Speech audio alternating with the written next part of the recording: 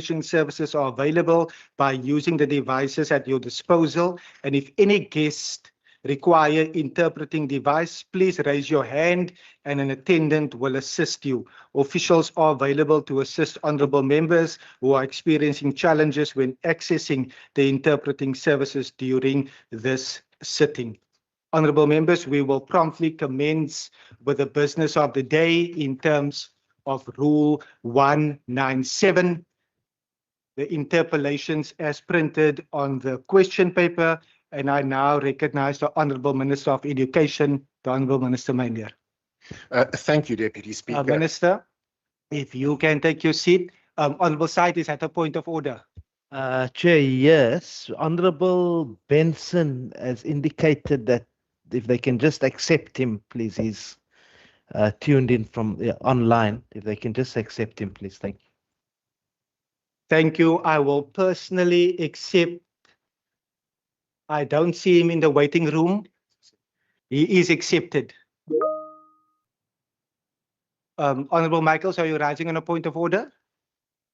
Speaker, u moet gou vir my net, Deputy Speaker, u moet gou vir my net guide, man. Is dat, as die NCC voel ons baie ongelukkig, is nou al op 'n vorige geleentheid ook wat, die speakerslys uitgekom het en wat die tyd geloop het op important issues wat ons wil raise. En hier is nou weer die geval wat ons kom by die questions to the Premier, wat ons ook questions gesubmit het, en ek verstaan ook dat daar 'n proses hoe die name op die lys moet kom, maar ek voel dat ons as die NCC elke keer benadeel word met alles in terme van die prosesse, van op belangrike issues word ons kan ons nie spreek meer op die goed hê. Thank you so much, Honourable Michaels. What I will say in this regard is that seeing that this is the People's Parliament and that members in this legislature ultimately represent the people of our province, we would want no particular member to feel excluded or a member feels that his or her questions is not entertained. I will engage with the Chief Whip and the leaders of parties to see how we are able to address those concerns moving forward.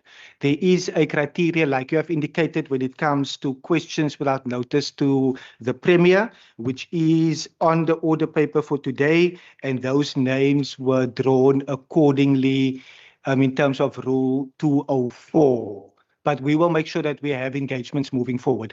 Thank you so much for raising that point, Honourable Michaels. I see the Chief Whip. Honourable Deputy Speaker, just for informational purposes, there's a draw that takes place on Fridays before questions to the Premier at 12:15, and political parties are welcome to attend that draw. And I'm sure my counterpart, Honourable Barnes, will agree with me that when the Secretary read out the names of members participating, the member's name was in the lucky draw. But unfortunately, it's a lucky draw. So it's not engineered. Members are drawn based on whether the names come out of the hat. I'm also offended because my name was drawn, but two of my political party colleagues was already drawn, so I can't ask my question. But it's not an issue of members not getting a fair opportunity. It's just the lack of the draw. Thank you so much, Honourable Chief Whip. I will take the opportunity now, seeing that the Chief Whip raised that point as well. I can confirm that in engagements in the POC, in the Parliamentary Oversight Committee, the Secretary again raised the matter with regards to training and additional capacitation training, which the Chief Whip, together with members, will ultimately find a way to add it onto the program so that that can continuously happen in this House. Honourable members, we will promptly proceed as I've indicated, and I recognize the Minister. Thank you, Deputy Speaker. Learner retention is, of course, a priority for our department and our schools, and it's no accident that we consistently have the highest learner retention rate in the country. It's also important to remind the House that any person who prevents a child of compulsory school-going age from attending school violates Section 3(1) of the South African Schools Act and is indeed guilty of an offence, which means they may be liable on conviction to a fine or imprisonment for a period of up to 6 months. In terms of identifying learners who are absent from class, the WCED has 22 district school safety support workers whose main function, amongst other duties, of course, is youth development. One of the key performance areas for their role is the investigation of truancy through home visits. For their work, truancy is defined as the intentional, unjustified, unauthorized, illegal absence from compulsory education.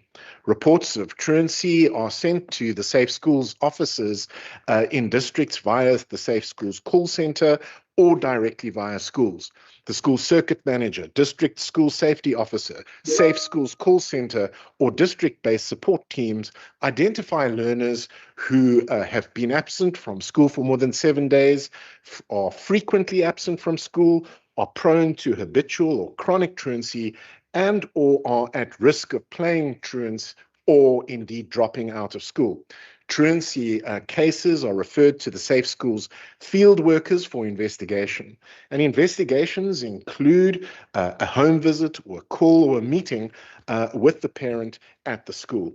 And of course, the aim of the investigation is always to promote school attendance and to reintegrate the learner into the school system. If after the investigation, there's reason to believe that the learner is truant, further, of course, assessments will take place with the support of the parent, but also school psychologists and social workers, or indeed the district-based support teams. A developmental approach will be followed to intervene after the assessment report.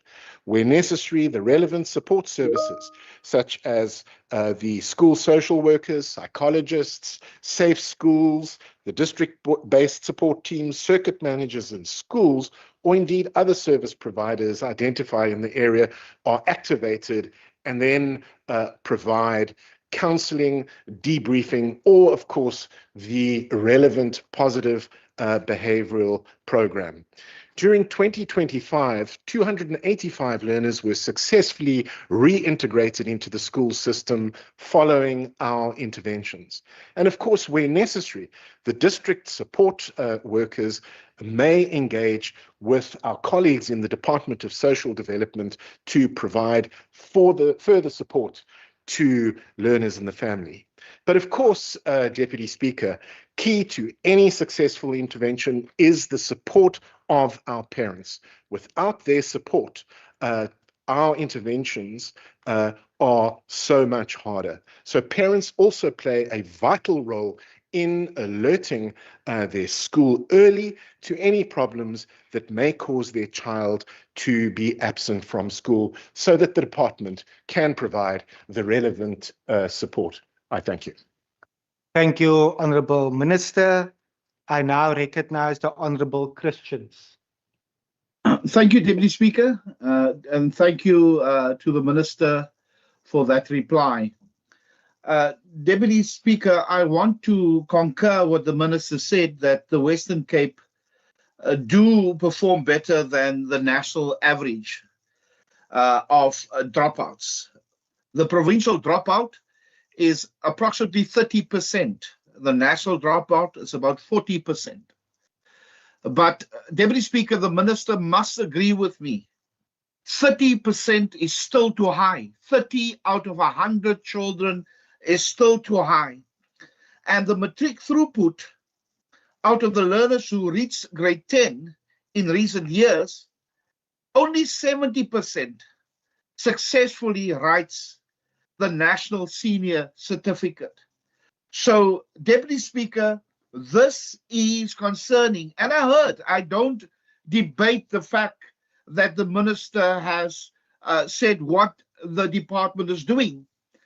But, Deputy Speaker, I also want to remind the Minister that in reality, it's not as simple. In reality, we have learners, and the Minister must tell us, when learners is absent from school for 10 days, they are deregistered.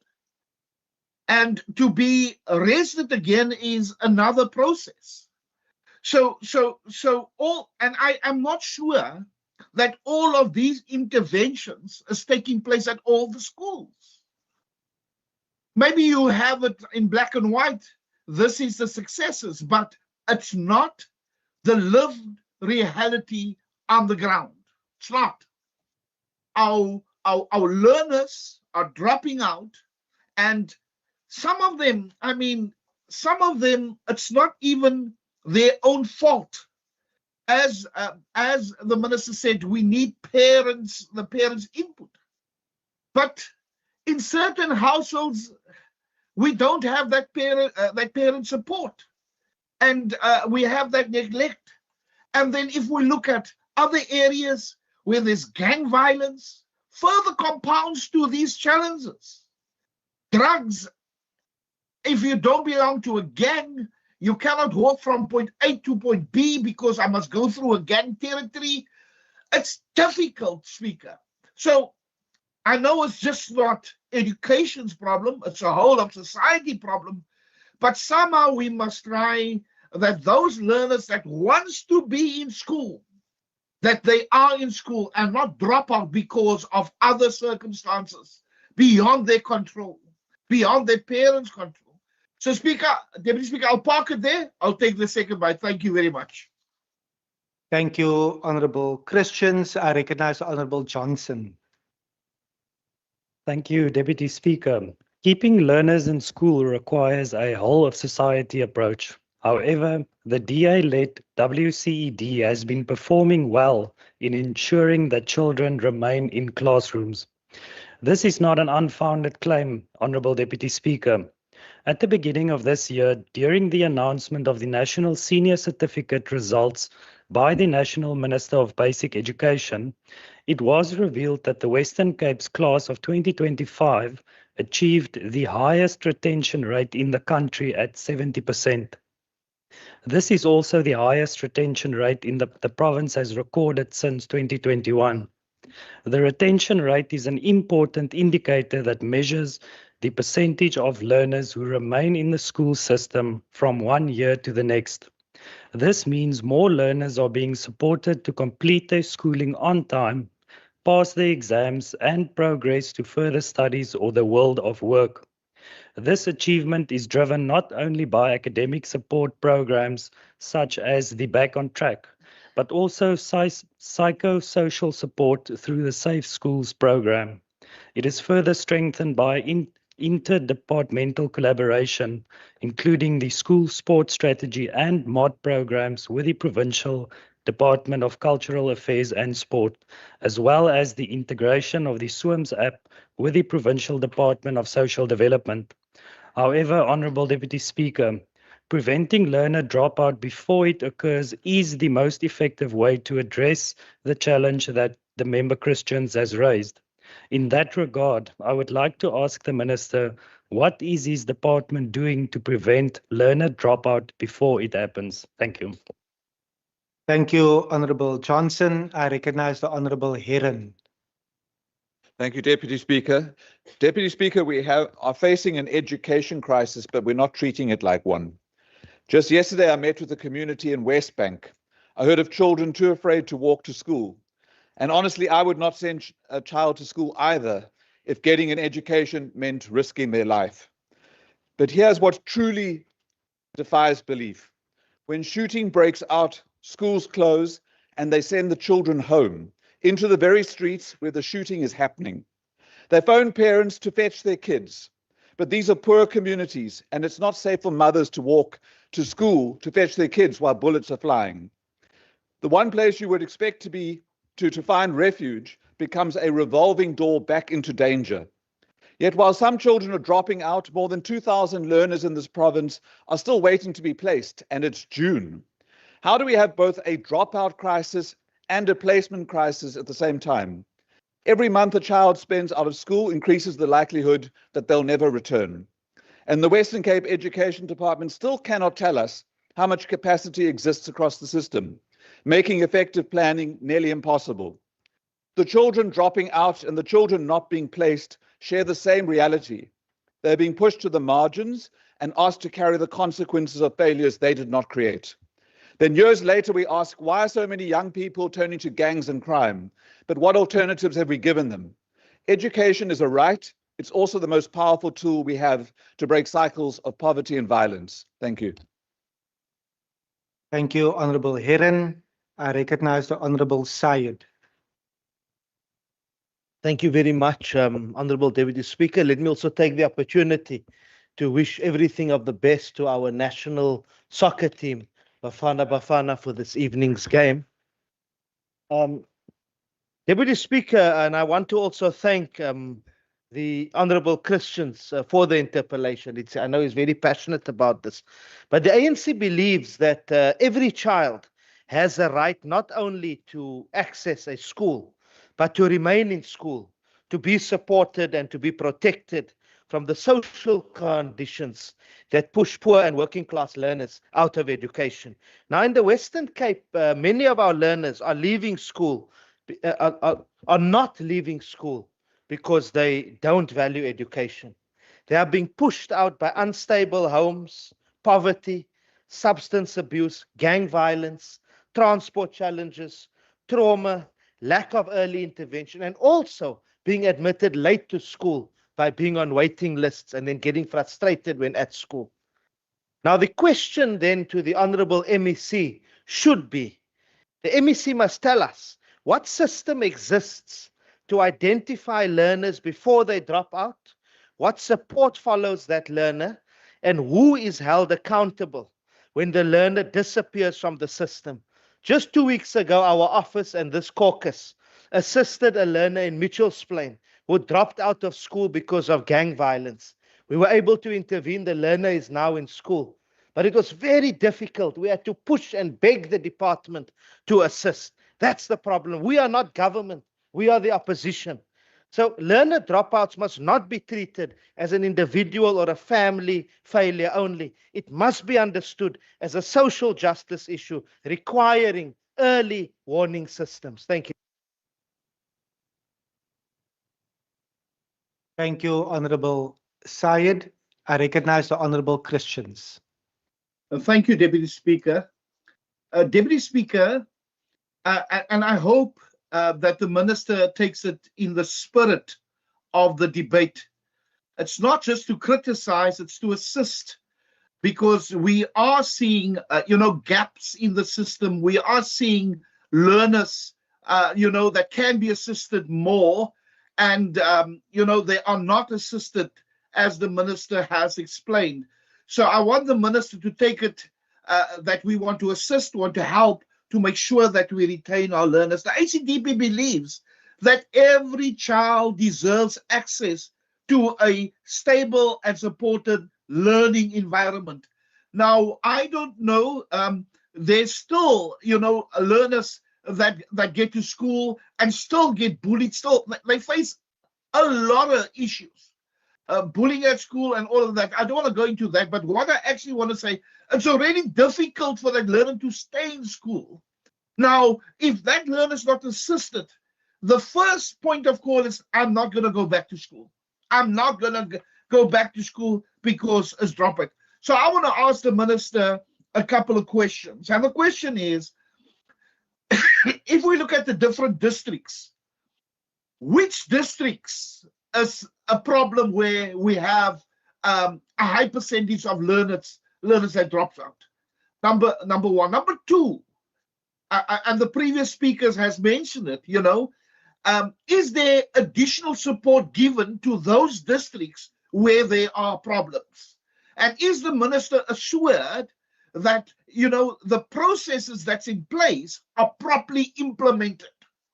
Because I am convinced, and I can come with the facts, that not all the districts and all the schools do as they need to do. So that for me is a major problem.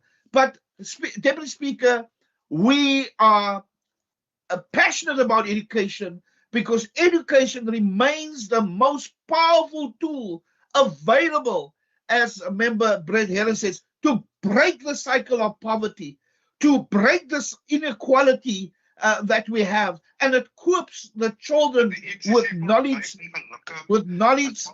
and with skills and values and opportunities that they will become something and contribute meaningful to society. I am extremely concerned when I visited some areas that some of our learners are at home, and I don't want to bring in the drugs because that is prevalent in some areas. Teenage pregnancy is another problem. It's not all education problem, but I'm asking the minister to do what his department can do to retain our learners and to give them a good future. Thank you, Deputy Speaker. Thank you, Honourable Christians. To conclude interpellation 1, I recognize the Minister. Thank you, Deputy Speaker. I spent quite some time, of course, outlining the very good work that our districts and support workers do in cases of truancy. But I do want to highlight the work we engage in as a system to improve learner retention. Retaining learners across the grades, Honourable Peter Johnson, obviously involves a number of interventions, and those include, of course, providing support and remedial action for learners at risk of dropping out, and following up with those learners who have stopped attending school and encouraging them to return, as I have outlined. But we go beyond that, of course. Every district has improvement plans where large numbers of learners who are not performing academically are, of course, supported to achieve the required levels. And of course, this supports our learners with extra tuition and ensures that they have a better chance of succeeding and therefore staying in school. And then, of course, we've made a massive investment in the foundation phase, specifically reading, writing, and numeracy, so that learners progress comfortably through grades, because we find that learners who are not able to read or write or calculate are far more likely to drop out. And then, of course, importantly, we identify learners who might benefit from vocational education, and we ensure that learners have opportunities to take up those opportunities. And then, of course, the final intervention, all the behavioral programs and psychological support and social welfare support to learners in their homes to ensure that they remain in school. To the Honourable Furlong Christians, I would caution you on the whole question of the dropout rate. It is, of course, difficult to determine the exact numbers of learners who have dropped out or may have left school or may have deregistered from the system. Because, of course, these numbers include relocation of learners to other provinces or other countries, relocation of learners to TVET colleges, or to homeschooling or to private institutions, and unfortunately also learners who are experiencing ill health and sadly death. To the Honourable Brett Heron, we are in the very early stages, of course, of our admissions process, and there are at least 64,000 school places which are still going to open up in the system. And so we've asked parents for patience as these offers are confirmed and additional offers are made to parents. To the Honourable Khalid Sayed, I have spent some time detailing the kind of work that our school safety officers and support workers play in our districts, and also the very significant success. 285 learners returned to the system and back at school. My final point, Deputy Speaker, I would like to remind members that if any of you or any of your constituents become aware of a learner at risk of dropping out, or you suspect has already dropped out, please don't sit on that information. Report that information to the school or the department so that we can work with you and ensure that those learners return to school. Thank you. Thank you, Honourable Minister. That concludes interpellation 2. 1, I again recognize the Minister, interpellation 2. The Honourable Minister Mania. Thank you, Deputy Speaker. The Western Cape Education Department provides significant funding for holiday security subsidies at schools deemed to be at high risk of burglary and vandalism. The program offers 12-hour security, 24-hour security, and cluster patrols to selected schools, especially those schools in high-risk areas. Schools are provided with the necessary target hardening mechanisms, which include an alarm linked to armed response, burglar bars and stone guards, security gates, automated pedestrian and vehicular access gates, and of course, repairs to fencing of up to 35 meters. Schools, of course, are encouraged to coordinate with their local police station for regular visible police patrols. Armed response companies are also urged to increase their patrols, as the presence of law enforcement is, of course, a strong deterrent to potential intruders. We plan to provide security subsidies for the 2026 June-July holidays to 453 schools, which is a significant increase on last year's allocation of 424 schools for the winter holidays. While the WCED has implemented comprehensive measures to secure school properties during the holidays, the success of these efforts depends on community involvement and ongoing assessment to address the evolving security threats. A watchful community can defeat even the most dedicated criminals and vandals. We have schools in areas that have very high levels of crime, drugs and gang activity, but they do not fall victim to theft and vandalism because the community has decided that the school is off limits. We urge the public, of course, to keep a close eye on their neighborhood schools and to report any suspicious activity immediately to the SAPS or our Safe Schools hotline on 0800 454647 immediately. Even with our investment in security and support from the public, crime and vandalism will unfortunately continue to affect our schools. In the most recent long holiday from December the 25th to January 2026, we still had 36 incidents reported by our schools. While this was a marked decrease on the previous year, it is still 36 incidents too many. Every single item that is damaged or stolen must be replaced, which diverts funding from the core task of educating our learners so that they can get a job or study further when they leave schools.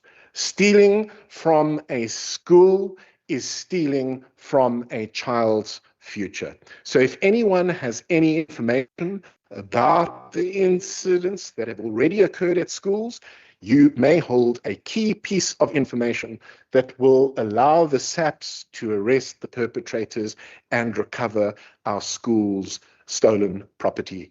And if you do have such information, I expect that you and your constituency report such information to the SAPS. Thank you, Deputy Speaker.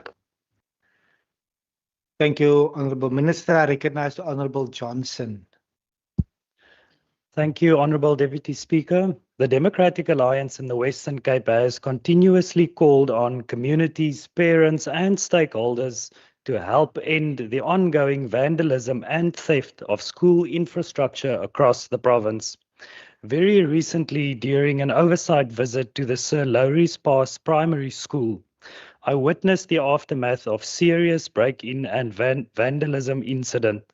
According to the schools, classrooms were ransacked with a preliminary damage estimate of approximately 72,000 rand. The incident disrupted learning and affected the safety and functionality of the school. Another oversight visit to the Breer Rivier High School revealed damage to classrooms also caused by vandalism. Schools across the Western Cape continue to experience repeated vandalisms and burglaries, with 25 schools reporting 28 incidents during the recent term break, resulting in nearly 400,000 rand in damages. Items stolen or damaged include computers, projectors, electrical wiring, plumbing fixtures, security systems, and other critical learning infrastructure. Honourable Deputy Speaker, vandalism places additional strain on already stretched education system. Every rand spent on repairs is money diverted away from essential priorities such as employing more teachers, providing more learner transport, supplying textbooks and learning materials, and supporting school nutrition programs. It also reduces the overall quality of education and compromises our learners' safety. These challenges are further compounded by the severe weather conditions recently experienced in our province, placing additional pressure on infrastructure budget and maintenance capacity. The DA in the Western Cape acknowledges the efforts made by the WCED to protect our schools.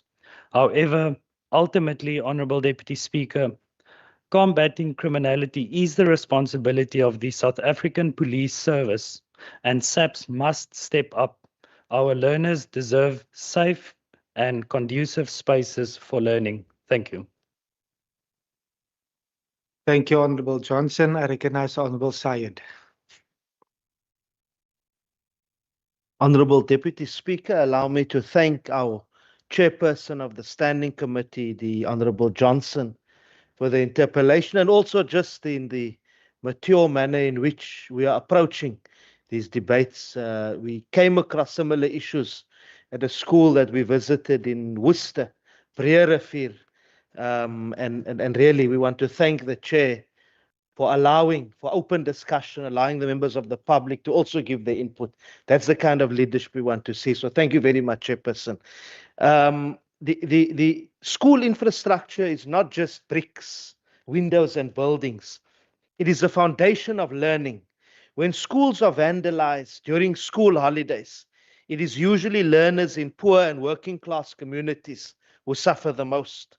Now, the ANC believes that public schools must be protected as community assets, but this requires more than once-off security arrangements.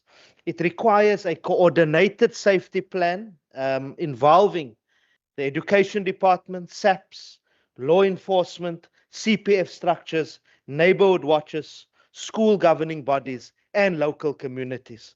So the question then to the Honourable MEC should therefore be, what practical plans are in place before the June and July school holidays to prevent vandalism and not merely to repair schools after damage has already happened? And from the sounds of things, from the MEC's initial input, there doesn't seem to be a plan. School safety must be proactive, community-based, and properly resourced. This government must explain which schools are regarded as high risk, what preventative measures are in place, and how will it protect school infrastructure during the school holidays. Thank you. Thank you, Honourable Syed. I recognize the Honourable Kasim. Thank you, Speaker. Speaker, earlier this year, on the 15th of Feb, the Western Cape Department of Education published a statement on their website in which they celebrated the reduction of burglary and vandalism from schools across the province. From 47 in the 2024-2025 school holidays to 36 in the current 2025 to 2026 summer school holiday. Speaker, whilst we note the reduction of burglary and vandalism between the two school summer holidays, 36 burglary and vandalism incidents are still quite a significant number.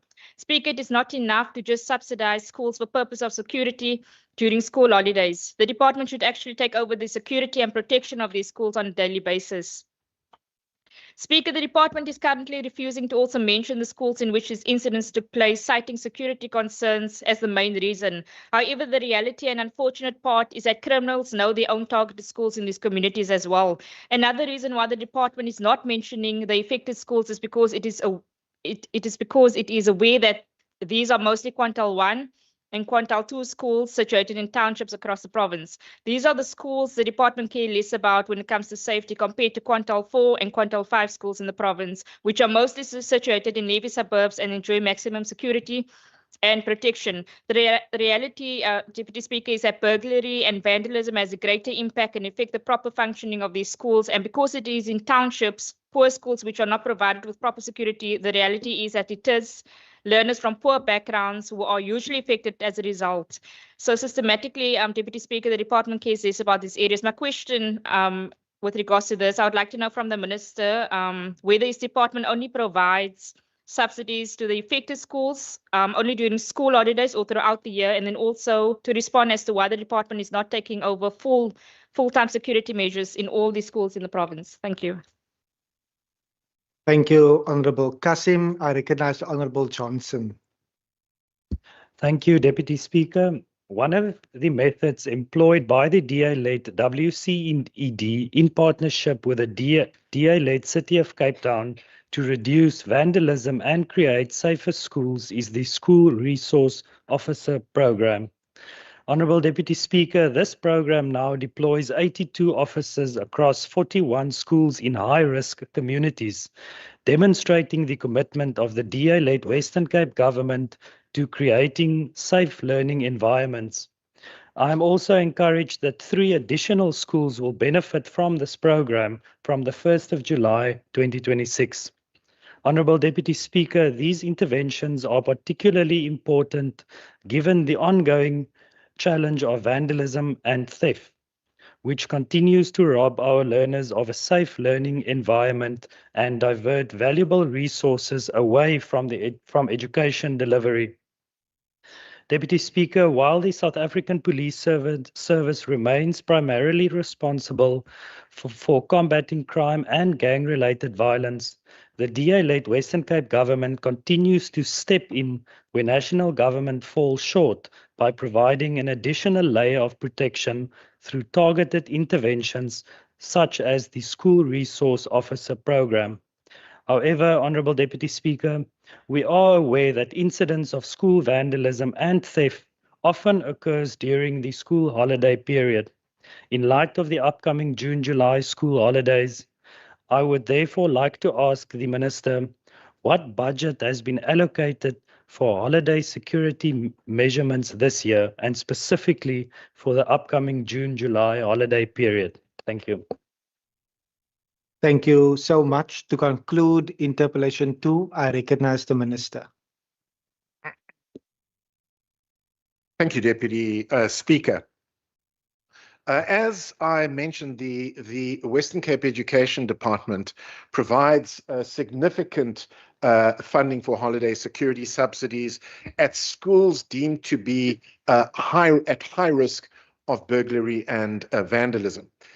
We will provide, the Honourable Johnson, we will provide security subsidies, as I've said, to 453 schools deemed to be at high risk during the 2026 June and July school holidays. This builds on the existing safety architecture that, of course, I highlighted in my opening remarks. In terms of the budget for holiday security, we have allocated about 12 million rand for this purpose during the 2026-2027 financial year. And I'd like to remind members that we do not directly employ security personnel at schools. The WCED provides security subsidies to the schools deemed to be at high risk so that they can appoint holiday security services. To the Honourable Khalid Sayed, of course, when it comes to holiday security, we do have a plan. And I spent some time outlining that plan, providing 12-hour, 24-hour security at schools, providing cluster patrols at selected schools, and investing heavily in target hardening. An alarm linked to armed response, burglar bars, stone guards, security gates, automated pedestrian and vehicular access gates, and of course repairs to fencing at our schools. To the Honourable Aisha Kasim, I agree with you that, and I said this in my remarks, that 36 incidents in the last holiday between December and January was 36 incidents to many. And of course, we do not identify the schools simply because we would make those schools even more vulnerable to potential vandals and criminals preying on our schools, particularly in poor communities. I'd like to thank the Honourable Peter Johnson for referring to the role of our school resource officers, which of course are also deployed in high-risk school environments and play a vital role in not only law enforcement, taking, for example, illicit substance out of schools, but also supporting learners with positive behavior programs, identifying learners at risk, and of course also providing positive role models in our schools.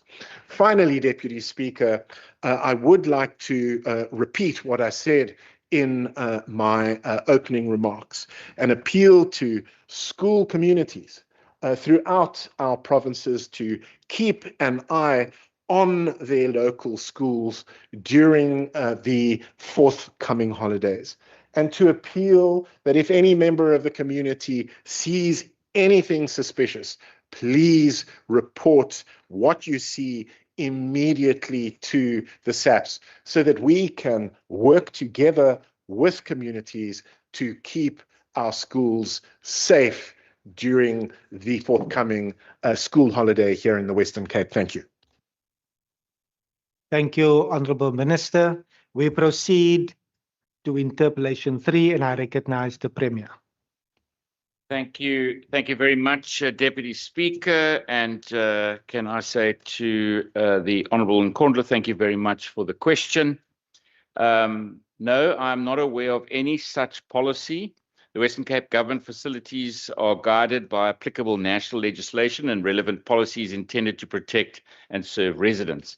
Members of the Provincial Parliament are also guided by applicable legislation and relevant documents of the House, such as our own standing rules of this very Parliament, the Provincial and the National Constitution, and then, of course, any act or piece of legislation that cascades down below those constitutions or are applicable to any specific department that offers services to the citizens in this province. Thank you. Thank you, Premier. I recognize the Honourable Nkondlo. Thank you, Deputy Speaker.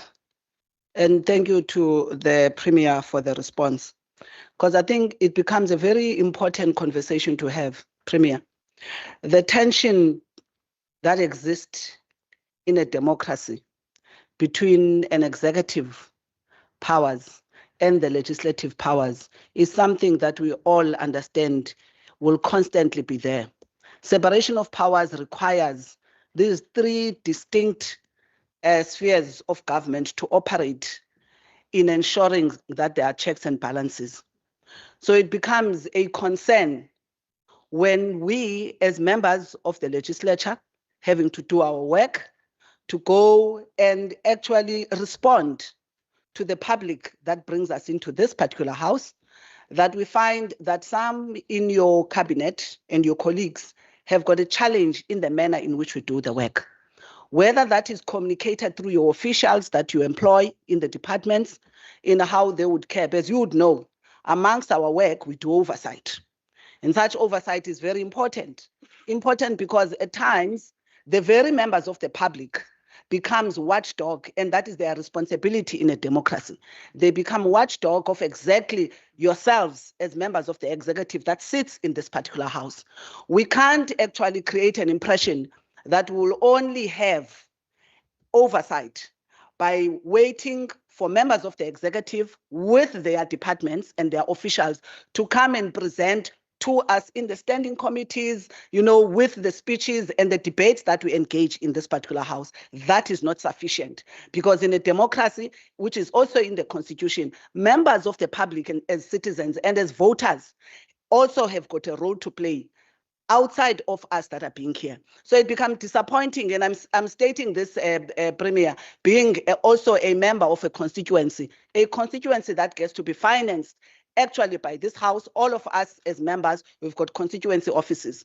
When I'm in my constituency and I must do my work, and I'm told by officials that they are not allowed to engage with me as a member, because for me to do that, I must first get, I must write to the MEC. In this particular case is what MEC of Education, because during the opening of schools, part of what we do is to help in ensuring that things gets to be done.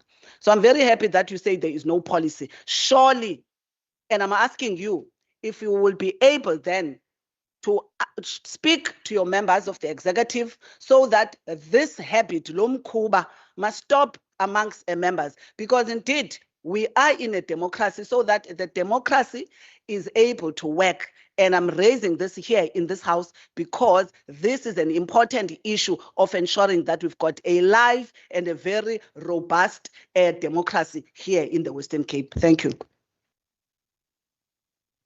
Thank you, Honorable Nkondlo. I recognize Honorable Walters. Honourable Deputy Speaker, I was actually intending to make quite a harsh response from my side, but I do think the member Nkondlo is raising I think it was reasonably put. We want democracy to work, so I'm not going to do that. We will never in the Western Cape have a situation like Jack Bloom faced as a member of the Gauteng Provincial Legislature, physically assaulted and thrown out of hospitals for doing his job. That will never happen here, because we understand what Member Nkondlo is saying, the importance of democracy, the importance of oversight. What we, however, cannot do, and it's a balancing of rights at the end of the day, is that service delivery to our people is disrupted by political activities. Hospitals are places where things can change at a moment's notice, where it's a case of life and death often, and we understand that members showing up without minimum notice can potentially cause serious disruptions. It's a privacy matter, it's a health matter, and sometimes we have to balance these things.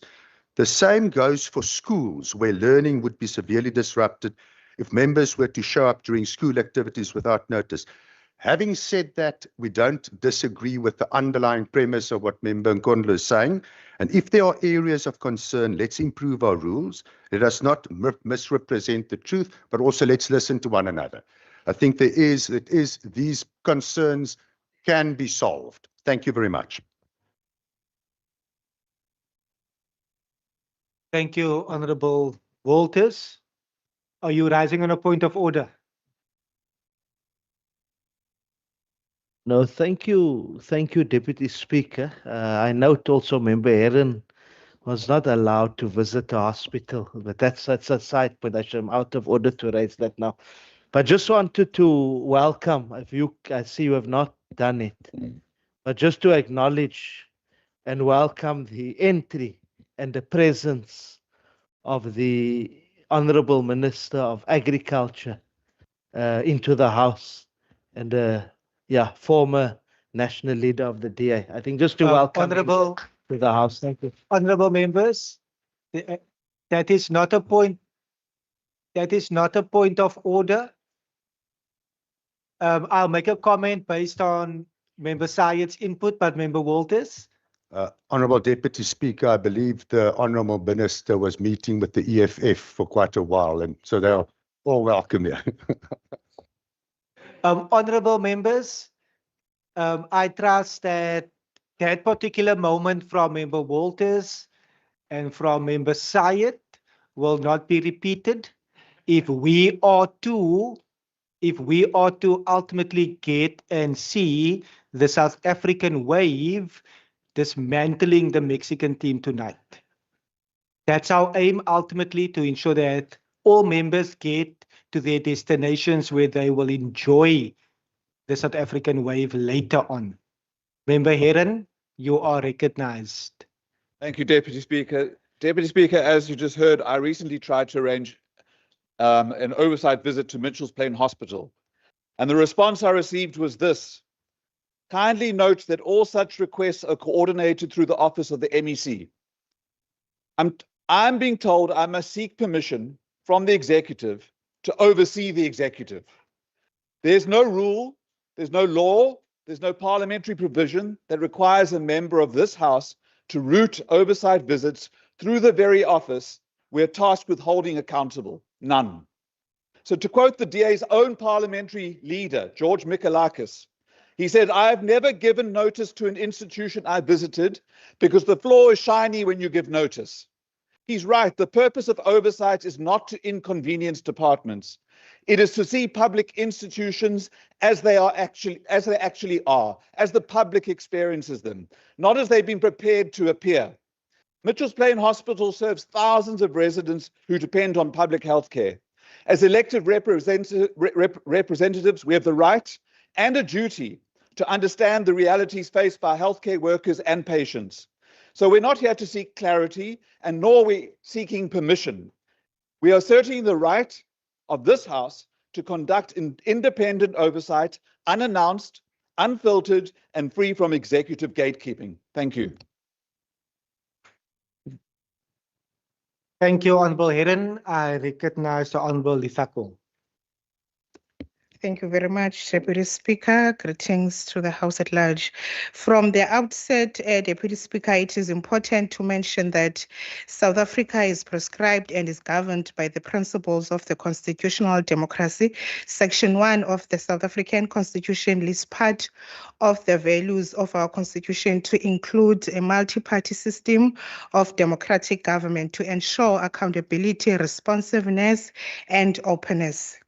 While we accept that under certain conditions and for the purposes of security, prior courtesy should be afforded to the relevant government institution and facilities. For example, one cannot just walk in an operating theater facility in hospital in which a medical staff is busy conducting a sensitive operation on a patient.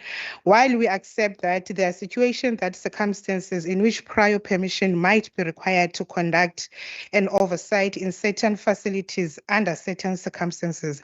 However, it is our view as the economic freedom fighters that the executive cannot have a blanket rule as a matter of policy that each and every occasion a member on this must always seek permission to conduct oversight visit in facilities in which executive exercise control. So for those who are still denying us to do a proper oversight, what interventions are there to ensure that we are doing our job proper and efficiently? Thank you. Deputy Speaker. Thank you, Honorable Lithako. I recognize Honorable Nkondlo. Thank you, Deputy Speaker. I think, Deputy Speaker, this is just not a matter of sentiment.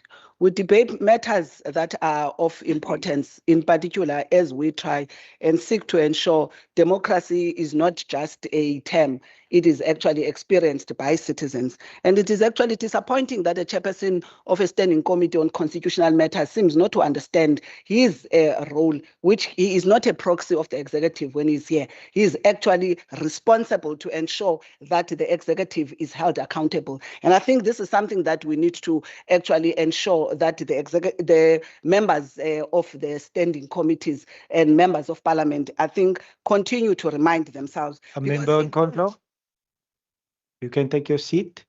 Are you rising on a point of order? Chair, I think my integrity is being impinged upon. I actually substantively agreed with the member Nkondlo, and now it's being suggested that I am protecting the executive. There's a part of democracy is being able to disagree with one another. So let's respect one another. Thank you so much. I take the point, honorable members. I trust that we will respect the quorum. I will go and listen to the Hansard once again.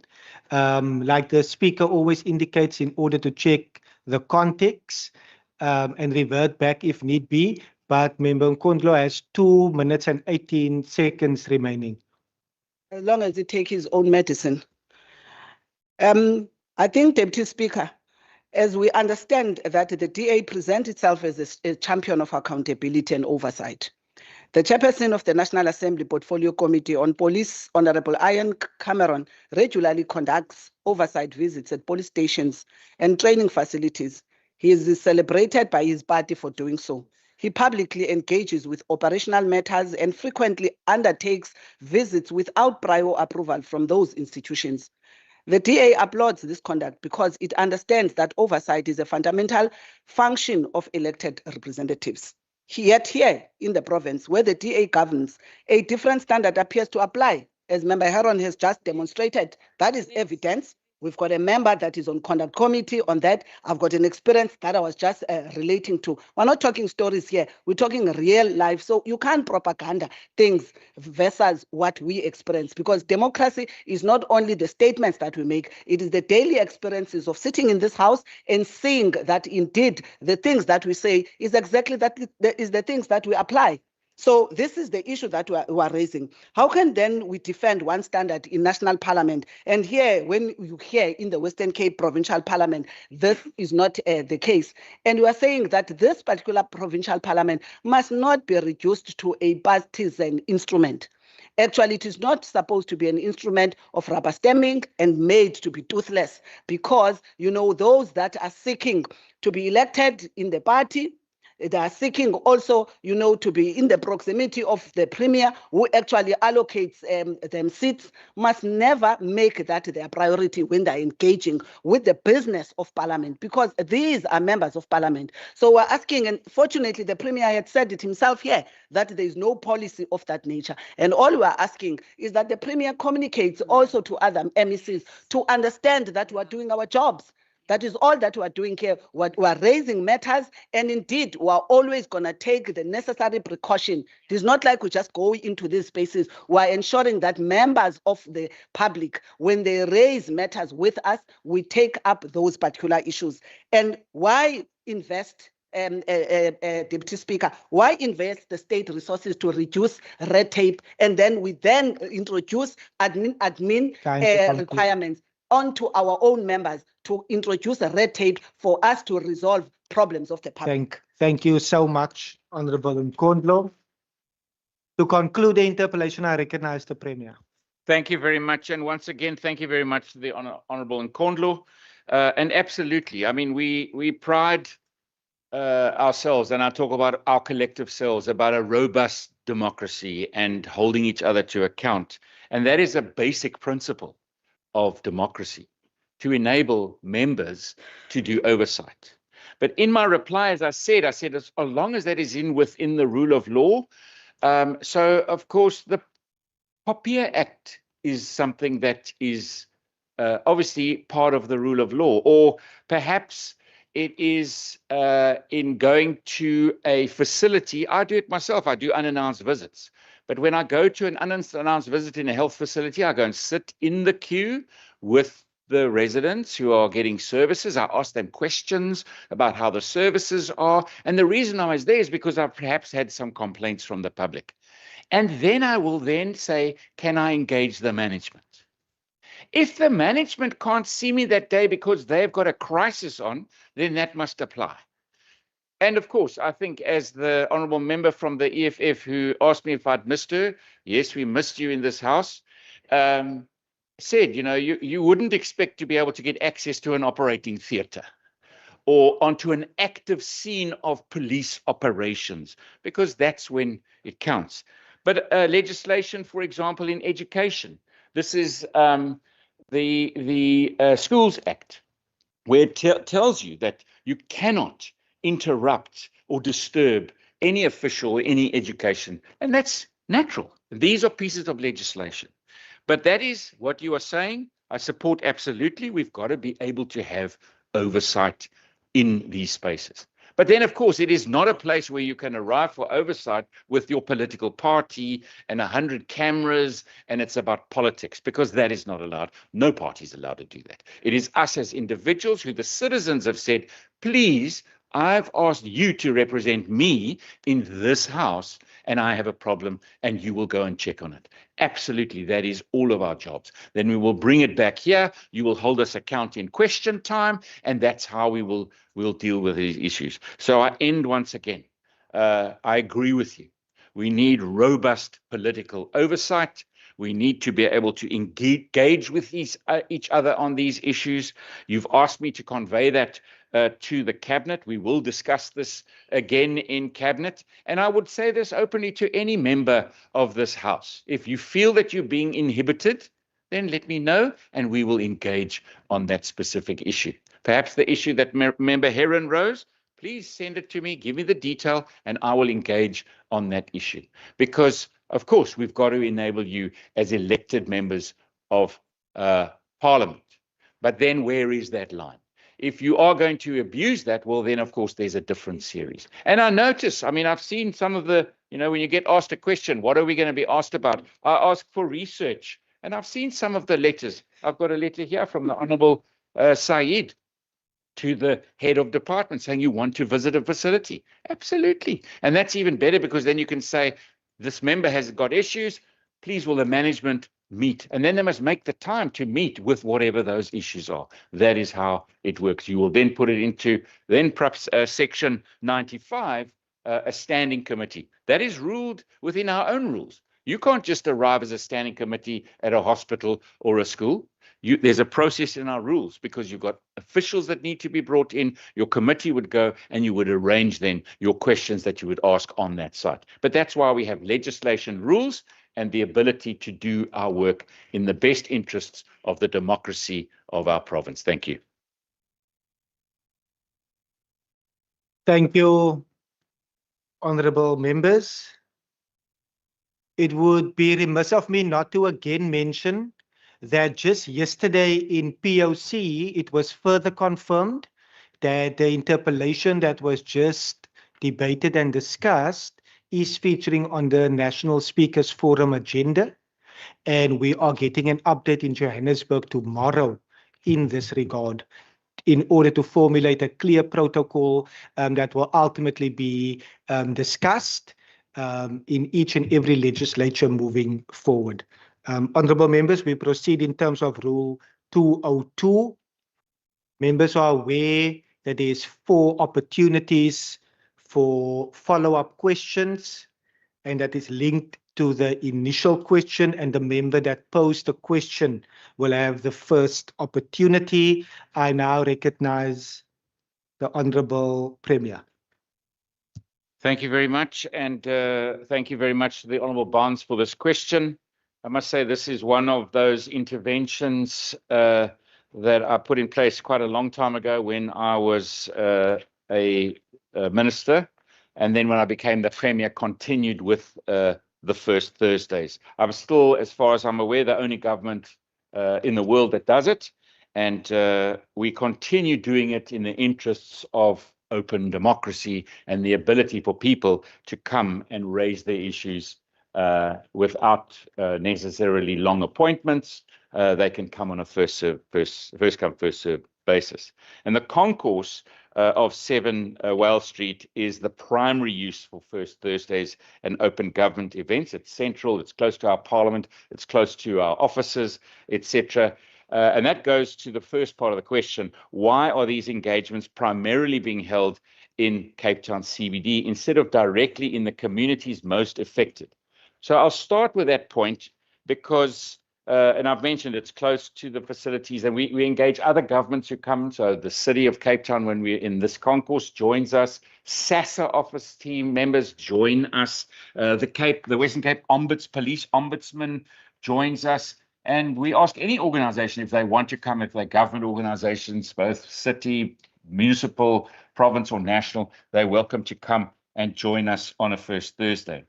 There are a couple of issues here. The one is that often First Thursdays are falling on the same day that we have a sitting. Like last Thursday was a First Thursday, and then you'll see normally on a First Thursday at 5 o'clock, I've got to kind of squeeze out of here as quickly as possible, so because people are already starting to queue.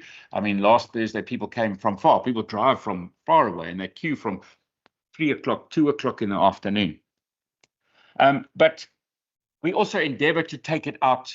So those First Thursdays have not only always been in the concourse. So we have had First Thursdays off-site in different areas within the city and not at Wales Street. And these have been in Stellenbosch, Mitchells Plain, Hermanus, Kraaifontein, Delft, Grassy Park, Langa, Atlantis, and Strand. That's First Thursday specifically. But we also sometimes use the same format, but not necessarily on a Thursday. And that is when government or the cabinet is out of the city, because remember, first Thursdays is also when we go out of the city. And so you'll see some of those might have been in Stellenbosch or in Hermanus, but not further afield.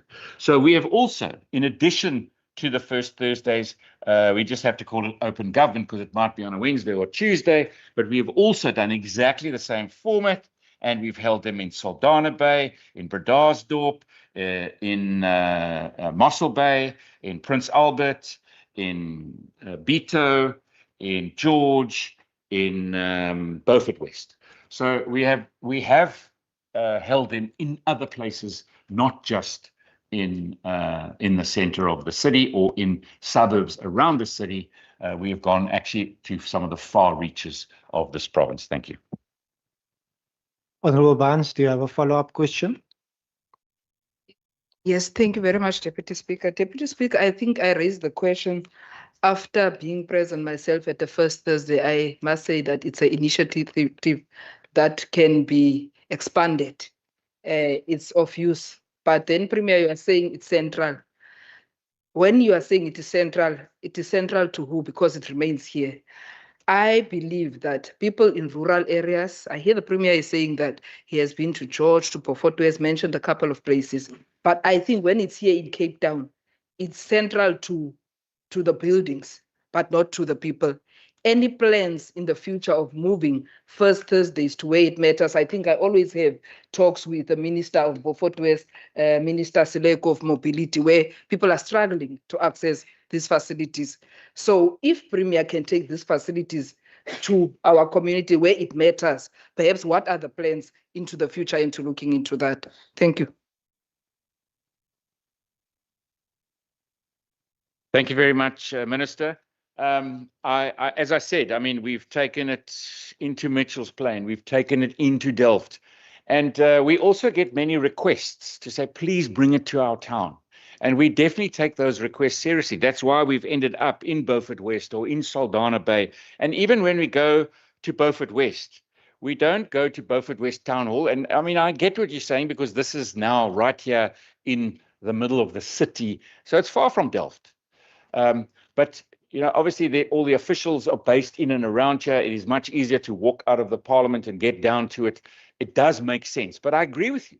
I mean, I wish I could hold it and commit to a program that says it's in every single community across this province. We will endeavor, and we always try to reply to those people who request us to take it to different places. But I go again. So when we go to Beaufort West, we also take that into cognizance, into mind. So we didn't go to the Beaufort West Town Hall.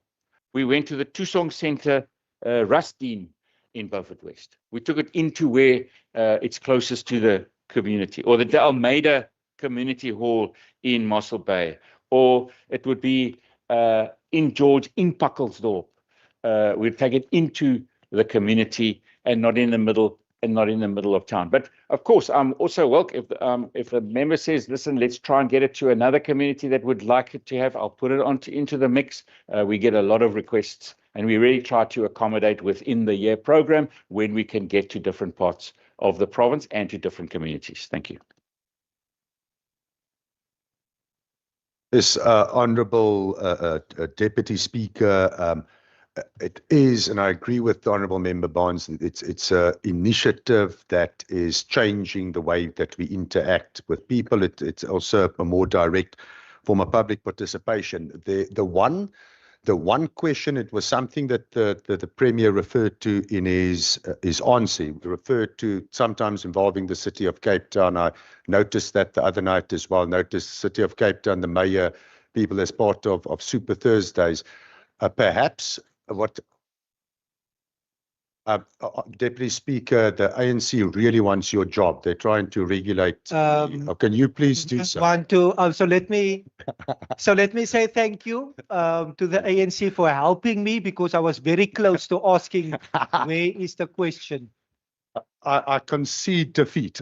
In terms of the interactions beyond the City of Cape Town, it would be good to see local municipalities also involved. Is that part of the structured approach? Is it an ad hoc measurement, or is it a standard approach to involve local municipalities when you have Super Thursday? Thanks. Thank you very much, Deputy Speaker, and thank you very much to the Honourable Walters. I noticed this is the second follow-up after I've said something that you've been very complimentary of the ANC. This is the new thing happening here. It's very interesting. But thank you for this. Is it today? Okay, I'll stick to my question. Thank you very much.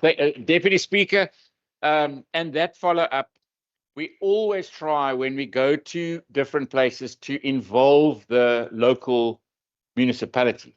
We ask them to play an important role because we also feel that if you're creating this space, citizens must be able to come and see their local representatives as well. It also makes it much easier. It also makes it much easier when a citizen comes and says, I've got this issue that I'm raising with you, and the planning department or the local housing department then you say, okay, hang on a second, and you get up from the table and you walk across to that maker member and you say, this person needs help. They say they're not getting an answer. It does help a lot. Or where you can say, let's go across to Minister Simmer's table, let's talk to his head officials, let's see if we can sort out your problem. Because that's the point of doing it. The point of doing it is saying, let's make an open government and first come, first serve, bring your issue and let's see if we can find a solution because we want to resolve your problem. Thank you. Thank you. I recognize the Honourable Nkwensu.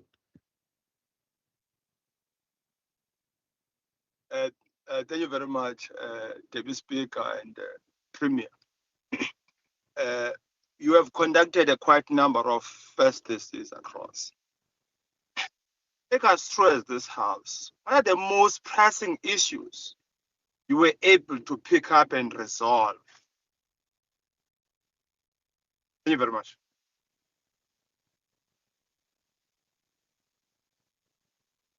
Honourable Member, are you able to repeat?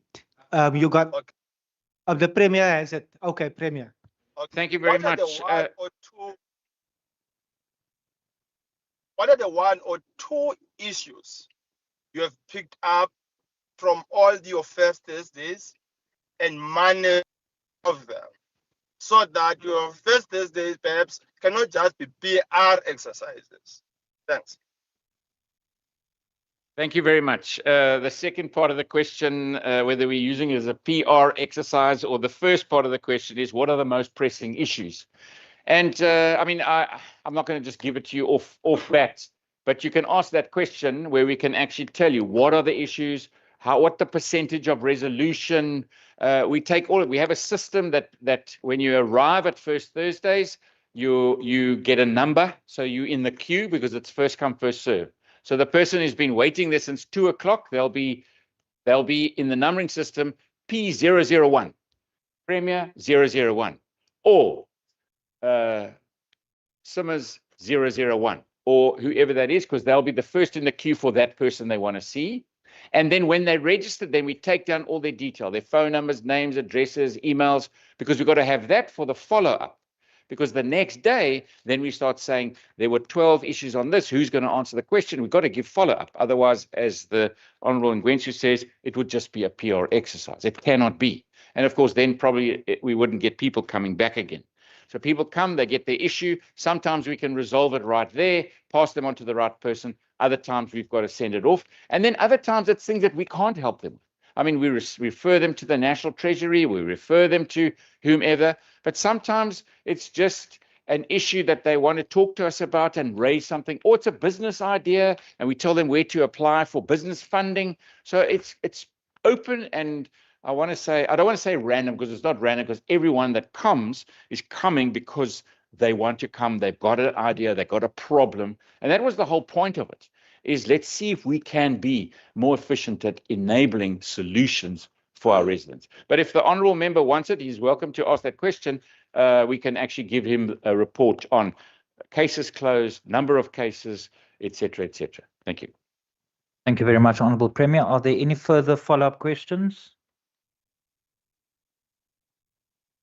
No further follow-up. Honourable members, that brings us to the end of question number 1 as printed on the question paper. We move on to question number 2, and I recognise the Honourable Minister of Social Development, Minister Lond. Thank you, Honourable Speaker. To the Honourable Christians that's online.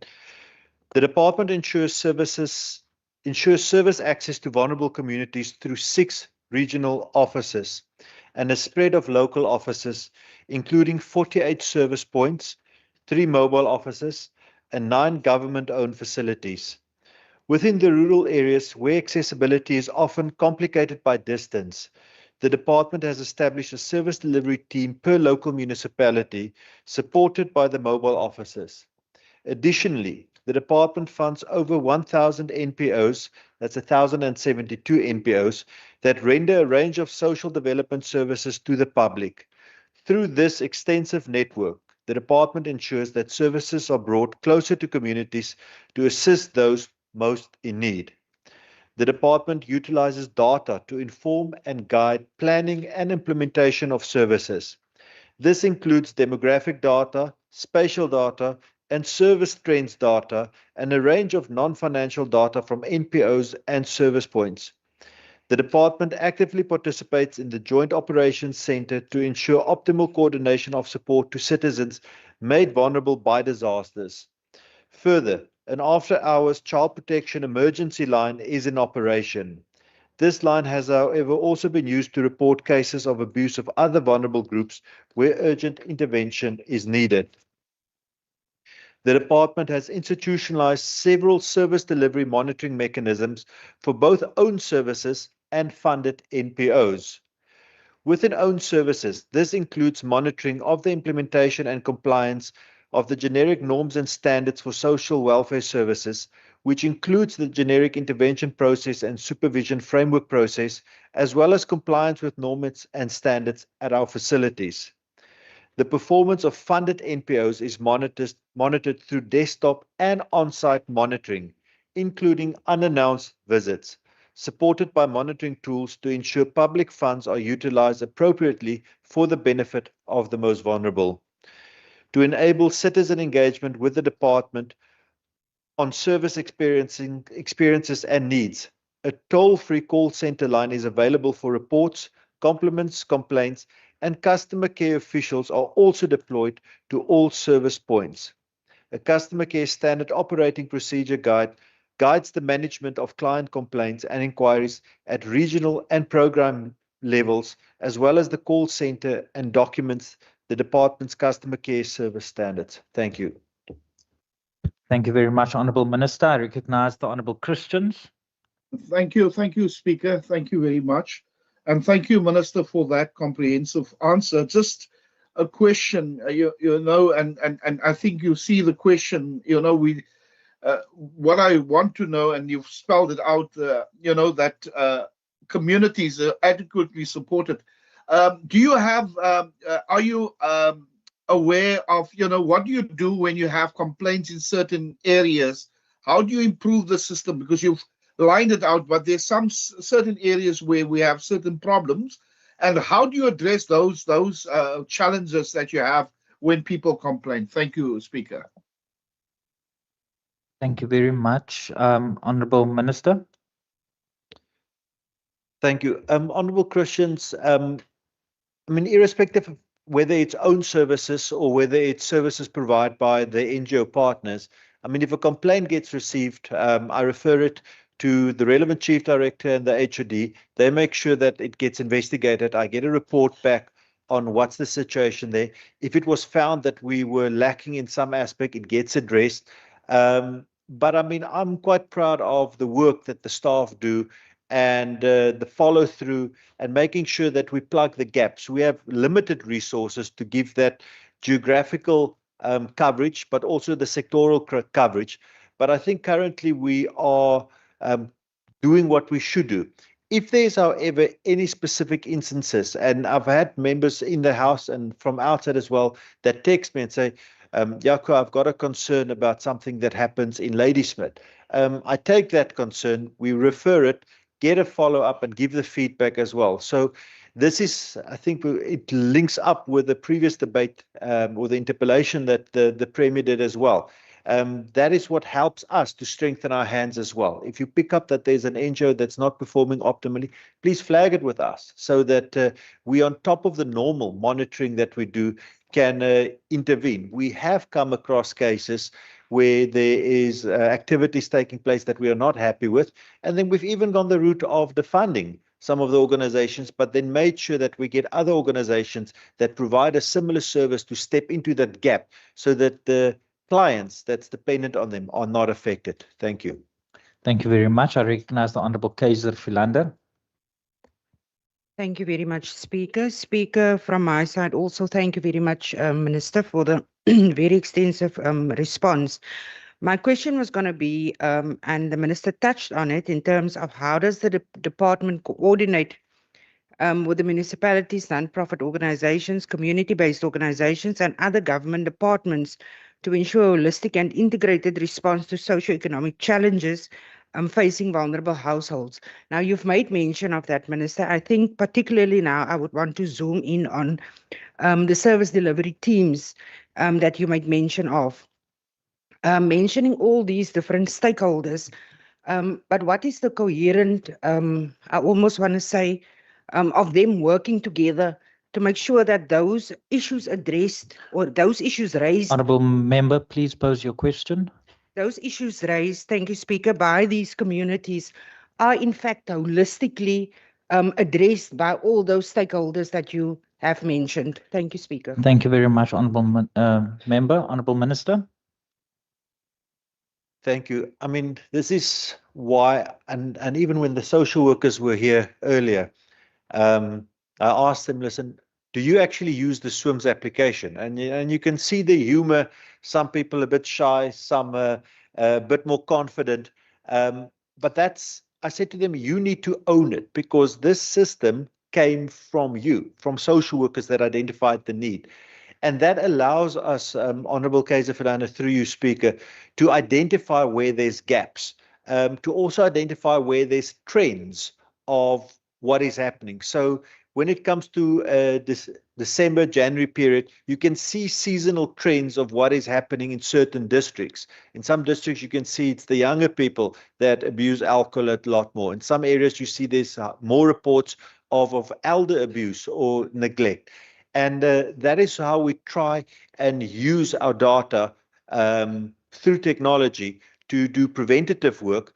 But then also, as you say, when there's a case that is captured on our system, there's also the reminders that come up to say, listen, have you followed up on this?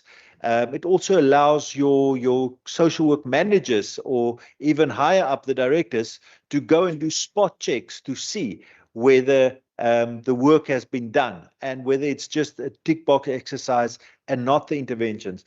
Another thing that I enjoy I need to do that again, is the visits to the safety parents to actually see what's the household circumstances. Are there any needs that's happening? And that's what I like, that it's not just a job. It is a calling for the social workers, the social auxiliary workers, and the child and youth care workers. And they do the work exceptionally well. But we also need to put those checks and balances in place that we don't have cases that fall through the cracks and somebody do not get the holistic services that they need. Thank you. Thank you very much, Honorable Minister. I recognize Honorable Stoffel. Thank you, Speaker. MEC, how does the department measure whether social services are reaching the most vulnerable households? Thank you very much, Honorable Minister. Honorable Stoffel, that's probably one of the questions that have bowled me over the most now. So when we do have a complaint, we need to follow up on that. But if we don't know about something, then it's difficult to follow up. That's why we do have the toll-free number as well. We encourage people, if you see something that's wrong, something that's not happening, you can report it. You can report it anonymously, and then we will send out people to do the follow-ups. And that's, I think, also where, when we talk about the whole of society approach, government cannot deliver these services if we don't have communities and NGOs that step in and also help identify where the needs are, and then we can address that. If I misunderstood your question, Honorable Stoffel, you're welcome to elaborate or even take it with me offline, but I try to answer it as best I can in how I understood that. Thank you, Honorable Speaker. Thank you very much. The last opportunity I'm going to give to Honorable Nkondlo. Thank you, Honorable Speaker. Just want to check with the MEC. So are these services more demand driven? So meaning that if nobody in a community where there is somebody affected or suffering reports, such a situation would not get to the department. So the department relies on people reporting. Is that what you are saying? I just wanted to get that. Thank you very much, Honorable Minister. No, so Honorable Nkondlo, through you, Speaker, we make sure that we have a spread of our services, own services and partner services. That is our own social workers, social auxiliary workers. There's still some community development workers where we have child and youth care workers, but then we also have the NGO partners. So we try to make sure that there's a geographical spread. You obviously first look at what the population is. You have the majority of the people here in the city of Cape Town, but you can't let your most rural areas be vulnerable. And that is why we brought something in like the mobile offices, so that our people can actually move out to an area and not have people needing to find a lift and spend some of their hard-earned money to travel 80 or 90 kilometers into a town. I said tongue in cheek to my colleague that's sitting right in front of me, and I'll make use of this opportunity as well.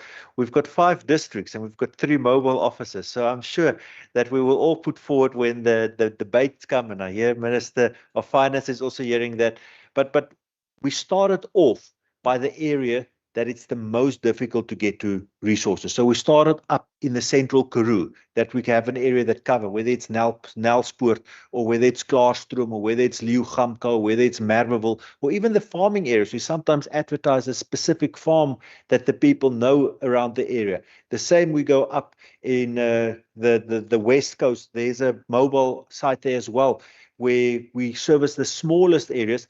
And then also we've got one that covers the winelands and the Overberg. So it wouldn't make sense to have that mobile office go to, let's say, Hermanus, but it makes sense that it goes to the smaller areas like Buffeljachts that don't always get that easy access. So Honorable Nkondlo, we try to balance that, but then also we see what the needs are. And then based on the needs that gets reported, you can't have 50 social workers in an area where you only need 15 social workers. So we also need to make sure that we have the ratio of the caseloads between social workers and the community they serve, so that we provide an equitable service across the province. Thank you, Speaker. Thank you very much, Honourable Minister. Honourable members, that concludes question number 2 as printed on the question paper. We move on to question number 3, and I recognise the Minister of Infrastructure, Minister Simmers. Thank you very much, Honourable Speaker, and through you to the member. In terms of the nature of the member's question and my understanding as I rise, the A part and the C part of the member's question should actually be referred to the Minister of Local Government, unless the Honourable Member can provide more context. Similarly to the B part of the Honourable Member's question posed to me again, unless I understand the true nature of what the member is referring to, this should actually be referred to A, in the metro of the city of Cape Town, and when it's a non-metro municipality, any of our 24 B municipalities across the province, for the information which he requires. Thank you very much, Honourable Minister. I recognise the Honourable Christians. No, thank you, Speaker. Thank you, Minister, for that. What role does your department play in when we talk about, I'm just taking example, storm water infrastructure? It's a municipal problem. We have, the province sits with endless infrastructure problems. Does your department play a role when it comes to, I'm taking an example, the infrastructure of storm water? I've seen, municipalities being out there cleaning drains, but there's a coordination. Say, for instance, only 6 houses were meant to be in that road. Now there's 60 houses. And of course, the storm water infrastructure cannot handle the drainage system. So that is what I'm referring to. What role does your department play with local municipalities and in order to make sure that we prevent disaster going forward? Thank you. Thank you very much, Honourable Christians. Honourable Minister. Through you, thank you, Honourable Member, for the clarity. We play a dual role, given that my portfolio has the roads, provincial roads network, which means if that's one aspect, because a number of our key provincial roads does run through towns, which is why we provide a subsidy which covers the areas in between the two sidewalks so that a specific standard can be maintained and cleared, specifically in preparation for future storms. We, in terms of the human settlements component, which I think is the crux of the members' question, Honourable Speaker, we need to understand that when we do settlement planning and an envisioned housing project comes through our system, and I'll use the Railton housing project in Swellendam as a very good example. We ensure that because we were about to embark on building almost 1,000 houses, that is an immense pressure on an existing system, including the stormwater and the reticulation system. So in terms of our project design, we then ensure that the subterranean work, even before we start building, can then accommodate either additional housing and accommodate the incidents where a storm should occur, that the water drainage system can ultimately deal with the additional water flow. And the recent storms are a very good example. And I'll use Railton again because it was almost 1,000 houses that we built in record time. The subterranean work and the drainage had no problem. It could filter and flush out the water, and the drains were not blocked. What local government does, they do routine cleaning, which is encouraged by my colleague at local government.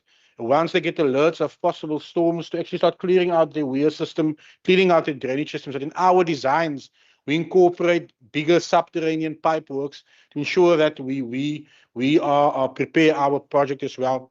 When it comes to the historical settlements, that becomes a problem. Given that where you have backyarders or you have informal settlements near existing settlements, it does become a problem. And I'll use your example of 6 houses in the 60 in the same street. We have seen in the city of Cape Town predominantly where informal settlements have been found on vacant land, which was never earmarked for housing. And it applies pressure on, among others, the stormwater system, the sewage system, and the water system. And that causes an impact because the system was never designed for additional housing, which is why, in that regard, we play a very limited role. I know that local government, again, I must applaud my colleague for what he seeks to do, is to encourage municipalities across this province for stormwater readiness. And we could see the impact of that readiness across our province, given the very low key levels of flooding that we saw, even in certain informal settlement areas. But again, we play various roles, colleague, but it's where the community themselves and the local ward park councillor plays a phenomenal role when they do see damage to the subterranean infrastructure, even in our own new developments, to report it so that it can be escalated. Thank you. Thank you, Agbare Minister. I recognize the Honourable Wessels and then Honourable Nkondlo. Thank you very much, Speaker. Minister, in the light of the estimated 9 billion rand of damages with regards to infrastructure, has the department received any indication from National Treasury on when disaster recovery funding will be released, specifically with regards to strategic routes, given previous delays in the release of disaster funding? Thanks. Thank you very much, Honourable Minister. Thank you, Honourable Speaker, and through to the member, I'll attach what he's asking to the A part of the member's question. Given that the estimated damage to our road network is conservatively estimated at 2 billion, it might actually be a lot more. And some of these damages do occur within existing towns, where sections of our provincial network, which connects towns and communities, actually has washed away, or the subterranean work has been drastically damaged. Sadly, we have received no assistance. And I'll use the example, Honourable Member, through you speak of the 2023-2024 floods, where we estimated that the damage to our network was in excess of 1.8 billion rand. We only got 500 million rand from the National Disaster Centre, and it was an additional 300 million from the Provincial Treasury, which means we were already short 1 billion rand. Sadly, the current funding model does not actually incentivize preparedness in infrastructure. It is reactive by dealing with a disaster after it happens, instead of actually incentivizing provinces to actually be better prepared, seeing that global warming and the recurrence of severe weather patterns is now a more frequent occurrence than ever before. Thank you, Honourable Speaker. Thank you very much, Honourable Minister. Honourable Nkondlo.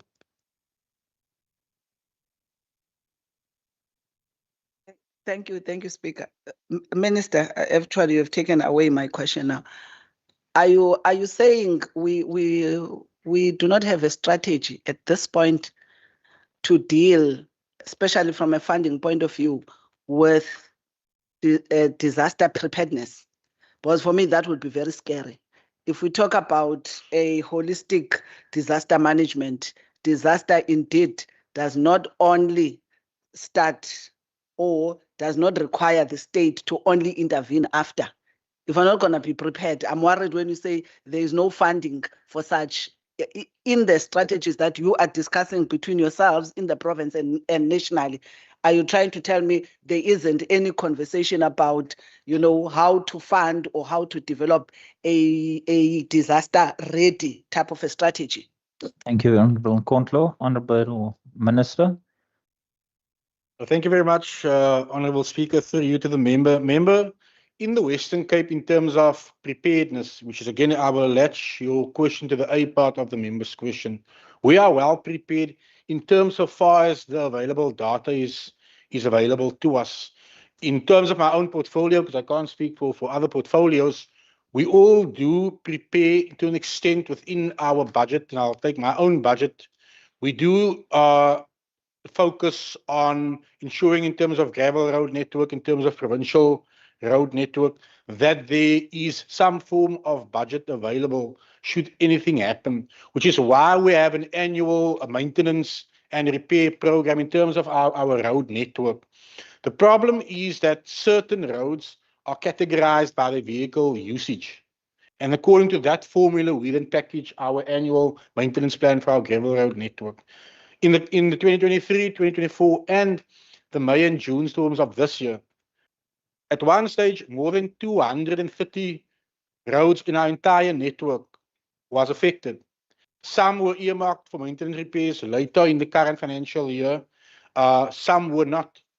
We managed then to shift funding within our own program to start focusing on unlocking key routes that connects communities and ultimately also ensures that there can be vehicle flow in certain areas. And we have managed to open more than 70% of that over 230 roads, which ultimately that's the one part which we could focus on.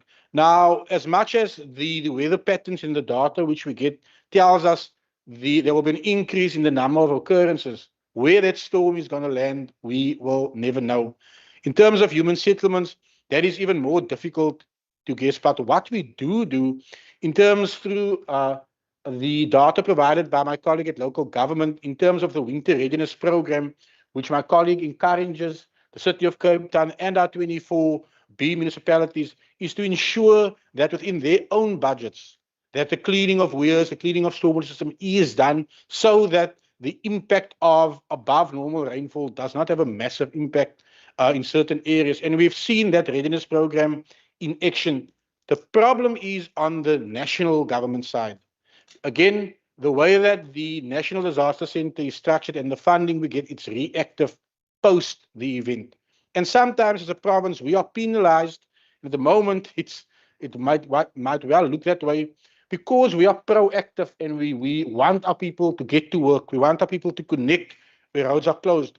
The Western Cape is actually being penalized for being proactive in their attempts by appointing emergency contractors to actually open those roads. Then we do not get our funding back. And that is the bigger discussion which in my own portfolio I'm having with the Minister of Transport and the Minister of Infrastructure and Public Works, because if they are proactive, we now know the patterns that within their own national budgets, they need to actually accommodate that, because from our side, what we can do with our budget and shift, we can do, but it only covers so much. As the Honorable Wessel said, there's a 9 billion rand impact assessment that has been done. Almost 2 billion. I think it will balloon even more once the water subsides and we can actually have a real look across 4 of our 5 districts. That is the entire roads budget. That is double the human settlements budget. My budget does not accommodate for that. And I do want to thank, Speaker, through you, my colleague, Minister Bartman, who, with the last tranche, when we saw that National was not coming to the table, availed 300 million at least from our own reserves to accommodate us. But the reserve fund only has so much, and it's more than one portfolio that is affected by these storms. So we do need to open a debate with the national government on how it actually funds provinces and incentivizes behavioral change from being reactive to proactive. Thank you. Thank you very much. There's one more opportunity for a follow-up. I see the Honorable Nkondlo. Thank you, Speaker. On part C of the question, Minister, can you indicate what solution or how have the farm workers that have lost their houses, which were washed away by the floods, been assisted, given that those would not have insurance in those houses and they are staying in a property of a farmer? Thanks. Thank you very much, Honorable Minister. Thank you, Honorable Speaker. Indeed, the recent floods has impacted massively the agricultural sector. More so our farm workers who work on the farms.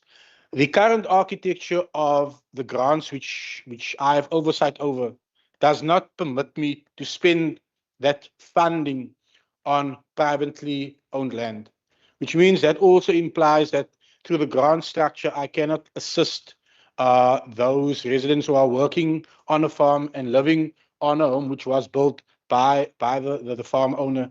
Similarly to the National Housing Disaster Fund, it does not permit me to do that. But what we have been doing proactively over the last 2 to 3 years, Honorable Speaker, through you, a number of our farm workers are also on the housing waiting list. And we encourage more of them to update their details. And if they are not, to please put their name on the list so that when this happens, instead of then trying to accommodate them where the incident happened, we ultimately try and engage when we do our assessments, and we are busy with human settlements at the moment across all these 4 districts, to try and see who of those farm workers that have been affected are actually on our waiting list, because then we can apply for disaster funding.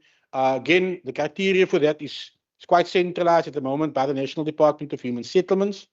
If it's 50 and below, the local municipality, through our support, can gain access to TRA structures. If it's above 50 and beyond, National needs to do the assessment, then we support, and then there's another process that follows.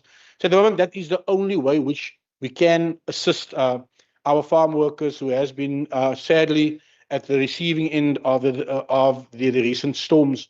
Honourable Speaker, thank you. Thank you very much, Honourable Minister. Honourable members, that concludes question number 3 on the question paper. We move on to question number 4, and I recognize the Minister of Agriculture, Economic Development and Tourism, Minister Meyer. Thank you, Honourable Speaker, and greetings to our leaders in the gallery.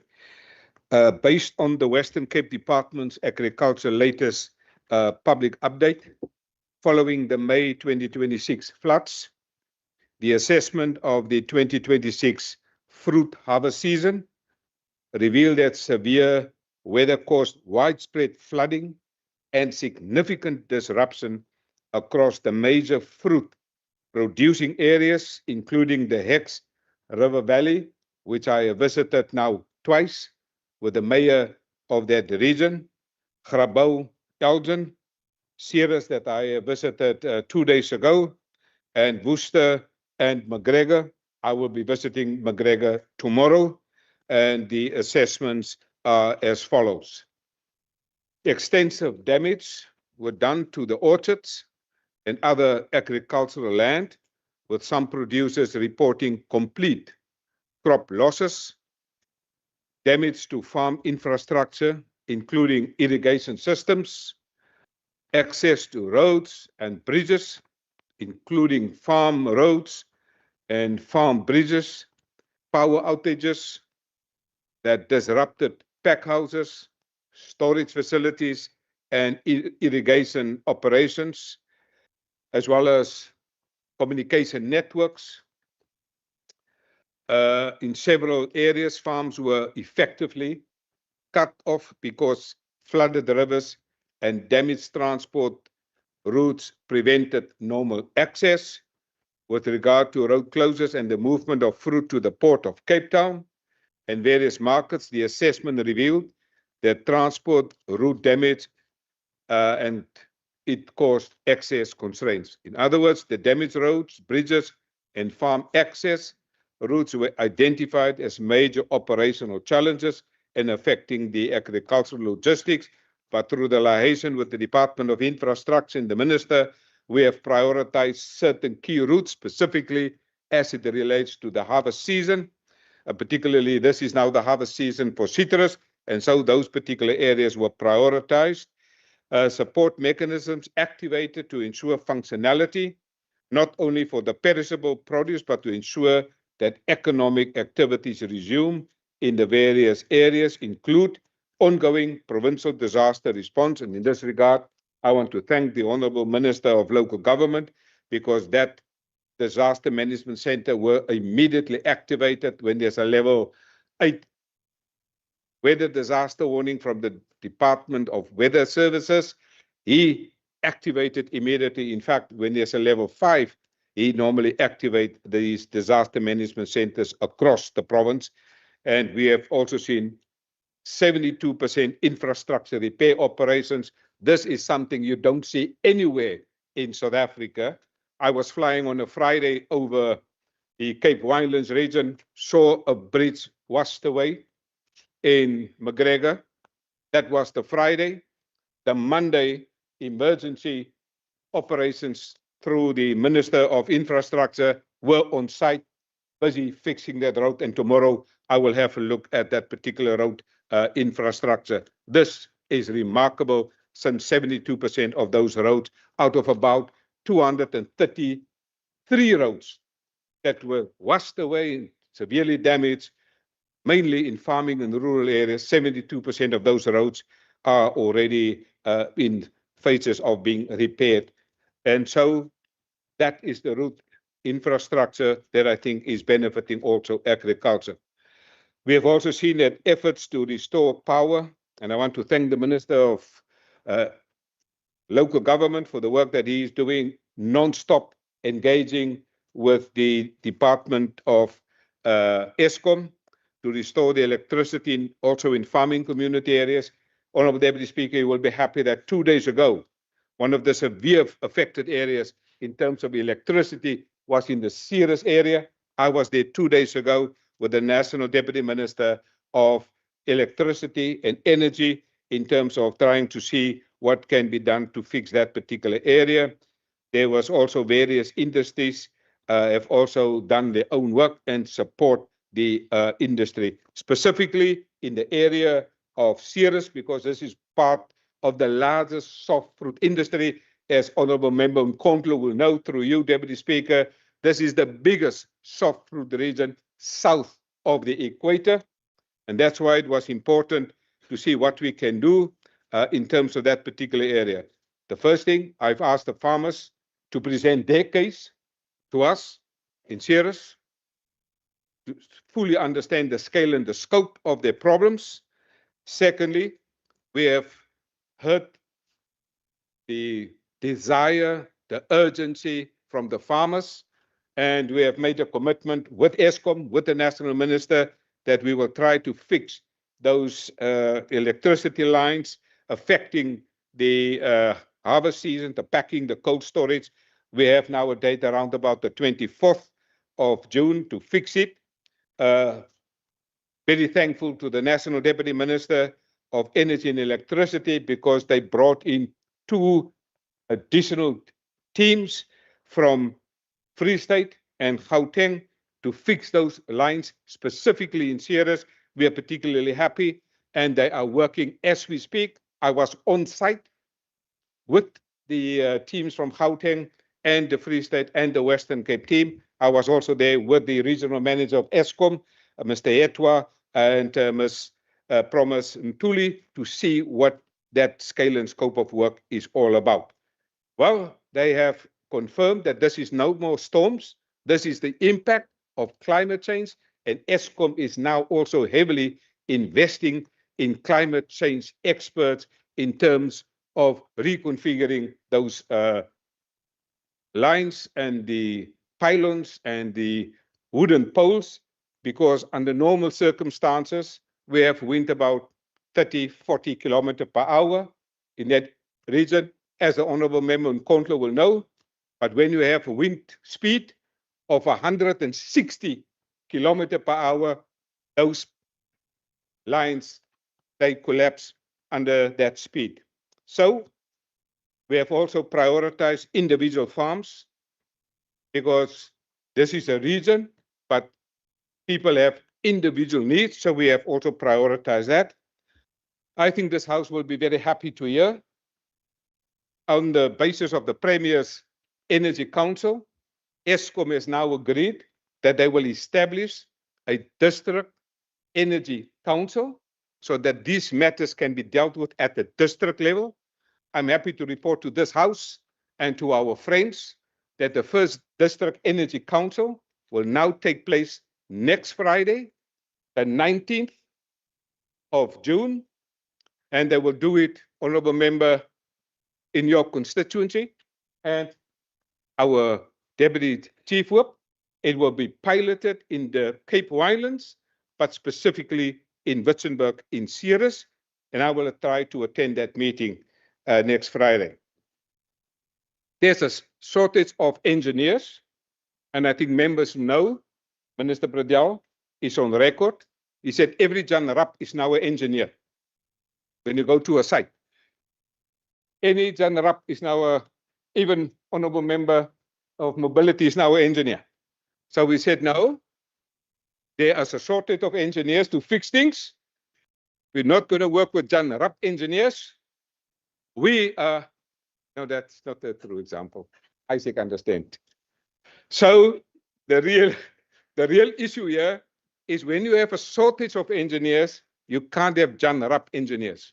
So the plan with Eskom is to have, and this is also a thing that Minister Bradell on frequent times advocate, is that we have a shared service for engineers so that he can send, in fact, he himself sent many engineers to various towns to assist. And I think this is something, Honorable Deputy Speaker, Speaker, one of the issues that was also discussed in my meeting was the issue of grid expansion and the future growth of Witzenberg. And I am particularly happy that the farmers have raised the issue of the grid expansion. They say they can't wait because in terms of Eskom's planning, they have forecasted the planning towards 2031. And they have said now 2031 is too far. And so certainly they will be looking at this particular matter. I am very happy that we are working with this situation because it is the pack house, it is the cold storage, it is the transportation. And Honorable Member Noko Masipa is correct, because currently, as we stand here, there are thousands of liters of diesel that is being burned in the area of Witzenberg to keep the pack houses and particularly the cold storage. And I think that is the major risk. And that's why the urgency of this meeting 2 days ago in Ceres. Thank you very much. I recognize the Honorable Masipa. Thank you, Honorable Speaker. The conditions of roads and infrastructure is still a significant challenge, Minister, as you indicated. But we just want to say thank you to you and your team that you have worked tirelessly to restore some functionality and support affected areas and communities.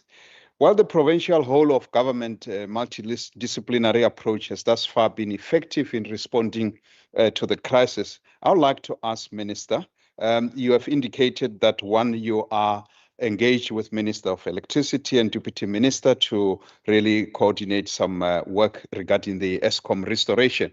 Are there engagements that are taking place at national level with other departments to coordinate support and address broader challenges that are faced by farmers and other communities to revitalize their local economies? Thank you, Minister. Thank you, Honourable Chair of the Standing Committee. Yes, most of the coordination is taking place with other departments in a disaster, happens through the coordinating platform of Minister Bredell through the National Disaster Management Center. He coordinates all the various inputs, but this morning the Cabinet has met, and Cabinet has also requested that each minister, as we seated here, contact the national counterparts. So I will be in contact with the National Department of Agriculture. The Provincial Treasury will provide us a template as to how we should approach so that we have consistency in the methodology for seeking assistance, both in the policy strategy and the actual budget processes going forward. So Minister Bredell and the Provincial Treasury will give us some guidance as to how we should approach the various departments. But because of the urgency, when there's a river, when there are floods, my department also contact immediately, also with the assistance of Minister Bredell, the National Department of Water and Sanitation, because if there's a river, we have water users associations. Last year, I made 15 million rand available to deal with the situation to the Water Users Association in Citrusdal. And so we work with the Water Users Association in terms of the ecological infrastructure that we put in the riverbeds. You can't do that without the National Department of Environmental Affairs. You can't do that without the National Department of Water and Sanitation. So we work with that particular department as well. So the whole of government approach is coming together. This matter was discussed last week, Honourable Member. Last week we had a agriculture MINMEC meeting, and in that MINMEC meeting, it was all the MECs asking, what about massive support for farmers collectively from government, as was done during COVID, because during COVID, there was support to everybody. For example, during COVID, there was no a ban on the export of wine. We made money available from this government to the wine sellers because they are working in the wine cellars and there's no wine selling happening and wine tasting. This government made during COVID-19 money available to support that. They've asked in the meeting what support is now being given from the national department. Now, as we know, in the national government, there's only classified this as a disaster. To our friends in the EFF, through you, Speaker, when you hear the matter has been classified, don't ask us where's the money. Classification in terms of the National Disaster Management Act means we note, but there's no money. That's why Minister Bredell is now asking the national government not to classify a disaster, but to declare a disaster, because once you declare a disaster, you can approach the National Treasury for the funding allocations. So the honourable member of the EFF, please help us get some more money from your friends there. So that budget that you touched there, get that money to the Western Cape, not into your own pockets. And so for us, it is important that we really understand the scale and the scope of the situation. Honourable Minister, please take your seat. Honourable Chief Whip of the Opposition, is there a point of order? Yes, Speaker. Speaker, I would like the Minister to withdraw. Order. I would like the Minister to withdraw how he referred to Member Litakong saying they must not put the money into their pockets. Okay. That's really, it's not right. Honourable Minister, before you proceed, can I ask there was a point of order. Were you referring to any particular member in this house? No. To the EFF. All right. If Honourable Chief Whip, I will refer to Hansard. Order, members. Order. I will refer to Hansard. Honourable Chief Whip of the Opposition, I'm addressing your point of order to you. I will refer to Hansard, and I will look at the context and the pretext, the context, and the post-text of that contribution by the Minister, and I'll come back to the House with the ruling. But Minister, you may continue. Honourable Deputy Speaker, this matter in terms of disasters are so wide, and that's why we are dealing with this on a different levels, both vertical and horizontal. The Premier this morning has also indicated that he will also liaise with the President, because this is a matter that warrants the attention of the PCC, which is the Presidential Coordinating Council, because this is not only a disaster here in this province, this is a disaster that has happened in 6 provinces, so the Premier will have a discussion on this matter. Secondly, the Premier has invited, with the assistance of the Minister of Finance, has invited the Kokta Minister first. Minister Slabisa was at our cabinet. During that meeting, he indicated to the cabinet that he will liaise with the National Minister of Finance.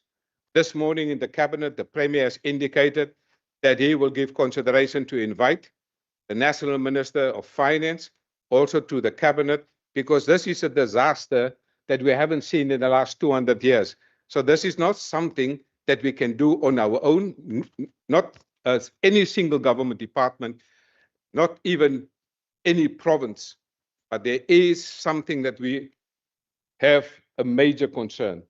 That concern was raised by the Minister of Infrastructure. When this disaster happened, we couldn't wait and sit because people were under severe pressure. So we made upfront money available. We were proactive. And now we have to get that money back from the national disaster, and the national government say, we will not help you. This is not helpful in a constitutional democracy. When you help people up front, you park some urgent critical projects. And now, Honourable Minister, your time has expired. Please conclude. We call on the national government not only to assist the Western Cape, but all provinces immediately. Thank you very much. Honourable members, that concludes question number 4 as printed on the question paper, and it also brings us to the end of the time allotted for oral questions, for oral reply.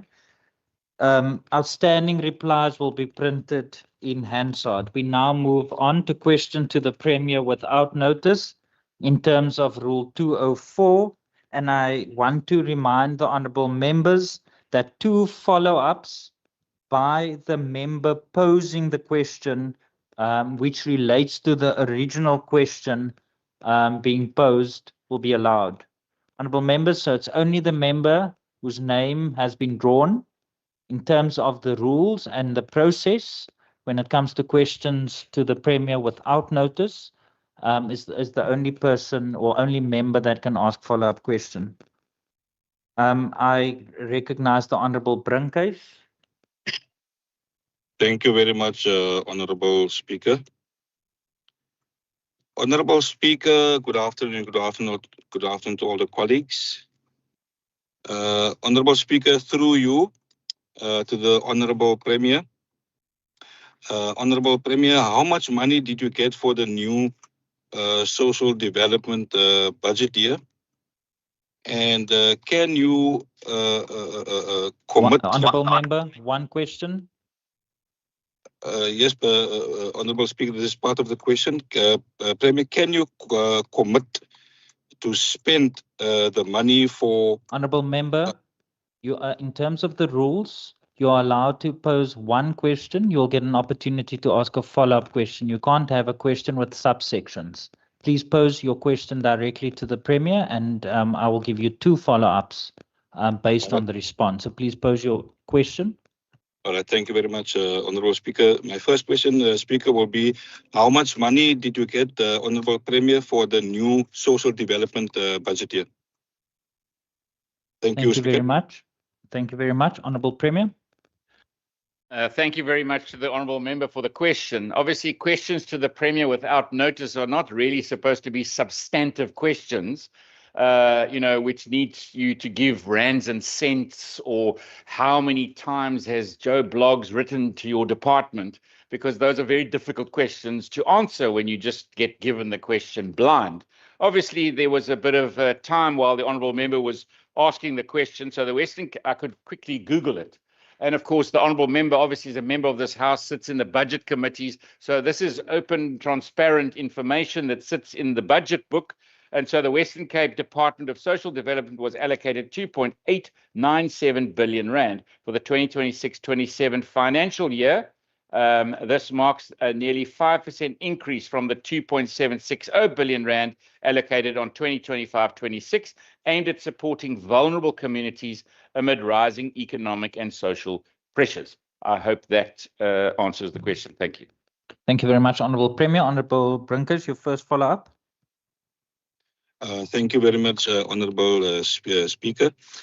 Speaker, through you, my follow-up question is that can the Premier commit to spend that money for social development programs, especially the HIV and AIDS, and stronger support for parenting programs and transport for the disabled people to access these social development programs?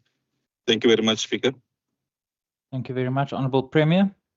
Thank you very much for that follow-up. I mean, the answer obviously must be yes, because we really endeavour to spend 100% of our budget every single year.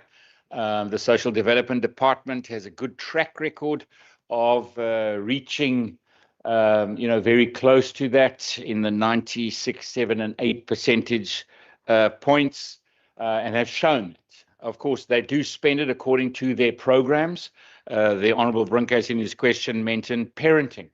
And there are a number of parenting programs that are run by the department. He mentioned HIV and AIDS. He also mentioned people with disabilities and specifically around transport. I'll maybe get to that last. And also being innovative as a department. So, of course, they have programs where they're now looking at gender-based violence and have been working on something that was launched a while ago where we have GBV ambassadors. So you have people on the ground in communities who are helping individuals who have been abused, making sure that they get to the police station, they get the care that they need, they get the charges laid. And so it goes through all of their programs. And lastly, when it comes to mobility, and specifically mobility around people with disabilities, you will note in the financial year last year that the department started procuring their own specially made vehicles that are purposely designed so that people with special needs, especially mobility needs, are able to get to our care facilities, etc.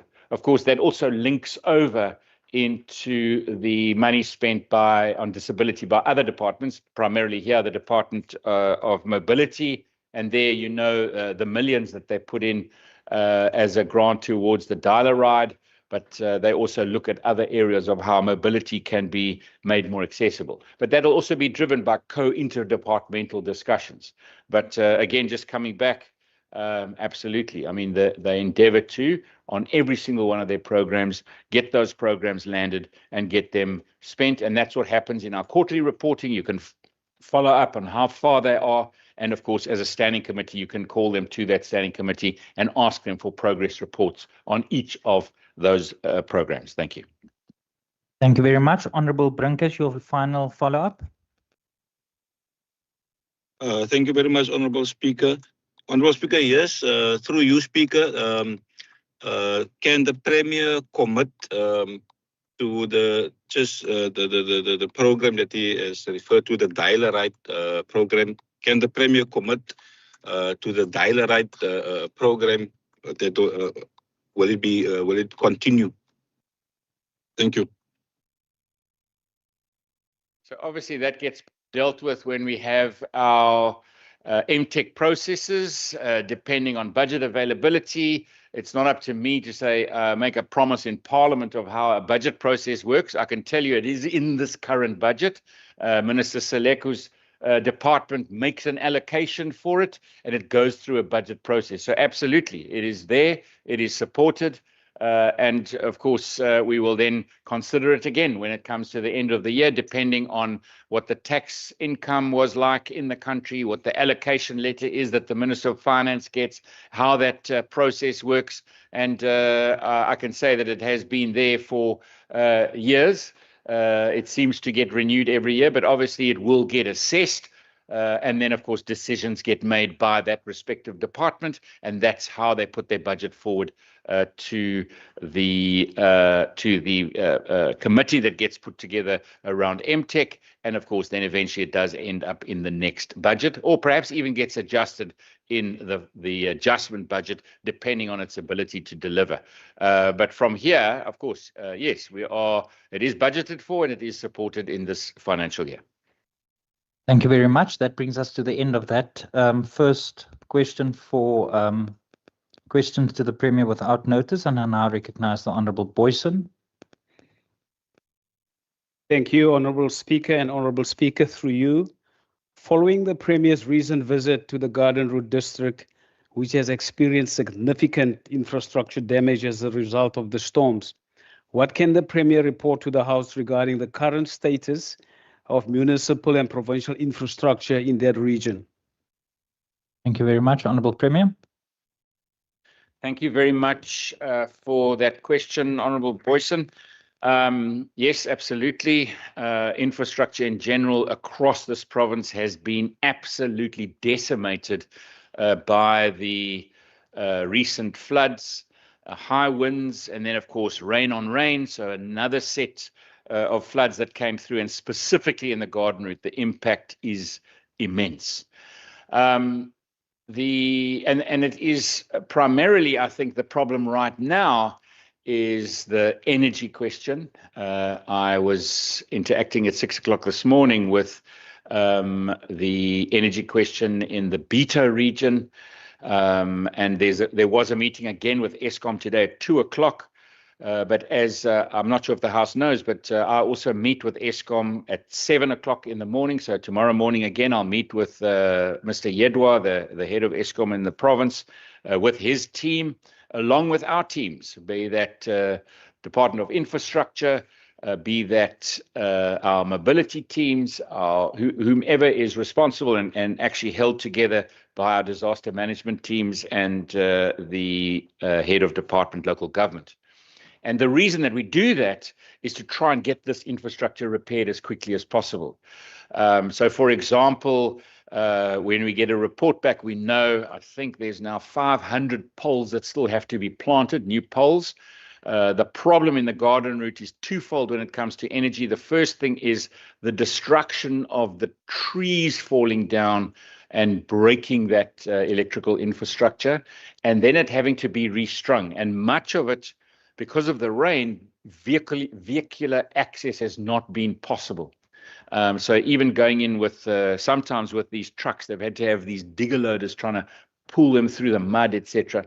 And then there's another problem in that area, and that is cable theft. So while the power is not on, we're finding cables being theft. And I think that is absolutely despicable, because we've already got residents, citizens who are in desperate need of electricity, and they've been off now for four and a half weeks. And the projection is that's going to be another 2 to 3 weeks until they're back on again. Now, we need to try and bring that forward. But while you're trying to do that, people are stealing cables. I mean, it just cannot be. I've asked specifically that we have a lot more eyes and ears out there. Let's catch these guys. But that's the energy side of the infrastructure. The hard infrastructure, the road infrastructure, that is also a massive, massive problem. So I think in the earlier question, you heard Minister Mayer talking about the discussion that we had in Cabinet today, where we're having those preliminary numbers of nearly 9 billion rand, and that's obviously changing all the time because, as the assessments are happening, we're seeing the complexity of it. And in the garden route, I'll talk about the road between Oudtshoorn and the Kango Caves. Yesterday, I actually got handed a petition from residents there because they are so worried. You can't get to school, you can't get to work, you can't get the tourism operations don't happen. But if you look at that slippage, you'll hear from Minister Simmes' teams and his engineers. They don't know when you move that thousands of tons off that roadway, what's going to happen? Is further mountain going to slip down, etc.? So, people want to know, are we going to get the road open tomorrow? Well, we can't guarantee that. We can't even guarantee next week until some of those studies are done. I think of Maringspoort, and now the water's been running over it for weeks, and now you're starting to get those pictures of what it actually looks like. You're getting reports back from those engineers who first had to go in with canoes, but now at least they can get in. And now you're looking at the hundreds of millions of rands that's going to cost. And at time, we can't even estimate that yet because we've got to do the geotechnical testing, etc. What has to be replaced? And then also ask ourselves a question: do we just build it back, or do we build it back differently? And that generally costs 2 to 3 times more. And we know we are heavily constrained by budgets. But over and above that, I was dealing this morning, a little while ago, I actually shared it with Minister Simmes a little while ago. There are some rural roads that belong to Bosbou and forestry, and they are quagmire mud baths. And you've got people who need healthcare. You've got that are on the other side of this mud bath, and you've got to try and get people in and out. So it is a major issue. We have got teams across, I think they're quite tired already, but we've got teams across this province that have been working 24/7 non-stop in getting access. There's still a long way to go, and there's been serious damage. I looked yesterday in Mossel Bay at some of the damage along the coastal side.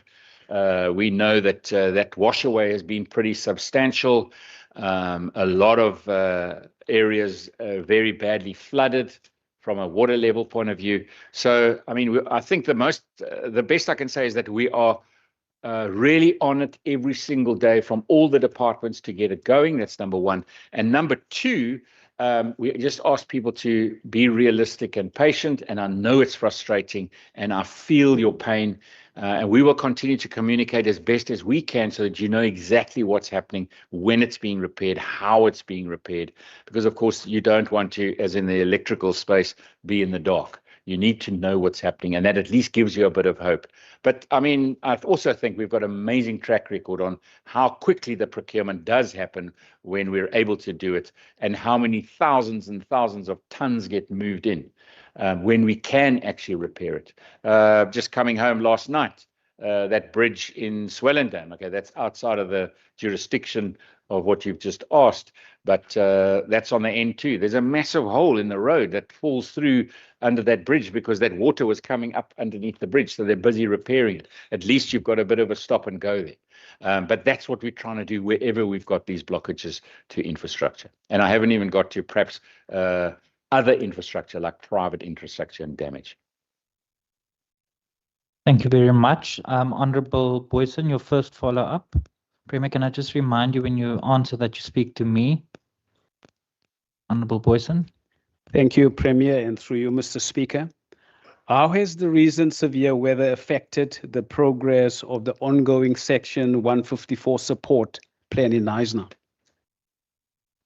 Thank you very much, Honorable Premier. Obviously, that now we're talking about municipal infrastructure and specifically water sewerage. So I wouldn't say it has necessarily severely hampered the process. Yesterday I was with the Knysna Mayor actually on site in the water pump stations, looking at the replacement pumps. There's a water plan on the table. I mean, it runs nearly to 500 million rand, but it's got to have outsourced money from other places. We've already put around 70 million rand on the table. It is still a risk, but of course, with the rain, that actually diminished the drought risk that the town felt. Because if you think about it, a month and a half ago, we were putting water restrictions in all over the place. And NASA specifically had days worth of water in the Akkerkloof Dam. The Glebe Dam wasn't being filled sufficiently and filling water into the system. The Charlesford pump stations, pumps were broken, and so on and so forth. And now we're in a better position. Charlesford yesterday was pumping 150 or 57 liters per second. That is not where it should be. It should be probably double that, at least double that. But it's enough to just keep the system going. Because I think the negatives around the other infrastructure, that's at least reduced the risk on keeping the water in the system. But our engineers are on site and working every day to try and get it working as quickly as possible so that we can diminish that risk. So I wouldn't say that the floods have really hampered it a lot. That process, the 154, is still ongoing. Thank you very much. Honourable Boyson, your final opportunity. Thank you, Speaker. Through you, Speaker, Premier, what measures are being implemented to improve the resilience of critical infrastructure to reduce the impact of future extreme weather events and climate change-related disasters? So of course, that goes back to what I was saying about Build Back Better. I mean, the rebuild of Minister Simmer's bridge in Citrusdal, that washed away every year. And this year it had a 1 in 200 year flood. In actual fact, in 1924, they measured the last measurement as the highest they've ever measured at the Clan-William Dam, and the level across that whole level was 1.5 meters higher than that. And that Build Back Better held. The same thing happened. We've had the Ashton Bridge, again, tested and tested. But the problem is that infrastructure costs 3 times more. So we have to probably apply the same to when we want to look at Maringspoort, but I don't know what that is going to cost if we have to build it back differently. So we are trying to apply our minds to it. I know we asked Minister Schlabisa to start a process. In actual fact, after today's cabinet meeting, we are writing to the national minister for a visit, as Minister Meyer said. But I also had a discussion with the Deputy Minister of Finance today, because we actually need to change the way we do things. We must have disaster management capability in funds, but that's not enough with the devastation that we get. Sorry, Speaker. That's not enough. I mean, I believe that in Cocta there's 600 million rand. Now, the north of our country has got massive flooding, Eastern Cape and the Western Cape. 600 million rand, it's nothing. So we have to budget differently, but we also have to budget for Building Back Better, and that can't come out of disaster management money. We've got to positively start budgeting money so that we can actually build back better, that it is climate change resilient, that we know that this bridge washes away every year. We will build it differently. Maringspoort floods a lot. So far it's held for 30 years, but now it's not holding. And now we've got to build it differently. And so that's going to cost a lot more money. And we need different budgeting processes for that. Thank you very much. With 20 seconds remaining, I'm not going to, Honourable Professor Mbombo, my apologies, you're next, but I don't think it's going to do justice, so I'm not going to provide you that opportunity. Honourable members, that brings us to the end of questions to the Premier without notice in terms of Rule 204. We now move on to statements by members in terms of Rule 145. And I recognize the DA. Honourable Speaker, my apologies. Schools should be places of learning, hope and opportunity. However, acts of violence, vandalism and burglary continue to rob learners and teachers of a safe and dignified environment in which to teach and learn. In fact, Honourable Speaker, every classroom damaged, every window broken, and every textbook stolen is ultimately an attack on the future of our children. The DA in the Western Cape strongly condemns all acts of violence, vandalism, and criminality that threaten the safety of learners, educators, and school communities. Following a recent oversight visit and in light of the alleged stabbing of a learner outside the premises of the Breerivier Secondary School, I have written to the Provincial Minister of Education to express my concern regarding this deeply troubling incident. While the incident reportedly occurred outside the school grounds, it nevertheless highlights the broader challenge of ensuring the safety and well-being of our learners. Preventing violence in and around our schools is a shared responsibility. Government, parents, communities, and learners themselves all have a role to play in creating safe environments where teaching and learning can flourish. But it is time for the South African Police Service to step in. Through the Western Cape Education Department's Safe School Strategy, targeted interventions are implemented based on risk assessment to protect learners and school infrastructure. This includes emergency security, deployment, and holiday security support for schools identified as being the most vulnerable. Together, we must forge better pathways to prevent violence and vandalism in and around our schools and protect these vital spaces, ensuring that every child has the opportunity to Honourable learn, Member, your time grow, has and expired. Thank you very much. I recognize the ANC. Honourable Speaker, the ANC notes with serious concern the recent search and seizure operation conducted by the South African Police Service Commercial Crime Investigation Unit at the City of Cape Town offices. The residence of a mayoral committee member, municipal official, and other individuals linked to an ongoing corruption investigation. According to SAPS, these raids form part of a broader investigation into allegations of fraud, corruption, and involving a former municipal contractor, CCC Maintenance Services. Honourable Speaker, this is not the first time that the City of Cape Town has found itself at the centre of major corruption investigations. Members will recall the multi-billion rand housing tender scandal of last year that led to extensive investigations into allegations of fraud, corruption, and links between municipal officials, contractors, and organized criminal networks. These developments once again expose the glaring contradictions between the Democratic Alliance carefully crafted image of clean governance and the growing list of corruption allegations emerging from institutions under its control. While the ANC respect the presumption of innocence and will not prejudge the outcome of the investigation, the public deserves transparency and accountability from those entrusted with public resources. The ANC therefore calls on the City of Cape Town to fully cooperate with the law enforcement authorities and provide regular public updates on matters relating to corruption investigations. We further call on the Standing Committee on Mobility, Infrastructure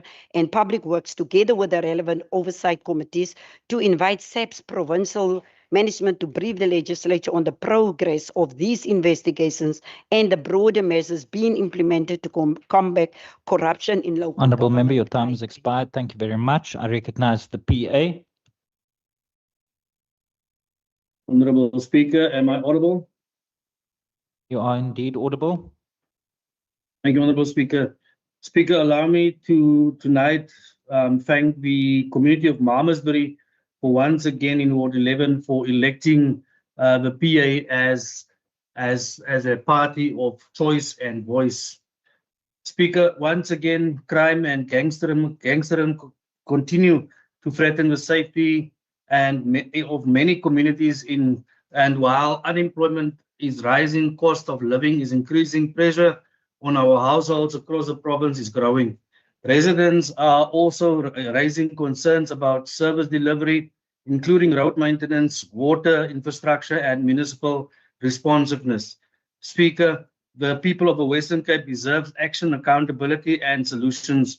We must ensure that government responds to these challenges with urgency, and no community is left behind. And that we've heard last night from the community of Malmesbury again when they showed us, when they voted for the Patriotic Alliance, that the DA doesn't care for our people. Speaker, last week, Friday night, again in George, we had only one ambulance for about 270,000 residents of the whole of George to react.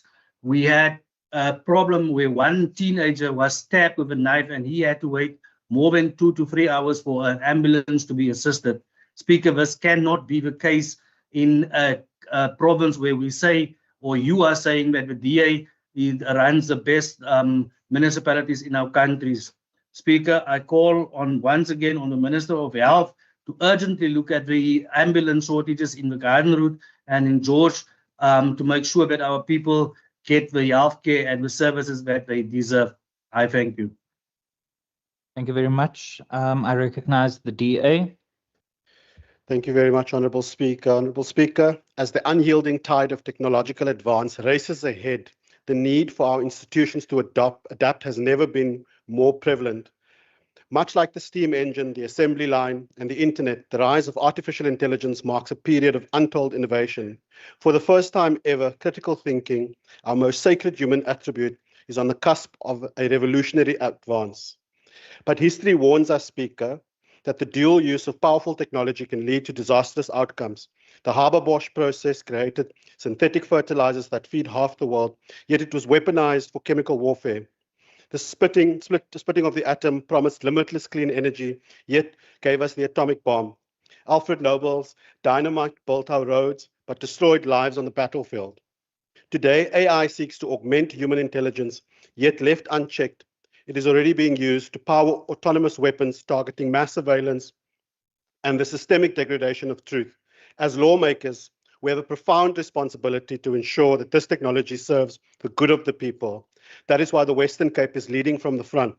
Through the Western Cape AI Cluster, this provincial government has established a pioneering ecosystem to transform Cape Town into Africa's leading AI hub, localizing compute power, investing in tech startups, and aggressively reskilling our workforce so no worker is left behind. But innovation without integrity is a danger to our democracy. This is why this Parliament is finalizing a comprehensive AI governance framework, while our provincial treasury pilots machine learning tools to flag financial abnormalities and stop supply chain corruption before it even ends. We are proving that we can embrace cutting-edge technology while maintaining the highest standards of ethical oversight and fiscal discipline. We are not just preparing for the future, Speaker, we are responsibly building it. And I'm fully appreciative of this Parliament's advanced AI policy.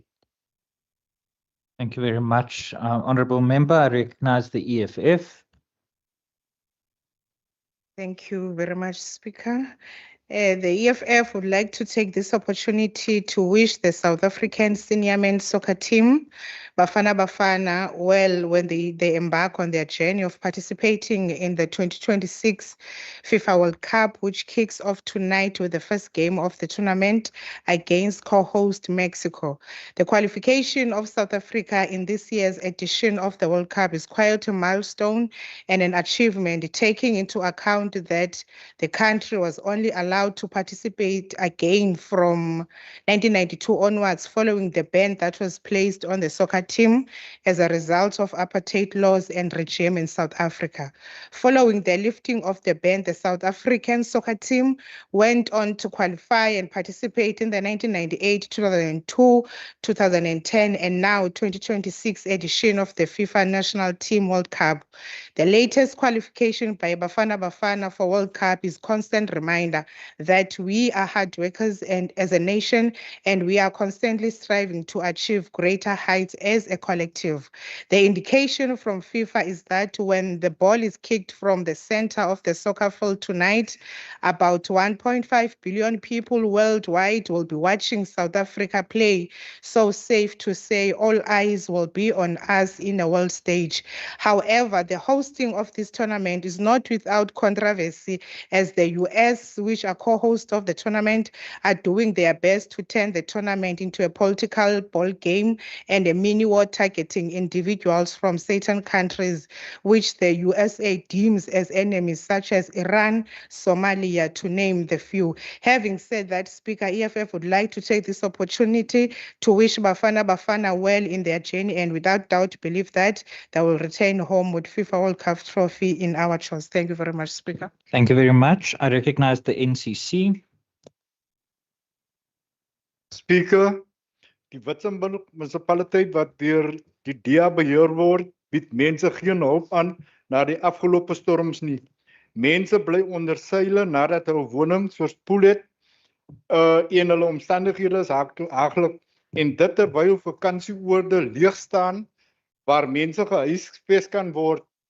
Agbare Speaker, vandag moet hierdie huise ongemaklike waarheid in die oë kyk.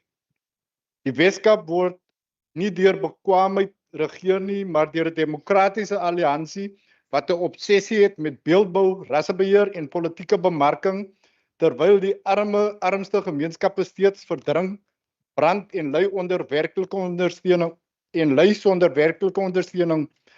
Vir jare verkoop die DA die mite van 'n goed bestuurde provinsie, maar elke onafhanklike verslag van die ouditeur-generaal tot die Menseregte Kommissie ondersoeke wys op 'n groeiende ongelykheid, vervallende munisipale infrastruktuur en 'n rasgebaseerde patroon van belegging wat kleerling en werkersklas gemeenskappe agterlaat. Dit is nie beweringe nie, dit is gedokumenteerde feite. Ons het die afgelope maande weer gesien vloedrampe verwoes informele nedersettings, bende geweld neem toe, behuisingsagterstande ontplof, openbare vervoer stort ineen, DA beheerde munisipaliteite val audit na audit, maar die premier se kantoor hou aan om PR-toere te organiseer in plaas van werklike bestuur. Ons eis as die NCC dat ons mense wegbeweeg van die DA af. Ons sê vir ons mense, beweeg weg van die DA af, want ons sit met 'n DA-regering wat nie omgee nie, en soos 'n vorige lid in hierdie huis gesê het, die DA is sleg. Dankie, Speaker. Thank you, Honorable Michaels. I recognize the ANC.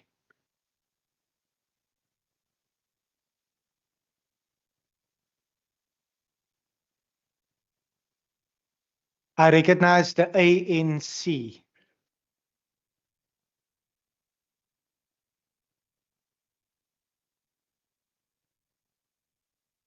I'll recognize the DA.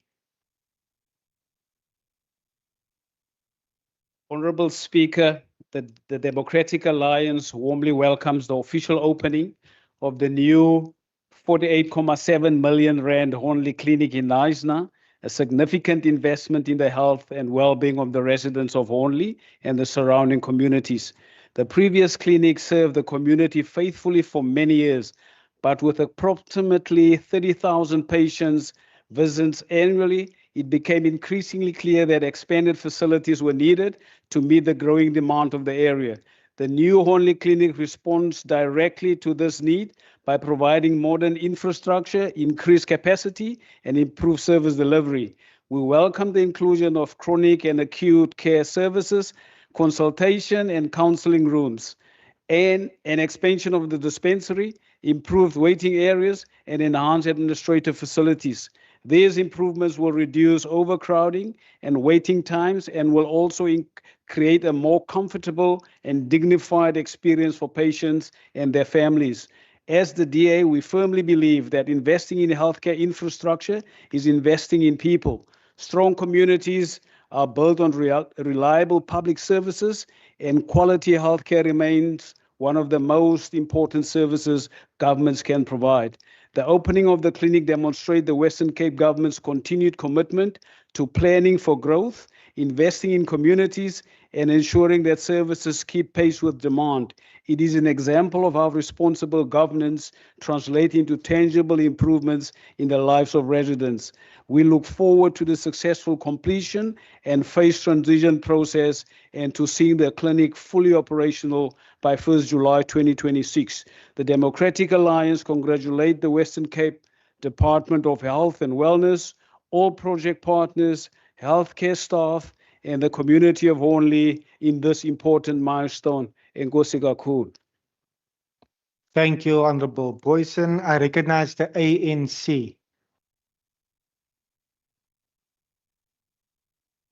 I recognize the Freedom Front Plus. Thank you, Deputy Speaker. Deputy Speaker, as was heard today, opposition parties do not want to be inhibited when we exercise our oversight functions over institutions meant to serve our communities. Speaker, we go out to the public, but we also invite them to this house.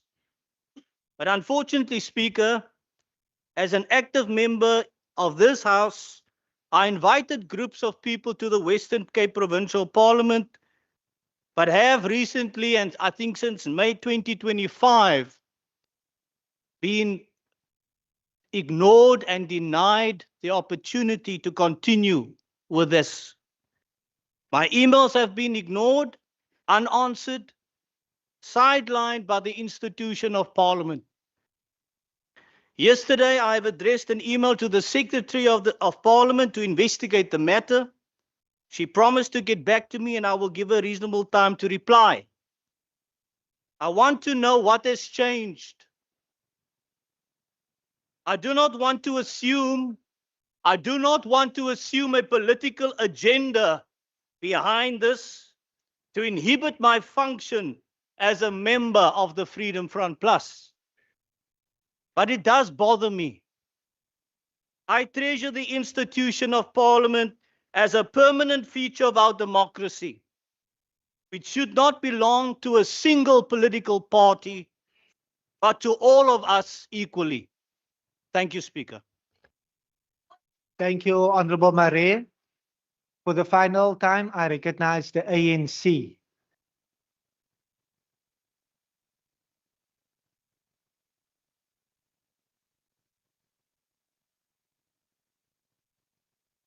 Are you forfeiting your opportunity? I recognize the Al Jama. Thank you very much, Honorable Deputy Speaker. Honorable Deputy Speaker, as we commemorate Youth Month, we pay tribute to the courage and sacrifice of the young people of 1976 who stood against injustice and fought for a better future. Their struggle was not only for political freedom, but also for dignity, opportunity, and a meaningful future for generations to come. Today, however, many young South Africans continue to face a difficult but equally devastating challenge: unemployment. Youth unemployment remains one of the greatest crises confronting our nation. Across the Western Cape and South Africa, thousands of capable, talented, and ambitious young people wake up every day without access to jobs, skills development opportunities, or pathways into the economy. Many have completed their schooling. Some have obtained qualifications, yet they remain excluded from meaningful economic participation. For young people in the rural communities, townships, and informal settlements, the barriers are even greater. Limited access to transport, digital connectivity, career guidance, and work experience often prevents them from accessing opportunities that many take for granted. Al Jamaa believes that our youth are not a burden, they are our greatest asset. We therefore call for a coordinated approach involving government, the private sector, educational institutions, and civil society to create sustainable pathways into employment and entrepreneurship. We must strengthen partnerships. We must strengthen partnerships that provide learnerships, apprenticeships, internships, skills training, and support for youth-owned enterprises. Career guidance should begin at school level. Kindly conclude, member. Ensuring that learners are exposed to opportunities before they leave the education system. Thank you, Honorable Member. Thank you, Speaker. Due to a technical glitch, I now see the Honorable Nkondlo, the ANC. Thank you, Deputy Speaker. As we commemorate Youth Month,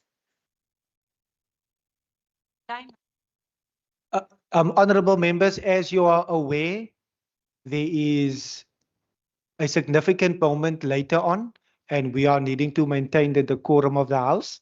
Honorable Nkondlo, your time will start on your first word. Thank you, Deputy Speaker. As we commemorate Youth Month and reflect on the sacrifices of the generation of 1976, we must confront an uncomfortable truth. Far too many young people in the province are facing a crisis of economic exclusion, not being absorbed by the labor market, unemployment, and hopelessness. According to the Stats SA General Household Survey of 2024, an estimated 87,757 children between the ages of 5 and 17 in the province were not attending any educational institution. The crisis worsens as young people transition into adulthood. Approximately 376,000 young people aged 15 to 24 in the province were classified as not in employment, not in education, or not in training, representing 31% of that age group. The official youth unemployment rate in the province stands at 33.2%. These are hundreds of thousands of young people whose dreams are being deferred and whose potential is being washed. Excluded from education, disconnected from economic opportunities, and denied access to meaningful skills development, many are left with few pathways to a better future. The consequences are visible in communities such as Manenberg, Khayelitsha, Bishop Levis, Hanover Park, Delft, Nduli, Mitchell's Plain, where gang violence, drug abuse, and organized crime continue to rob young people of hope and opportunity. Children are recruited into gangs at increasingly younger ages, often becoming victims of criminal networks before they have had the chance to build productive lives. The youth of the province are in a crisis, and the government is failing them. They deserve quality education, safe communities, decent jobs in real opportunities. The future of our province depends on it. I thank you. Thank you, Honorable Nkondlo. I recognize the ACDP. Thank you, Deputy Speaker. Deputy Speaker, the ACDP in the Western Cape strongly condemns the increasing incidents of teachers being threatened, assaulted, intimidated, and verbally abused in schools by our learners. These attacks reflect a deep, concerning erosion of respect for authority and undermine the very foundation of our education system. Teachers play a vital role in shaping the future of our children, yet many teachers are now forced to work in environments where discipline is undermined, authority is disregarded, and violence is becoming alarmingly common. The ACDP in the Western Cape states that the breakdown of respect in our schools mirrors a broader moral and social crisis affecting many communities. When learners no longer respect teachers, parents, community leaders, or the rule of law, the consequences extend far beyond the classroom. The ACDP firmly believes that restoring discipline and respect begins in our homes and must be reinforced in our schools, faith-based organizations, and society at large. Educators deserve safe and secure working environments where teaching and learning can thrive. We call on all stakeholders to work together to rebuild a culture of respect, accountability, and responsibility at our schools, protecting our teachers. I thank you, Deputy Speaker. Thank you, Honorable Christians. I recognize the Good Party. Thank you, Deputy Speaker. I have no statement. Thank you, Honorable Hiren. I recognize the DA. Deputy Speaker, many South Africans have fond memories of traveling by train. For some, rail represented daily journeys to work and school. For others, it brings back memories of family holidays and the excitement of discovering new places. Rail has always had a unique ability to connect people, communities, and opportunities. Against this backdrop, it is encouraging to see progress being made towards restoring the iconic Oteniqua Choo-Choo tourist train between Knysna and George. Project leaders have indicated that trains could once again operate between Knysna and Sedgefield by 2027, with services gradually extending to George as engineering work progresses. For decades, the Choo-Choo line connected communities and supported economic activities before becoming one of the world's most renowned tourist rail experiences. During its peak years, visitors from across the globe traveled this particular route, showcasing the beauty of the garden route to the world. The return of the Choo-Choo is about more than preserving history.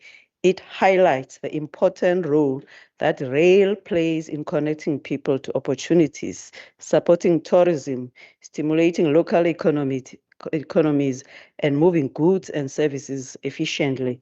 As we continue to build a more connected and prosperous Western Cape, the revival of this beloved railway reminds us that rail remains an important enabler of growth, mobility, and shared experiences. Thank you. Thank you, Honorable Umbombo. Honorable members, as you are aware that presiding officers are able to consult Hansard with regards to any comments that have been made, I will at this particular moment confirm that based on the comments made by the Honorable Marais, I will consult the Hansard and look into the comments that have been made, considering the comment that you made earlier on, and revert back to the House to see if it meets the requirements for statement. Honorable members, that now concludes member statements. No. Yes, that concludes member statements. In terms of Rule 145(6), I now give members of the executive an opportunity to respond to member statements for not more than 5 minutes collectively, if you so wish. I see the Honourable Maynard. Thank you, Deputy Speaker. To the Honourable Peter Johnson, we are, of course, aware of the incident that took place at Breerivier High School. And I would really like to thank the chairperson of the Standing Committee, who not only immediately alerted me to the incident, but also subsequently wrote to me about the incident, which of course is of serious concern. And we have asked the department to investigate the matter and take the appropriate action. Also to the Honourable Furlon Christians, I could not agree with him more. And I share his concern about the assault of teachers in our schools. And I'd like to remind the member that, of course, assault on teachers is regarded as serious misconduct. And schools must act and be seen to be act to enforce the school of the code of conduct and ensure that our teachers are protected, because of course they are our most precious resource in the Western Cape Education Department. Thank you. I see no further hands from the executive. That is the end of member statements in terms of Rule 151.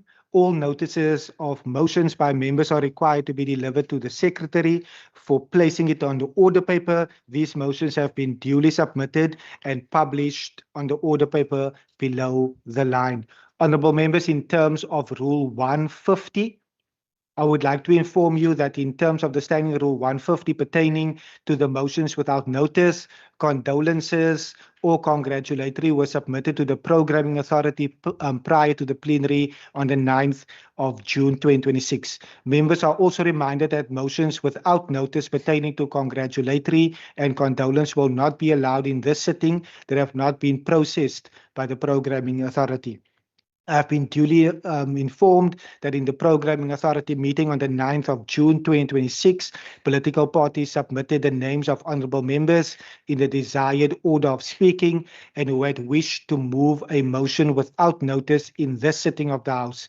I will therefore, just for the noting purposes, for the minutes, call out the honourable members whose names have accordingly been submitted and approved. The following members' motions have been approved by the Programming Authority and they are as follow.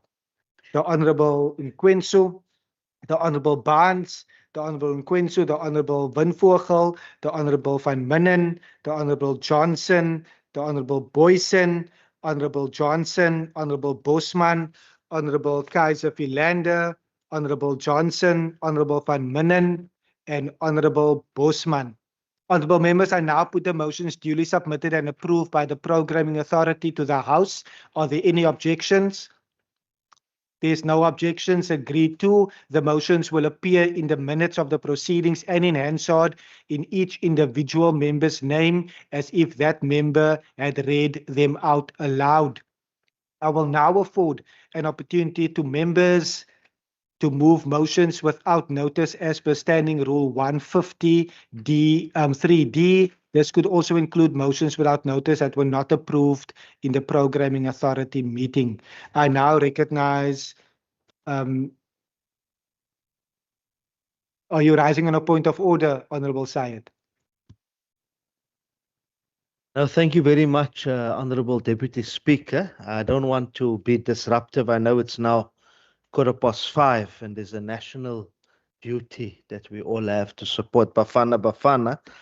But just to say, Honourable Deputy Speaker, the Programming Authority, and they have the right to do so, rejected our proposal from the Honourable Chief Whip of the official opposition for my substantive motion questioning the code of conduct with the Speaker being a member of the Appeals Committee.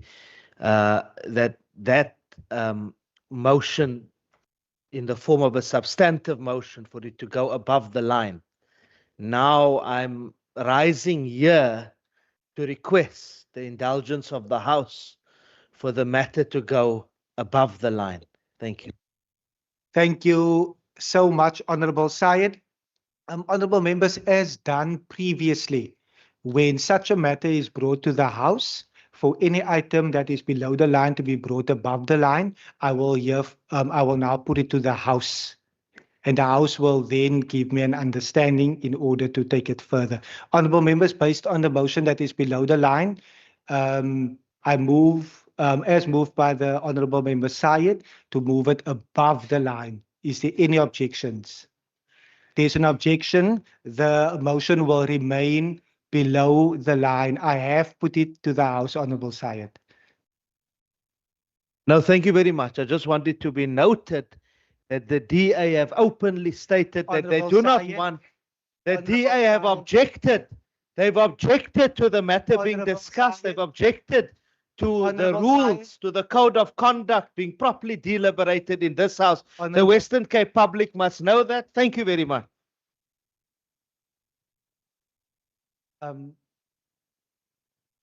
Honourable Syed,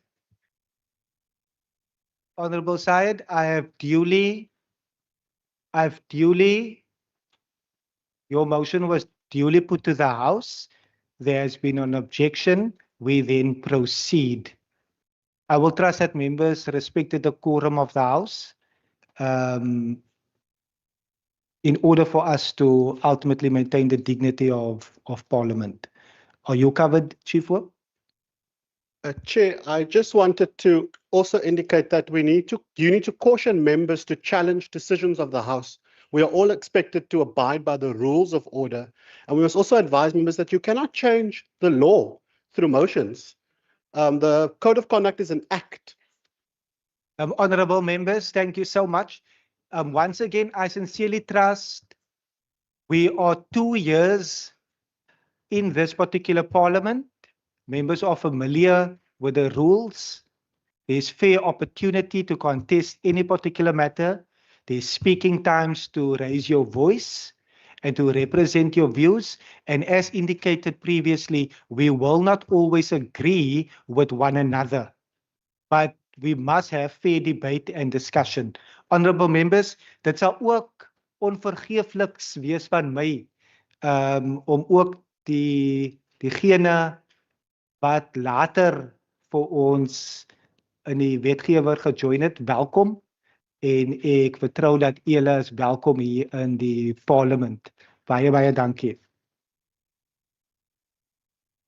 Queen Como, ek weet nie of my Afrikaans nog so mooi is nie. Ek sal probeer. Honourable members, I will now recognize the Honourable Syed.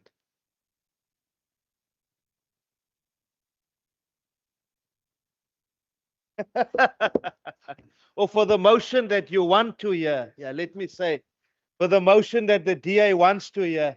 Yeah, no, they don't want to be held accountable, but it's fine. This one will also hold them accountable. Honourable Deputy Speaker, I move without notice that the House notes with concern the recurring impact of severe winter weather, flooding, fires, and other disasters on vulnerable communities across the Western Cape, particularly informal settlements. Further notes that these disasters are often worsened by inadequate, weak, local, by a lack of adequate infrastructure, weak local preparedness, poor drainage, overcrowding, and the absence of organized community-level disaster response structures.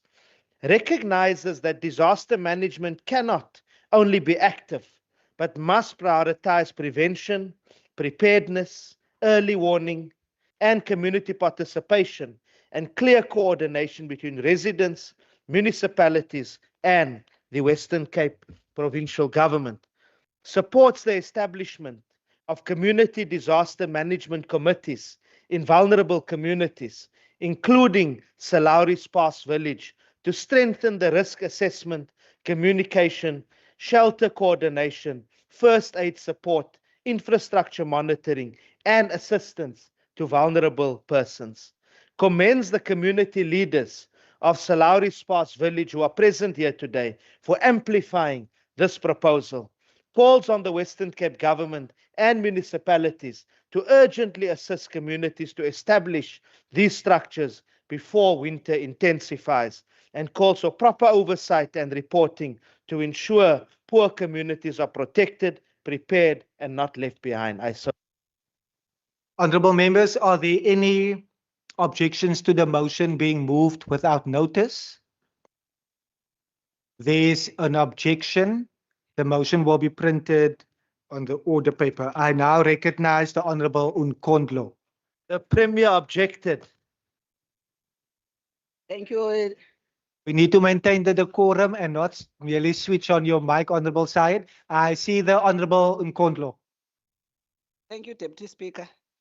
Deputy Speaker, I move that the House notes the publication of the Electoral Commission's latest political party funding disclosure report, which reveals that political parties declared more than 97 million rand in donations during the first quarter of 2026, ahead of the upcoming local government elections. Further notes that the overwhelming majority of these donations were concentrated among a small number of political parties, raising important questions about the growing role of private wealth in democratic politics. Recognizes that transparency in political funding is essential to ensuring public trust in democratic institutions and electoral processes. Acknowledges the right of South Africans to know who funds political parties and whether such funding may influence policy positions, governance priorities, or political decision-making. Expresses concern that excessive reliance on wealthy donors risks amplifying the voice of those with financial resources while marginalizing the interest of ordinary citizens, workers, the poor, youth, and vulnerable communities. Calls on all political parties to uphold the highest standards of transparency, accountability, and ethical conduct in relation to political funding, and reaffirms that democracy must always serve the public interest and not the interest of those with the deepest pockets. I so move. Honourable members, are there any objections to the motion being moved without notice? There's no objections. Agreed to. I again recognize the Honorable Nkondlo. Thank you, Deputy Speaker. I move without notice that the recent compliance operations, the House notes the recent compliance operations led by the Department of Employment and Labour in conjunction with the South African Police Service and the Department of Home Affairs at construction sites in Cape Town CBD, which resulted in the arrest of at least 27 undocumented foreign nationals found working on a major construction project in Bree Street.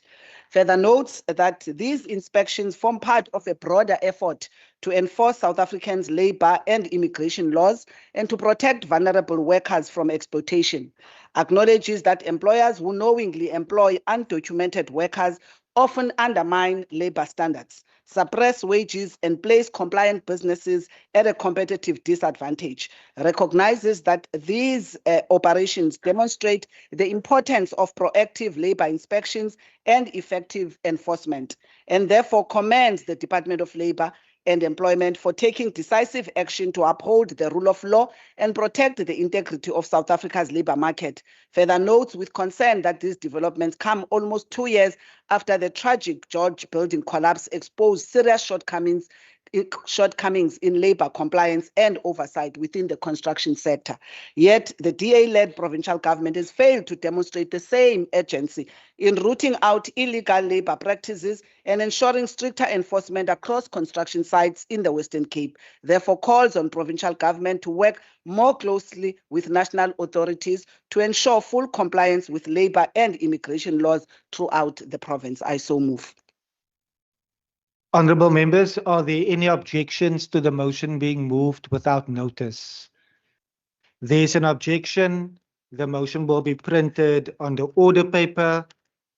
I again recognize the Honorable Nkondlo. Friends, I'm not here to make friends.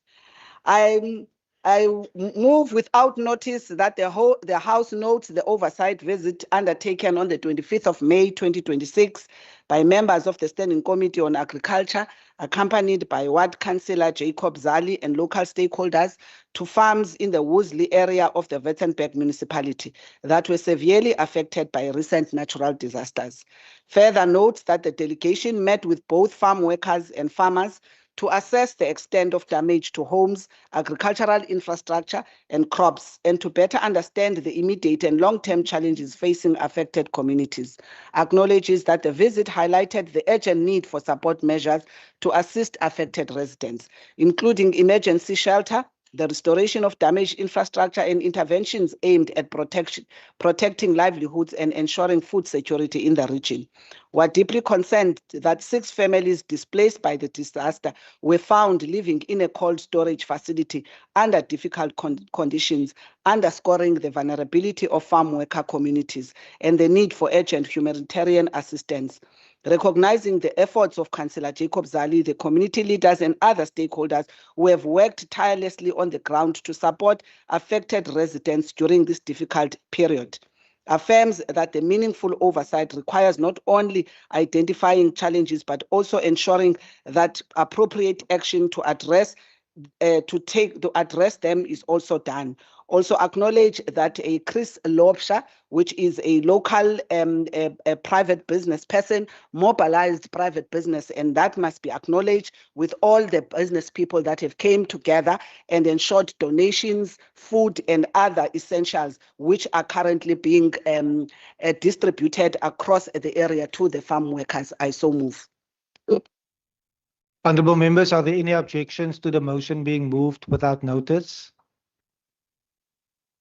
There's no objections. Agreed. I recognize the Honorable Van Vogel. The ANC, I move without notice that the House notes with grave concern the traumatic experience endured by Mitchell's Plain resident Mr. Elvin Collins, who has lots of formal complaint against the Western Cape Department of Health and Wellness following allegations of excessive waiting times, overcrowding, inadequate patient care, poor communication, and in dignified treatment at public healthcare facilities. Further notes that this incident is not an isolated occurrence, but forms part of growing pattern of complaints from residents across the province regarding the worsening state of healthcare service under the DA-led Western Cape government. Further notes that while the Democratic Alliance continues to market the Western Cape as a model of good governance, the live reality of many residents is one of overburdened hospitals, understaffed facilities, prolonged waiting periods, and increasing barriers to accessing quality healthcare, especially in working class and historically disadvantaged communities. Recognize that access to quality healthcare is a constitutional right and that no resident should be subjected to unnecessary suffering, indignity, or delays when seeking urgent medical treatment, and therefore calls on the provincial government and the provincial Minister of Health and Wellness to provide a full account of the circumstances surrounding this matter, urgently address the systemic challenges facing public healthcare facilities, and takes decisive action to ensure that all residents of the Western Cape receive the quality, dignity, and care they deserve. I so move. Honourable members, are there any objections to the motion being moved without notice? There is an objection. The motion will be printed on the order paper. I now recognize again the Honourable Van Vogel.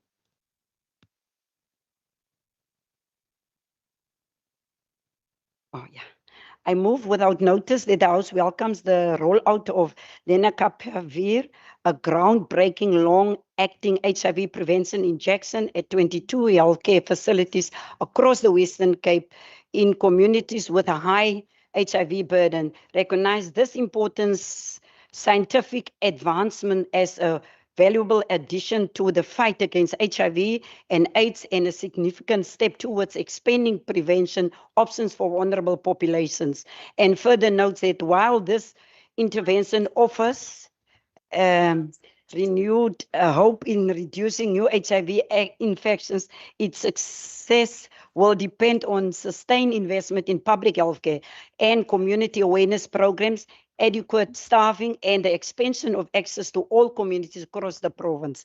Further notes that the Western Cape continues to face significant challenges relating to HIV infection, particularly among young people, women, and vulnerable communities, and that scientific breakthrough alone cannot overcome the social and economic inequalities that continue to drive the epidemic, and therefore calls on the provincial government to ensure that the rollout of lenacapavir is rapidly expanded and adequately resourced and integrated with broader HIV prevention, testing, treatment, and education programs to ensure that no community is left behind in the fight against HIV and AIDS.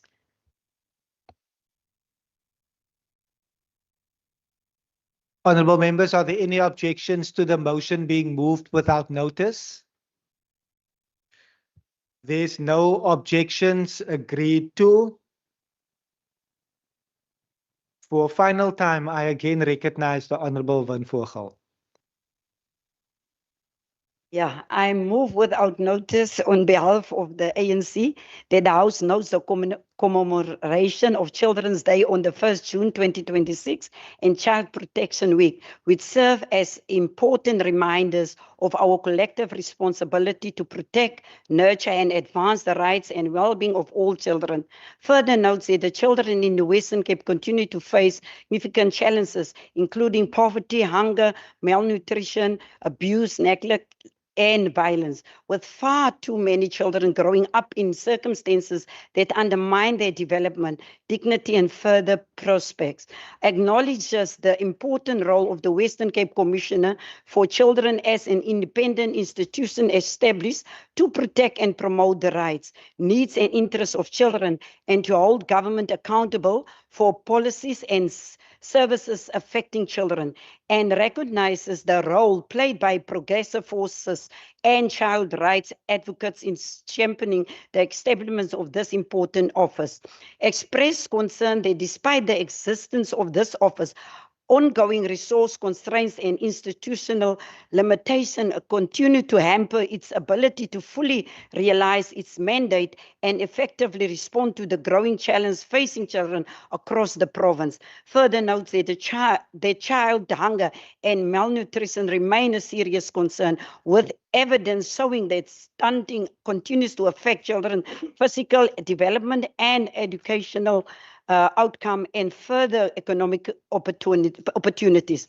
While many vulnerable households struggle to provide adequate nutrition for their children, recognize that recent incidents involving the killing of children and acts of violence against children are a stark reminder that far more must be done to create safe environments in homes, schools, and communities. Calls on the government to prioritize child protection, strengthen intervention, and aim at combating hunger and malnutrition, support families and caregivers, and ensure that institutions tasked with advancing children's rights are adequately empowered and resourced, and reaffirm that every child has the right to safety, dignity, adequate nutrition, quality healthcare, education, and opportunity to reach their full potential. I so move. Honourable members, are there any objections to the motion being moved without notice? There's no objection. Agreed to. I now recognize the Honourable Barnes.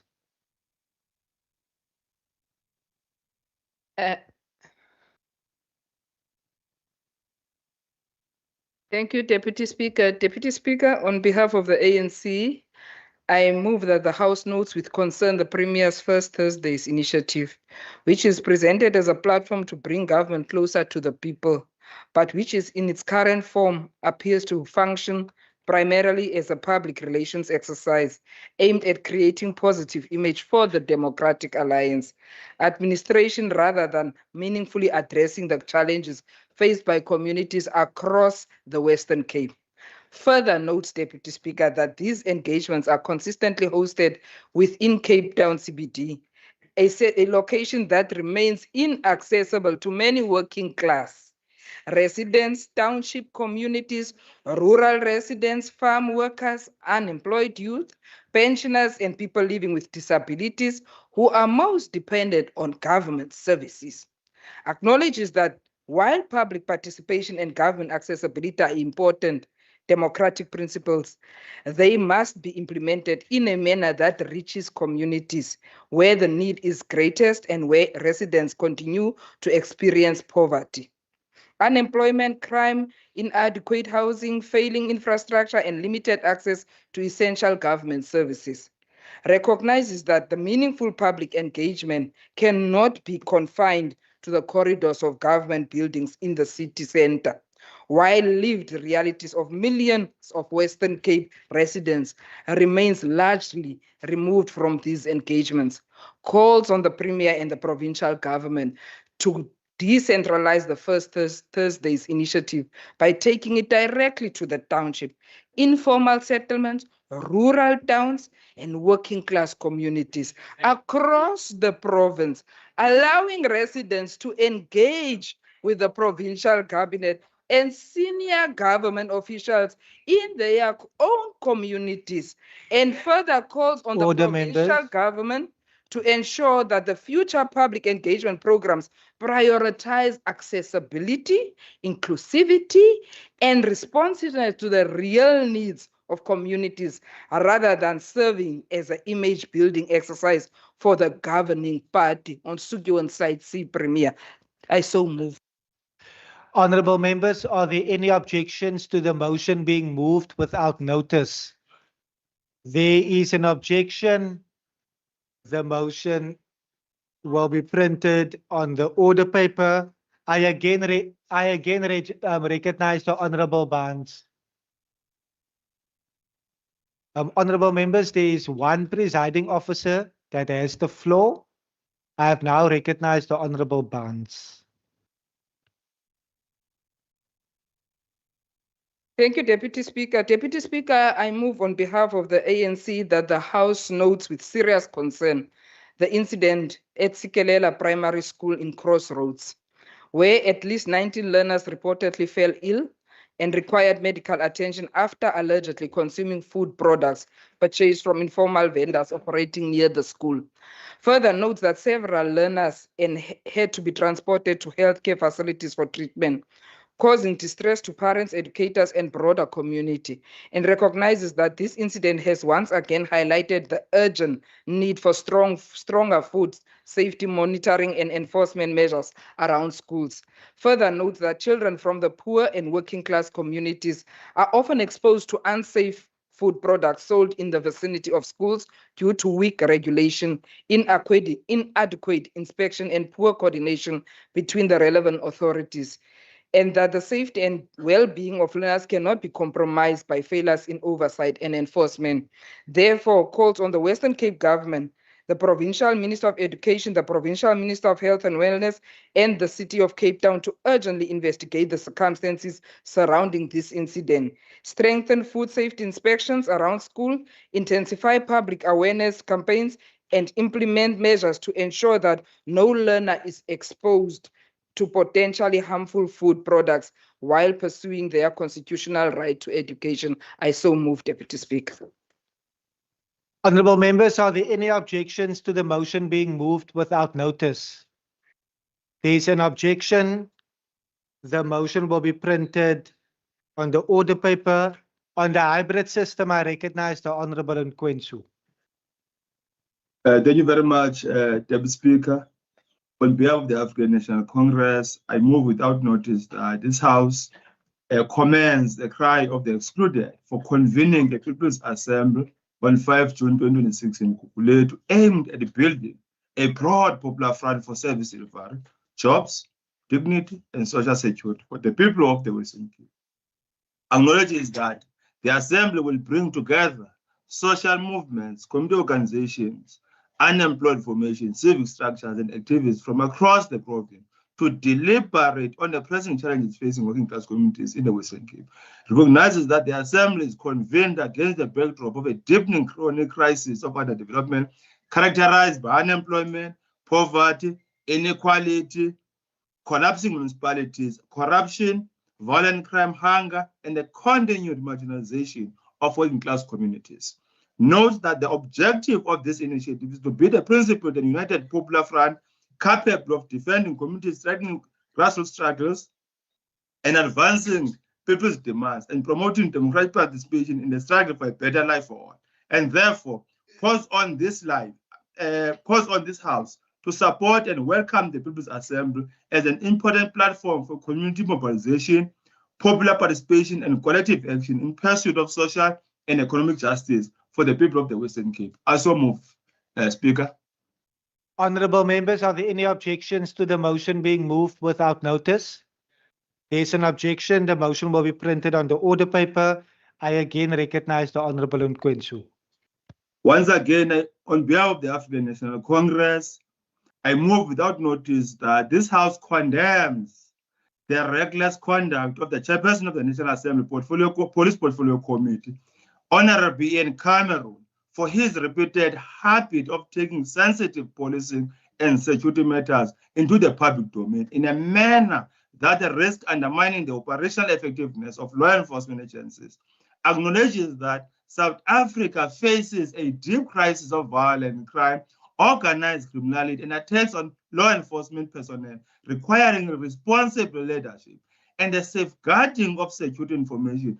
Further note with concern that Ian Cameron has increasingly used his position as chairperson to wage a political battles and conduct public campaigns that blur the line between legitimate oversight and political grandstanding. Recognize that parliamentary oversight must strive, not weaken, the capacity of the police to combat crime and protect communities. Believes that the public disclosure of sensitive security matters for political mileage serves neither transparency nor accountability, but instead risk emboldening criminal elements and undermining public confidence in state institutions. Therefore, calls on this House to condemn Ian Cameron's irresponsible approach to matters of national security and policing, and to reaffirm that oversight must be exercised in a manner that protects the security interests of the Republic and the operational integrity of the South African Police Services. I so move. Honourable members, are there any objections to the motion being moved without notice? There's an objection. The motion will be printed on the order paper. I again recognize the Honourable Nkwensu. The DA is indeed inconsistent and quite hypocritical. On behalf of the ANC, I move without notice that the House Order, notes with members. grave concern the mass shooting. Members, I'm struggling to hear the Honourable Member on the hybrid system. Honourable Nkwensu, you may proceed. Thank you very much. I move without notice that this House notes with grave concern the mass shooting that occurred in Yang on the 2nd June 2026, in which 4 people lost their lives and 2 others were critically injured in a suspected taxi-related attack. Further notes that this incident, together with the recent killings and circulating threatening voice notes linked to tensions within the taxi industry, has the potential to undermine the recent peace commitments made by Carter and Codeta, which were welcomed by communities across the province, acknowledges that recurring violence continues to instill fear and insecurity in working class townships, where residents are too often caught in the crossfire of criminal taxi-related disputes, expresses its deepest condolences to the families of the deceased and wishes a speedy recovery to those injured. Calls on SAP to urgently apprehend those responsible and utilize all available resources, including footage from City of Cape Town CCTV cameras network, to assist investigation and secure successful prosecutions.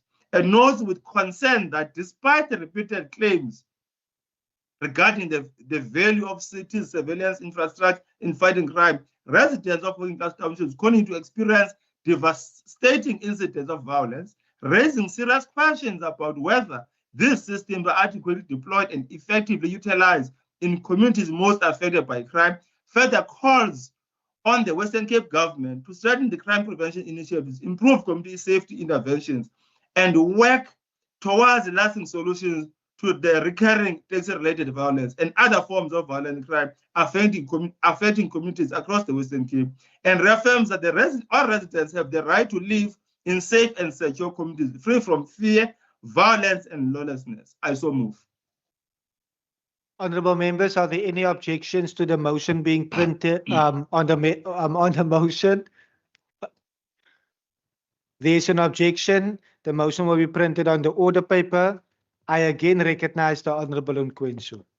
Honourable Nkwensu, on behalf of the ANC, once again, and for the last time for this sitting, I move without notice that the House notes with profound shock and concern the brutal triple murders, shootings in Lower Crossroads and Langa, which claimed the lives of 6 people in 2 separate incidents over a single weekend. Further notes that in Lower Crossroads, 3 men were gunned down while seated at a fruit and veg store, while in Langa, 3 men were shot and killed at a bride stand, leaving families devastated and communities living in fear. Further notes that these horrific incidents are yet another reminder of a persistent scourge of violence crime, gang-related violence, and the ease of availability of illegal firearms, and continue to terrorize communities across Cape Flats and other township areas. And that the residents have repeatedly called for increased police visibility, intelligence-driven policing, and sustained crime prevention intervention to restore safety and public confidence. Recognizes that the continued loss of life in working class communities cannot be normalized, and that every resident has a constitutional right to live in safety and security, and therefore calls on all spheres of government, law enforcement agencies, and community stakeholders to intensify efforts to combat violent crime, strengthen police resources in crime hotspots, remove illegal firearms from communities, and ensure that those responsible for these senseless killings are swiftly brought to justice. I so move. Thank you very much. Honourable members, are there any objections to the motion being moved without notice? There's no objections agreed to. I recognize the Honourable Lekker.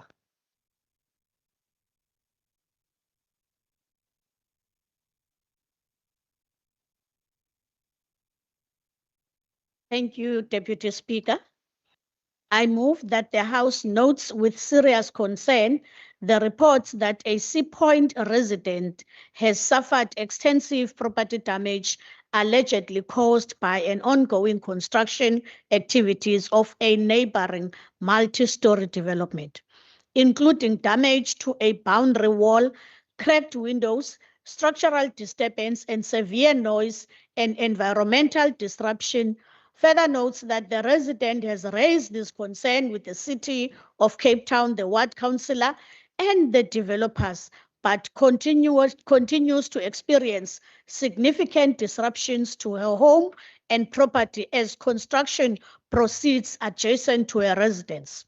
Further notes that this incident highlights the growing tensions between rapid urban densification and the protection of existing residents' property rights, particularly in high-density development zones such as Sea Point, where construction activities has intensified and has, in some instances, raised concerns about compliance with building standards, enforcement of setback regulations, and the adequacy of monitoring mechanisms by the relevant authorities, and that residents are increasingly being left to pursue costly legal remedies in order to protect their homes and ensure accountability.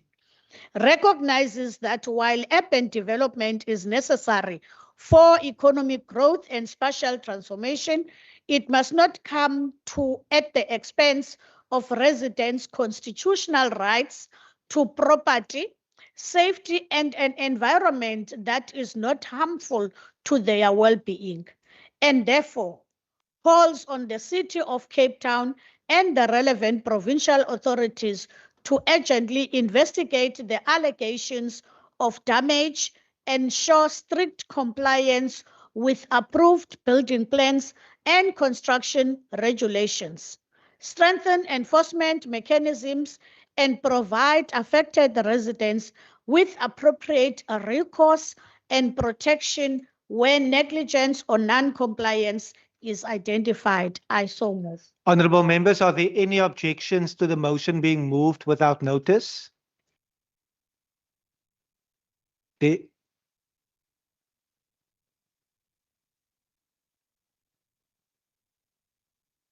I recognize the minister.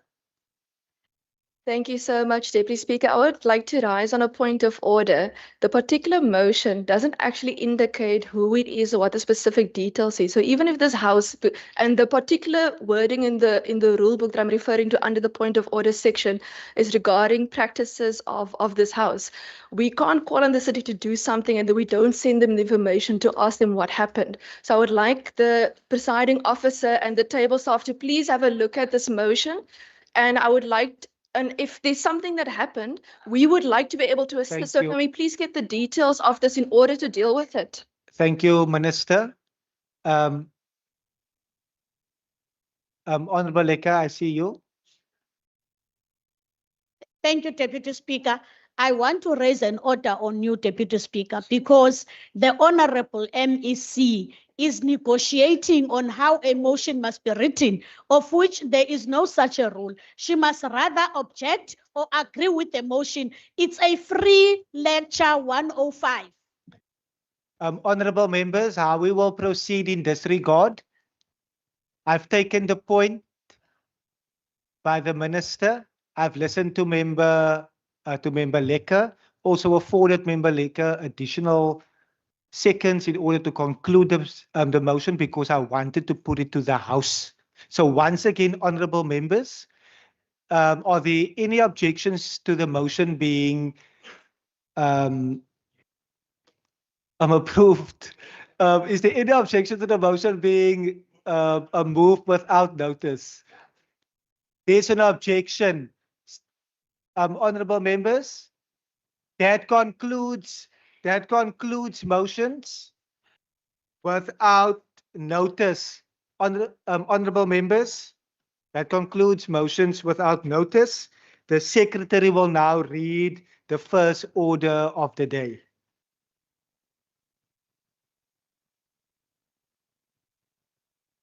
Consideration of report of the Standing Committee on Local Government, Environmental Affairs and Development Planning on the Western Cape Land Use Planning Amendment Bill, B3 of 2025.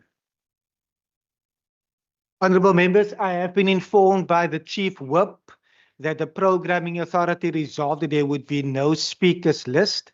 Hence, I will now afford political parties an opportunity to make a declaration if they so wish.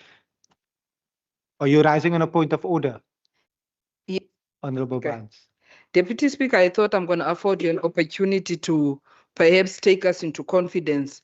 The Programming Authority have duly adopted 4 orders for today.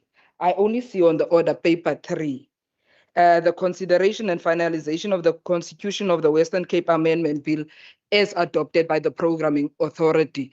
We were not taken into confidence as to why it's not here. Perhaps if we can get an explanation for that. Thank you, Deputy Speaker. Thank you very much. Thank you, Honourable Chief Whip of the Opposition.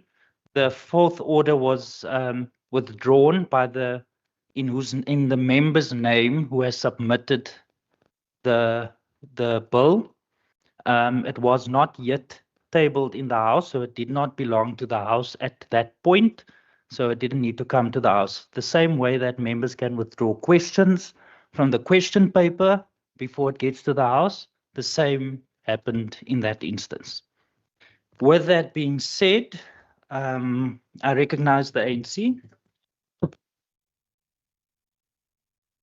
Honourable Michaels? Ja, ek wil net vra miskien as u my gaat allow, deur u kan die member miskien indicate wat was die rede hoekom het withdraw? There's no need for the member to indicate. Ken dis my wat ek bedoel, kan die speaker miskien vir die member vra of hy vir ons 'n rede kan antwoord? The member was the speaker, and there's no rule that requires me to indicate, like I have explained, the same way that you do not indicate to the House when you withdraw a question from the question paper before it is tabled in the House. The same applies in this instance. I recognize the ANC. Thank you, Honourable Speaker. Speaker, allow me to acknowledge and welcome the presence of Khoisan leaders in the House today. Their presence reminds us that the question of land in South Africa is not merely an administrative matter. It is deeply connected to history, identity, culture, dignity, and justice. Any legislation dealing with land use and planning must therefore be approached with the utmost care, with meaningful public participation. Speaker, the African National Congress cannot support the Western Cape Land Use Planning Amendment Bill in its current form. Whilst we recognize the stated intention of the bill to reduce red tape and improve administrative efficiency, we believe that efficiency cannot come at the expense of democracy, accountability, transparency, and public participation. Land use planning decisions have far-reaching consequences for communities. They determine where people live, where services are provided, how environmental resources are protected, and how future developments take place. Our primary concern is that this bill weakens public participation. The removal of important notification consultation requirements mean that many residents who may be affected by land use decisions will no longer have adequate opportunities to engage in these processes. The disproportionality of affected rural communities, working class residents, and those who already face barriers in accessing information. The bill also grants municipalities greater discretion in planning decisions while reducing provincial oversight. At a time when communities are demanding greater accountability from all spheres of government, it is difficult to justify concentrating and more power without introducing strong safeguards. Oversight of mechanism exists to protect the public interest, ensure consistency, and prevent decisions that may have negative social, environmental, and economical consequences. Furthermore, The shift towards limited publication of planning decisions raising serious transparency concerns.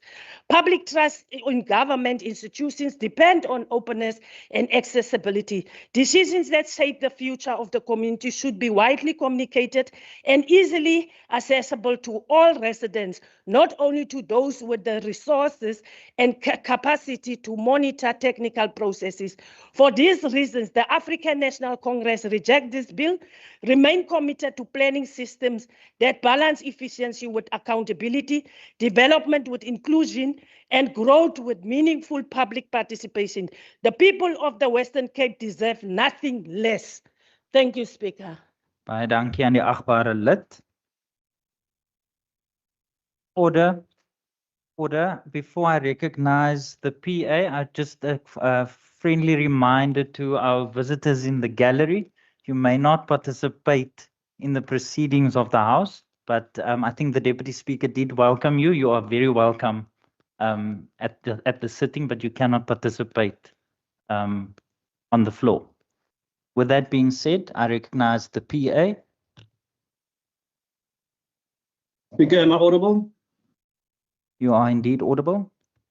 Thank you, Speaker. Speaker, allow me to first welcome also the members of the Khoi community in the gallery today. Hi, says to my brothers and sisters who are in Parliament today. I unfortunately couldn't be there. I had to fight the DA in Tembaletu court today. Speaker, the Patriotic Alliance support the principle of land transformation and recognizes the importance of addressing the spatial inequalities created by apartheid-era planning. Speaker. My apologies. I'm just trying to protect you on the virtual platform, honourable member. Member, there's a member on the floor. You may continue. Thank you, Speaker, for protecting me.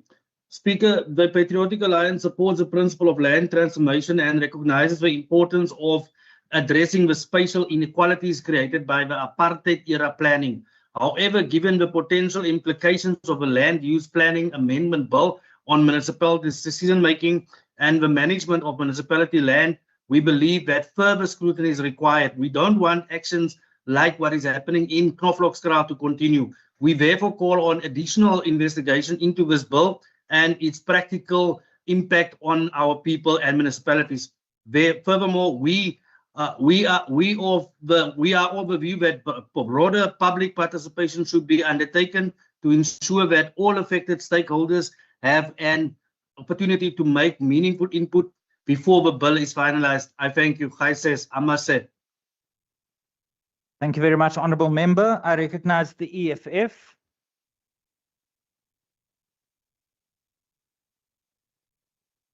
Thank you, Somlomo. The Economic Freedom Fighters does not support the bill. Thank you. Thank you very much. I recognize the NCC.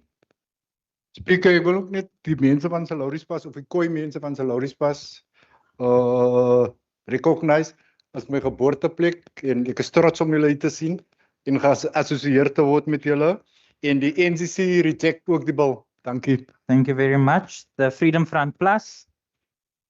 Thank you, Speaker. Speaker, the Freedom Front Plus does not support the amendment to the bill. Municipalities across our country and many across this province have lost public trust. From service delivery failures to constant raids at the City of Cape Town's offices, continue to erode public confidence in local government institutions. Public participation should not merely be an administrative process. It's a fundamental democratic principle guaranteeing transparency and accountability. Now, in the past, Speaker, our people were excluded from decision-making at municipalities, and that should no longer continue. By repealing sections 43 and 44 of the Land Use Planning Act, we are effectively weakening oversight and lowering the provincial standards to which we hold municipalities accountable. No substantially equivalent protections have been proposed as confirmed by our own legal advisor of the Western Cape Provincial Parliament. Granting greater discretionary powers to municipal officials, particularly when it regards giving notices, public notices, land use related matters, and determining who will be considered as adversely affected will lead to further abuse of the processes, as there will be no longer a uniform standard across all municipalities. Many municipalities do not have the same capacity or competency nor moral conviction to do the right thing. This amendment will not address the uniformity concerns and the transparency concerns. Speaker, we have heard arguments before that other provinces do not do and do not have these types of legislation. And they say that the aggrieved communities should rely on the PAJA process, which is an after-the-fact process and legally expensive process.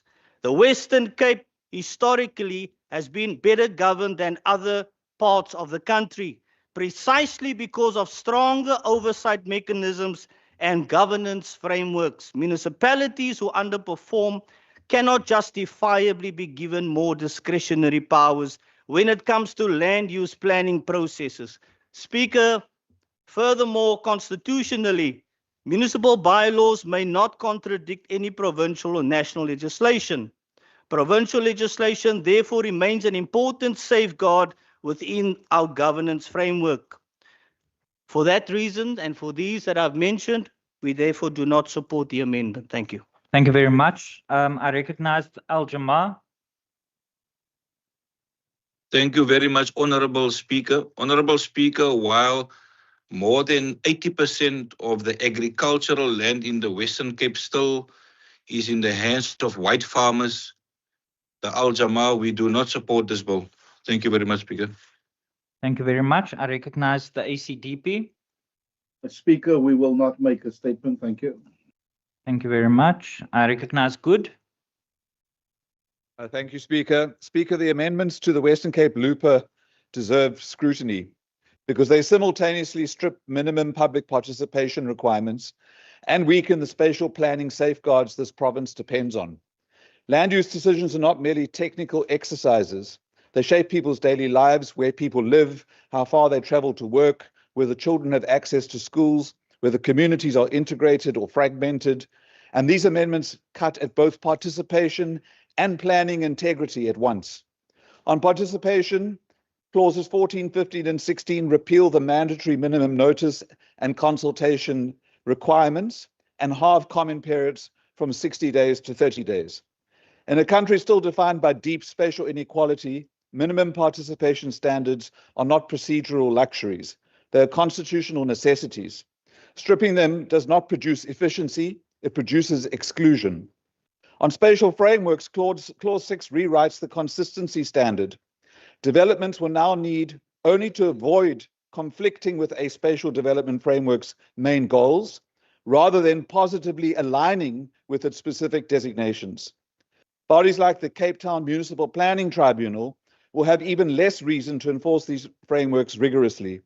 Over time, this hollows out the very tools designed to undo the spatial legacy of apartheid.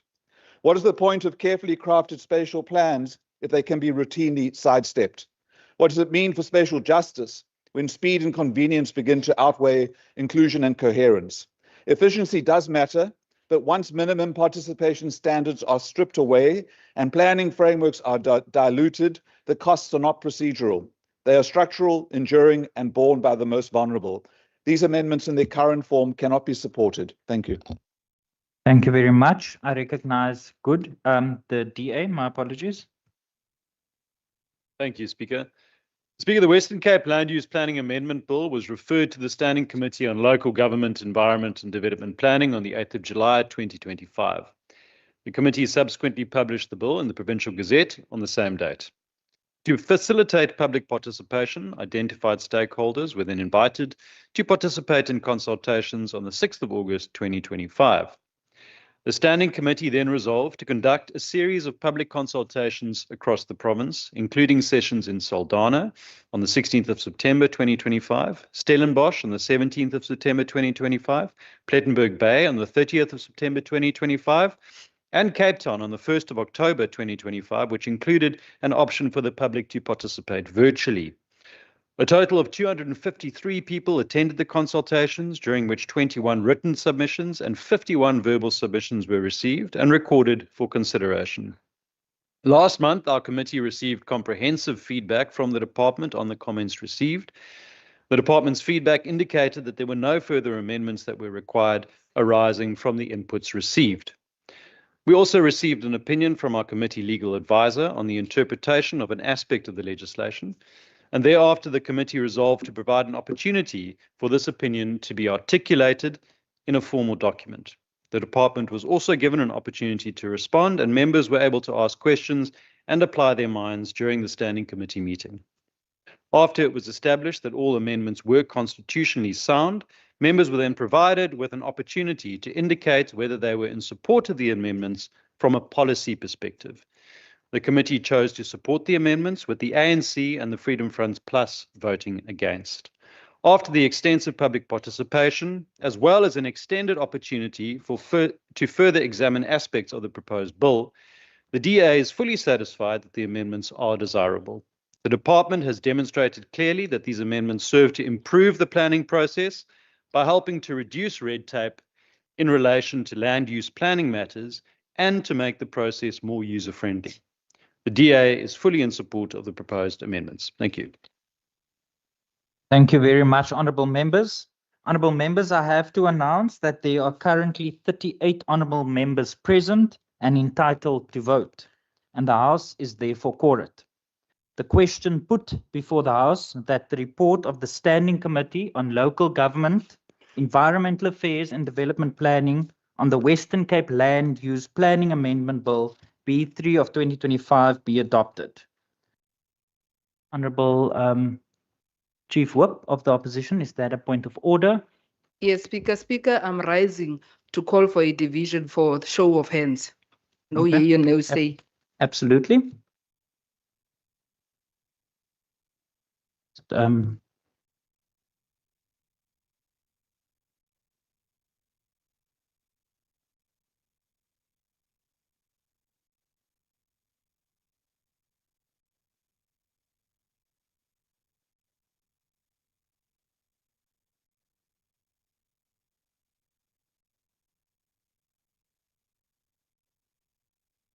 Order members, there's been a call for division. In order for the members to have their respective votes on the above mentioned question that the 38 members be recorded correctly, I will inquire from the chief whips and or parliamentary leaders to indicate their respective parties' position on the question.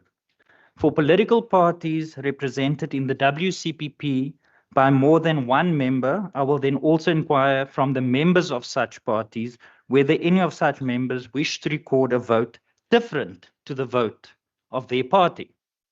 Will the Chief Whip of the DA please indicate whether the DA is in support of the approval of the question?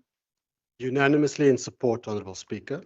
Thank you very much. Are there any individual members of the DA who wish to record a different vote to the vote of their party? No. We'll move on. Will the Chief Whip, order members, there's been a call for division. It's a voting process. Will the Chief Whip of the ANC please indicate whether the ANC is in support of the approval of the question? Speaker, the ANC unanimously is not in support. Thank you very much. Are there any individual members of the ANC who wish to record a different vote to that of the vote of their party? No. Will the parliamentary leader of the EFF please indicate whether the EFF is in support of the approval of the question? Can you please put on your microphone? Not support, thank you, Speaker. Are there any individual members of the EFF who wish to record a different vote to the vote of their party? Never. Will the honourable member of the Good Party please indicate whether the Good Party is in support of the approval of the question? Not support. Will the honourable member of the ACDP please indicate whether the ACDP is in support of the approval of the question? I will abstain, Speaker. Will the honourable member of the Freedom Front Plus party please indicate whether the Freedom Front Plus is in support of the approval of the question? Do not support. Will the honourable member of Al Jamar party please indicate whether the Al Jamar party is in support of the approval of the question? Not in support, Speaker. Thank you. Thank you. Will the honourable member of the NCC party please indicate whether the NCC is in support of the approval of the question? As ek hier in support van dit Speaker. Thank you very much. And will the parliamentary leader of the PA please indicate whether the PA is in support of the approval of the question? Not in support, Speaker. Are there any individual members of the PA who wishes to record a different vote to the vote of their party? No, Speaker. What is your point of order? Saam met myne, want ek het nou 'n member van die kant gehoor wat praat van iemand wat Speaker 'n member se naam genoem het. En sê een van die members van die kant, member van Mullen, dat die persoon is in die gevangenis. And I think that was not nice. Order. I will, honourable members, we are busy with the voting process, but because it's a point of order, I will revert to Hansard and come back to the House. Order, members. Honourable side. No, Chair, you see, Chair, this is a very serious allegation that has been made. We know Member Petrus is not in jail now, otherwise I don't know, not unless they've got access to the hybrid there. So I think really, I mean, I know you want to go to Hansard, but I would say that you actually have to rule now. The member must be asked if the member said that, and they must withdraw. I will rule. I've already made a ruling. If you are not satisfied with my ruling, please challenge it through the parliamentary process. I've ruled. I've made a ruling, and I will come back to the House with Hansard. Honourable members, I have to announce that there are 38 honourable members. Speaker. Honourable Adams, is that a point of order? Speaker, on a point of order, just for record, we as the PA, we demand that the honourable member withdraw the last statement. Thank you very much, Honourable Adams. I have order. I have indicated, Honourable Adams, that I will revert to Hansard and I will come back to the House. If there's a need, then the member will. Then I will rule on it. You cannot rise on a point of order that's already been ruled. If you're not satisfied with my ruling, please follow the parliamentary process to challenge it. I will not continue entertaining any more further points of orders. We are in the middle of a voting process.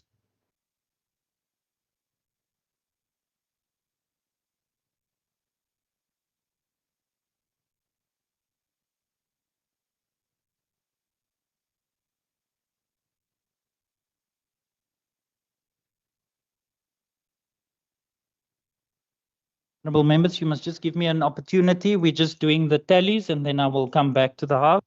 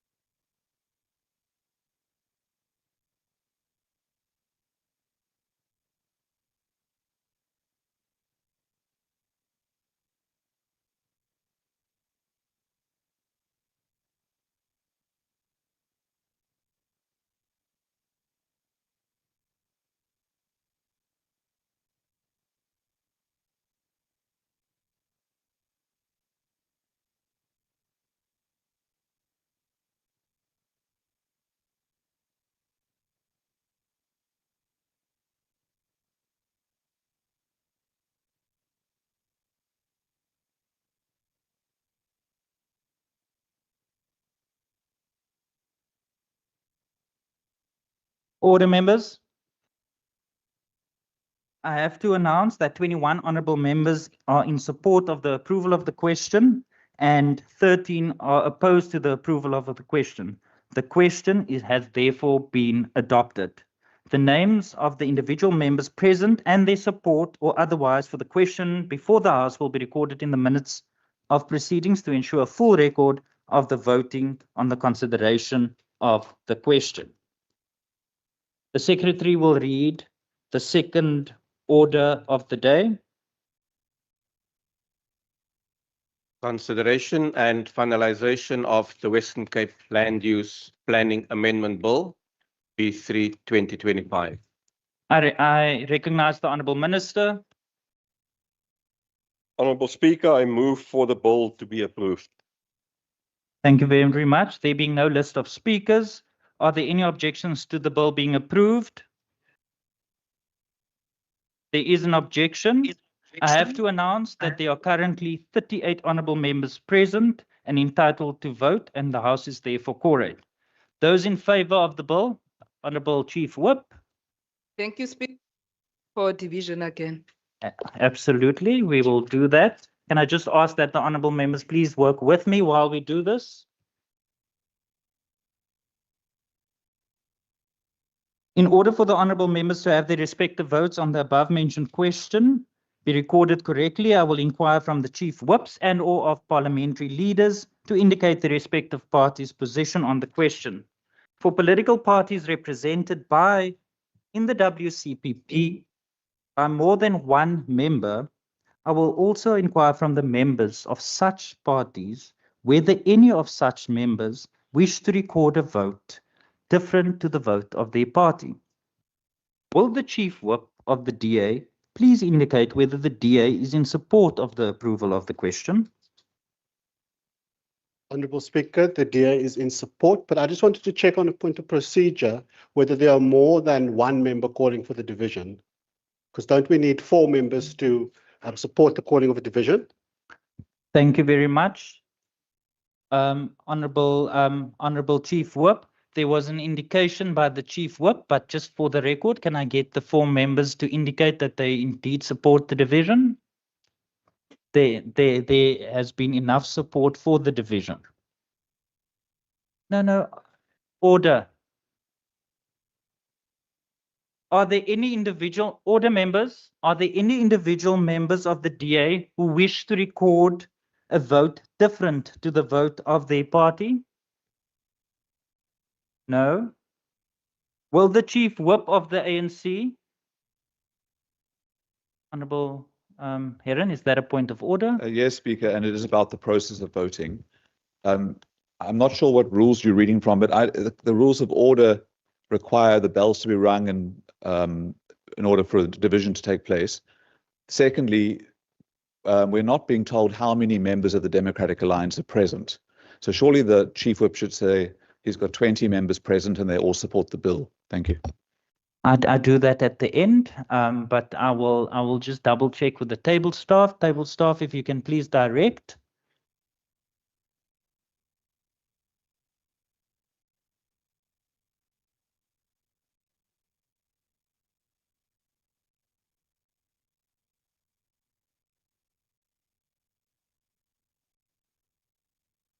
I have been informed by the table staff that there are 21 DA members present and entitled to cast their vote. I said it at the end, before the question is approved. But in the interest of Honourable Heron and the interest of moving forward, Honourable Heron, there's 21 DA members entitled to cast their vote. Are there any individual members of the DA who wish to vote differently to the vote of their party? No, there's no individual members. Will the Chief Whip of the ANC please indicate whether the ANC is in support of the approval of the question? The ANC is not in support in approval of the question, Deputy Speaker. Is that an order? Can I just get from the table staff how many ANC members are entitled to cast their vote? There is 8 members of the ANC who is entitled to cast their vote. Order. Order. Are there any individual members of the ANC who wish to record a vote different to that of their party? Please give me an indication.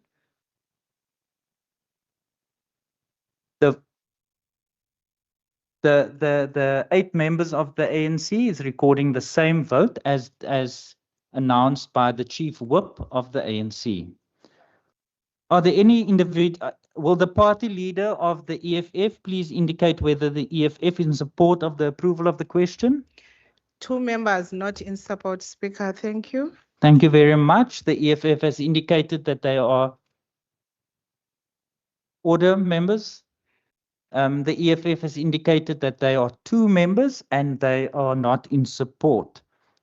Can I just, for the record and moving forward, are there any individual members of the EFF who wish to record a vote different to that of their party? I said 2 members not in support, Speaker. You are the party leader, so I'm in the interest of fairness and transparency. The other member must indicate if she wishes to have a different vote. You cannot be the party leader and speak on behalf of the other member. I'm everything in the EFF, Speaker. Order, members.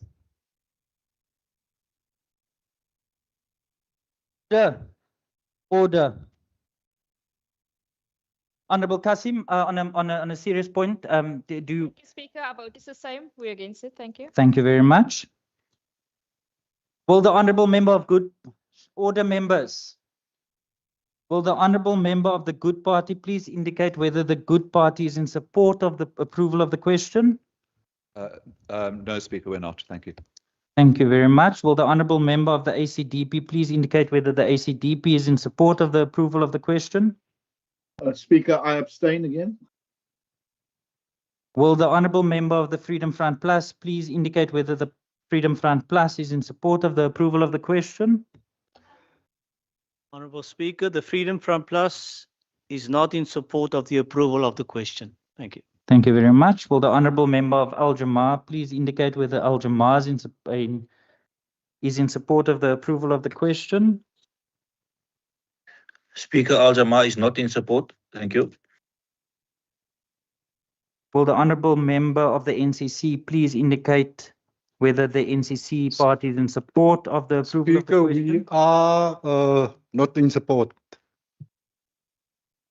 Order.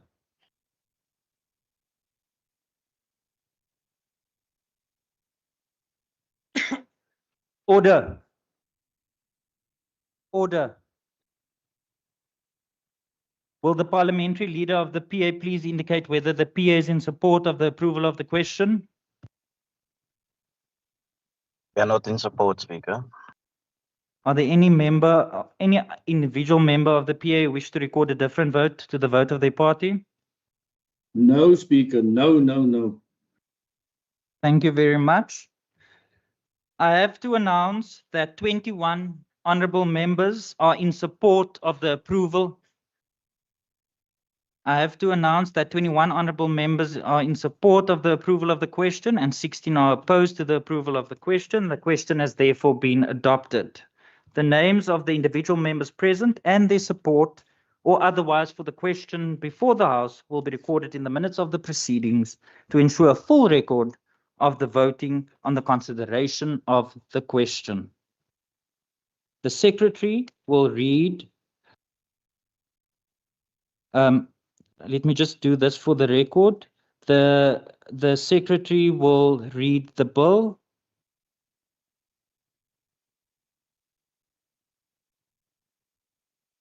The Western Cape Land Use Planning Amendment Bill B3 of 2025. Thank you, honourable members. The bill will be sent to the Premier for assent. The Secretary will now read the third order of the day. Consideration of report of the Standing Committee on Premier and Constitutional Matters on the Constitution of the Western Cape Amendment Bill B6B of 2023. I have been informed by the Programming Authority that I've been informed by the Chief Whip that the Programming Authority resolved that there would be no list of speakers, and I will now afford political parties an opportunity to make a declaration if they so wish, and I recognize the ANC. Now please get the podium for the Leader of the Opposition.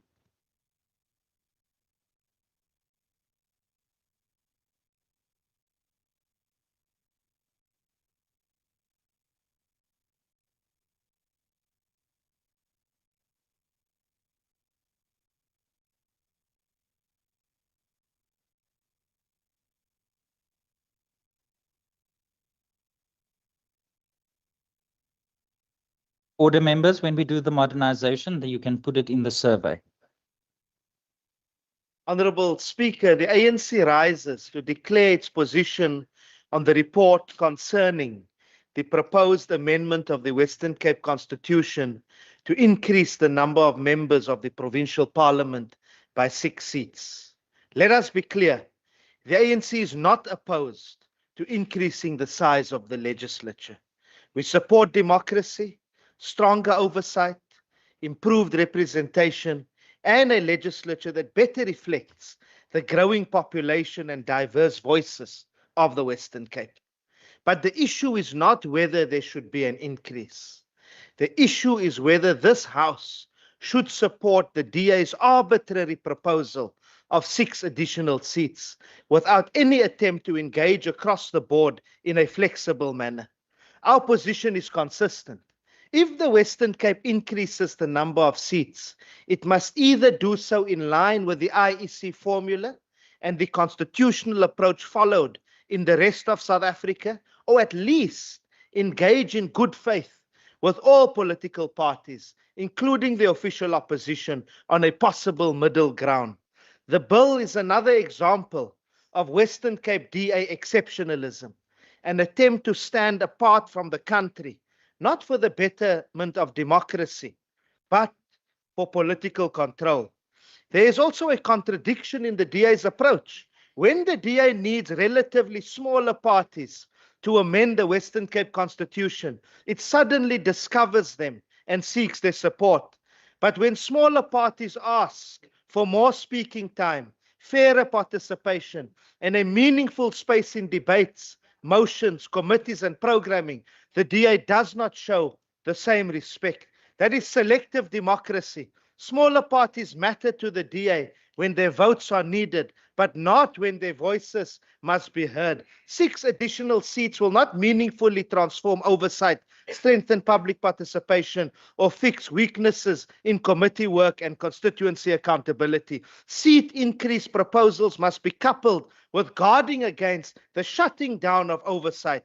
The ANC supports an increase in principle, but rejects the 6-seat proposal because it fails to follow the IEC formula in any way, fails to make a meaningful democratic difference, and undermines the principle of meaningful engagement, not only with us as the official opposition, but with most parties in the House. For these reasons, the ANC is opposed and will vote against the bill in its current form. To save the DA from embarrassment of not getting the required 2/3, the bill has now suddenly been withdrawn without consultation. Having said that, it is now crucial for meaningful multi-party dialogue to take place before the bill is tabled again, and we are open to that dialogue. Your time has expired. Thank you very much.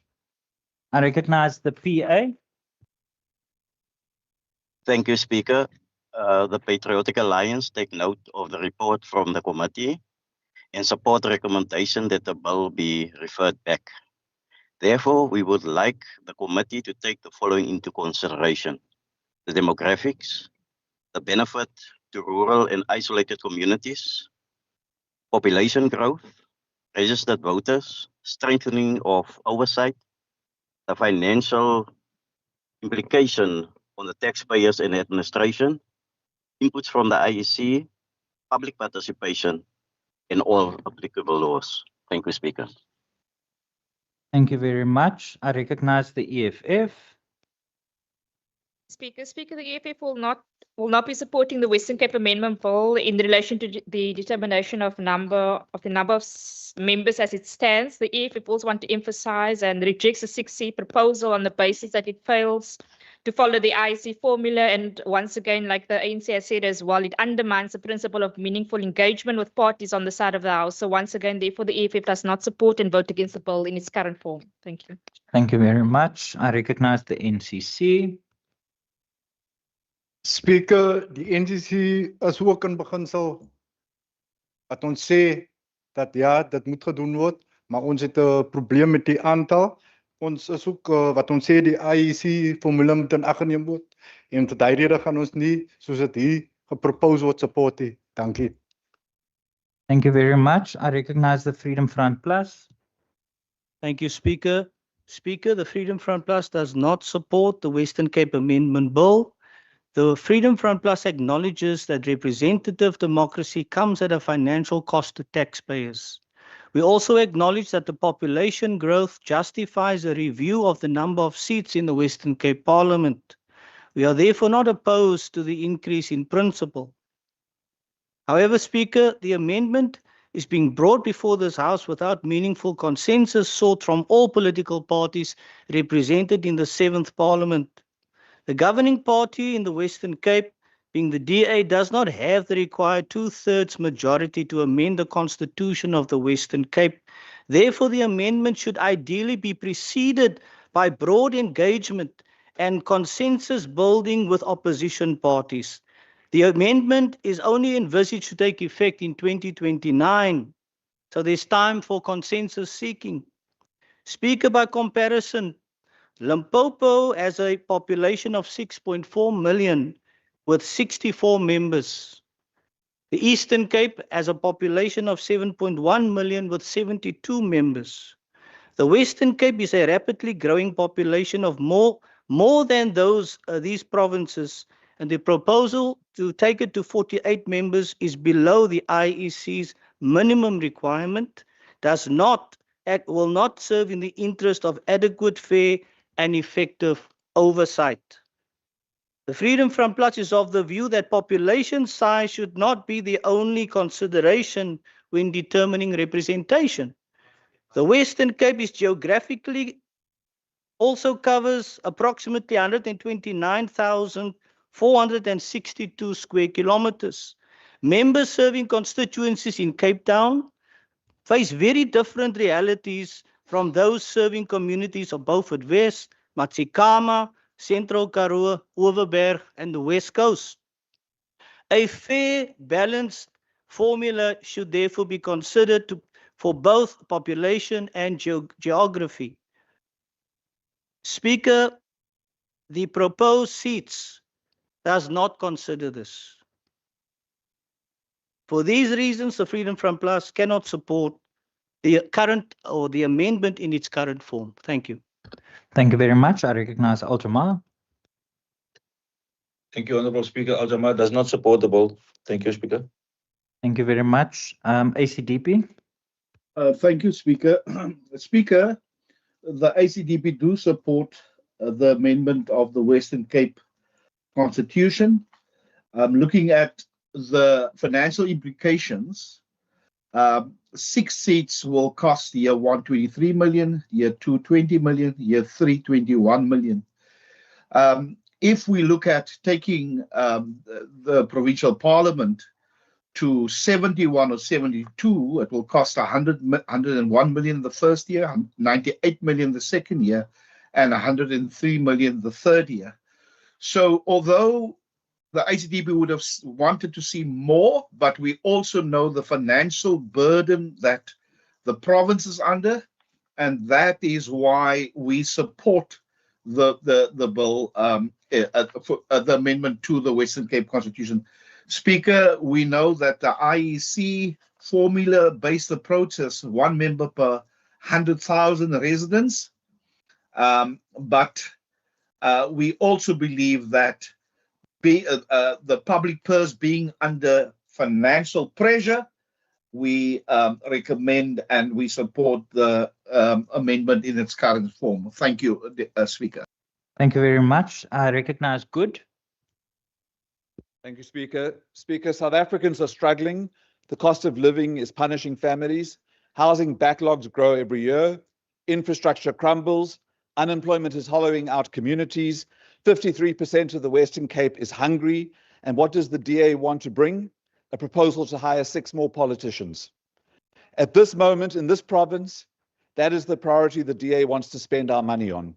The justification offered is a population ratio, 1 member of parliament for every 100,000 residents. But follow that logic to its conclusion. With the Western Cape growing by roughly 120,000 people a year, this House would need to add a new member every single year. Is that really the DA's plan? A parliament that expands on demand, funded by taxpayers who can't afford it. Each additional member will cost 1.6 million rand per year. 6 new members, more than 21 million rand annually, not once off, every year, forever. A B&G house costs 400,000 rand. That 21 million could build 53 homes, 53 families moved off a waiting list and into a life of dignity every year. Instead, the amendment asks those same families to fund 6 more people to sit in this chamber. South Africans are not demanding more politicians. They're demanding better service delivery, functioning hospitals, passable roads, and roofs over people's heads. They're demanding value for money from a government that seems increasingly unwilling or unable to provide it. This proposed amendment offers the public more cost with no clear benefit. It is the wrong priority at the wrong time, driven by the wrong instincts. Thank you. Thank you very much. I recognize the DA. So, Honourable Speaker, the importance of representation in our democracy must never be underestimated. The Western Cape is now South Africa's 3rd most populous province, and our province has seen enormous growth since the number of seats this legislature was first determined, driven especially since 2009 with increasing in-migration. This has created the need for more public representatives to best serve the people of the province. The interests of our constituents must always remain our first priority. It is their votes that put us here, and we must ensure that their voices are heard when we are in this chamber. So currently, it's very simple. 42 members to represent twice the population of 1994 clearly, factually shows that there is an issue in terms of the size of this body. At the same time, and I think the Honourable Heron touched on that as well, we are acutely aware of the increased cost associated with any increase in the number of members. And this has been thoroughly considered and weighed up against the benefits to our people of better representation. We have gone through all the various processes of consultation. We've come to what we believe a reasonable accommodation between what Member Heron, through you, Honourable Speaker, says and what we hear from other parties. Some parties want it expanded to the IEC formula, massive cost implications. Other parties don't want to have it increased at all. I actually think what we demonstrated is an attempt by the governing party to balance all the various views. Having said that, and Chairperson, I think if we're going to have an honest conversation, and the DA is willing to have an honest conversation with parties, I think the difficulty is you have committee meetings, which is not a negotiation forum, and then we have a request for dialogue. We're not against that. We're honestly not happy to engage. Just remember, an honest exchange means you calculate the costs, as Member Heron pointed out. You hear the views of whether an IEC formula in an economically, fiscally constrained way is in fact the way to go. But can I also say we must also be honest, and here I'm not casting aspersions at parties, but politicians that are self-interested, that are worried about the future existence of their parties, have a self-interest also to increase the size of the body. No. I'm actually trying to reach across the floor. And again, if a dialogue means we don't shout at one another, a dialogue means we don't have videos being taken and TikTok moments. Let's have an honest conversation. So the DA supports this report because we are considering the report, and we are willing to engage, to hear the views and see whether there's grounds to find one another. Thank you very much, Honourable Member. Your time has expired. Thank you very much, Speaker. Thank you very much. Order, members. I have to announce that there are currently 38 honourable members present and entitled to vote, and the House is therefore quorate. The question put before the House that the report of the Standing Committee on Premier and Constitutional Matters on the Constitution of the Western Cape Amendment Bill, determination of the number of members B6B of 2023, be adopted. Are there any objections? Honourable Heron? Speaker, in terms of Rule 132, may we have a division, please? Yes, we may.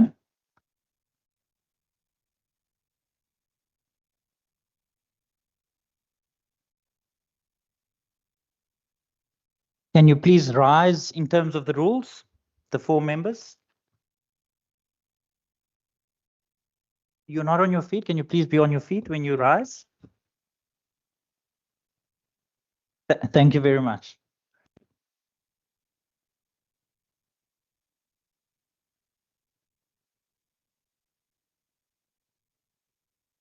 Order. In order for the members to have their respective votes on the above-mentioned question be recorded correctly, I will inquire from the Chief Whips and that of the parliamentary leaders to indicate their respective parties' position on the question. For political parties represented in the WCPP by more than one member, I will then also inquire from the members of such parties whether any of such member wishes to record a vote different to that of their party. Will the Chief Whip of the DA please indicate whether the DA is in fact in support of the approval of the question? The DA is in support of the approval of the question. Thank you very much. Are there any individual members of the DA who wish to record a different vote to that of the vote of their party? No? Thank you very much. Will the Chief Whip of the ANC please indicate whether the ANC is in support of the approval of the question? Thank you, Speaker. The ANC is not in support. Thank you very much, Honourable Chief Whip. Are there any individual members of the ANC who wish to record a vote different to the vote of their political party? No? Honourable order members, the Honourable Brinkhuis, is that a point of order? No, Speaker. That is a mistake, a raise hand mistake. Thank you. Thank you very much. That is a raised hand in error. Will the parliamentary leader of the EFF please indicate whether the EFF is in support of the approval of the question? EFF not in support. Thank you very much to the parliamentary leader. Are there any individual members of the EFF who wish to record a vote different to the vote of their party? No different vote. Thank you, Chairperson. Thank you very much. Will the honourable member of Good please indicate whether the Good Party is in support of the approval of the question? Not in support, thank you. Will the honourable member of the ACDP please indicate whether the ACDP is in support of the approval of the question? The ACDP is in support. Thank you very much. Will the honourable member of the Freedom Front Plus please indicate order members? Will the honourable member of the Freedom Front Plus please indicate whether the Freedom Front Plus party is in support of the approval of the question? Speaker, Front Plus is not in support of the approval of the question. Thank you. Thank you very much. Will the honourable member of Al Jamar party please indicate whether the Al Jamar party is in support of the approval of the question? Speaker, Al Jamar is not in support. Thank you. Thank you very much. Will the honourable member of the NCC please indicate whether the NCC party is in support of the approval of the question? No, I'm not in support. Thank you very much. Will the parliamentary leader of the Patriotic Alliance please indicate whether the PA is in support of the approval of the question? Speaker, the PA is not in support. Are there any individual members of the PA who wish to record a vote different to the vote of their party? No, Speaker. Thank you very much. Order members, I'm just waiting for the table staff to advise me on the numbers.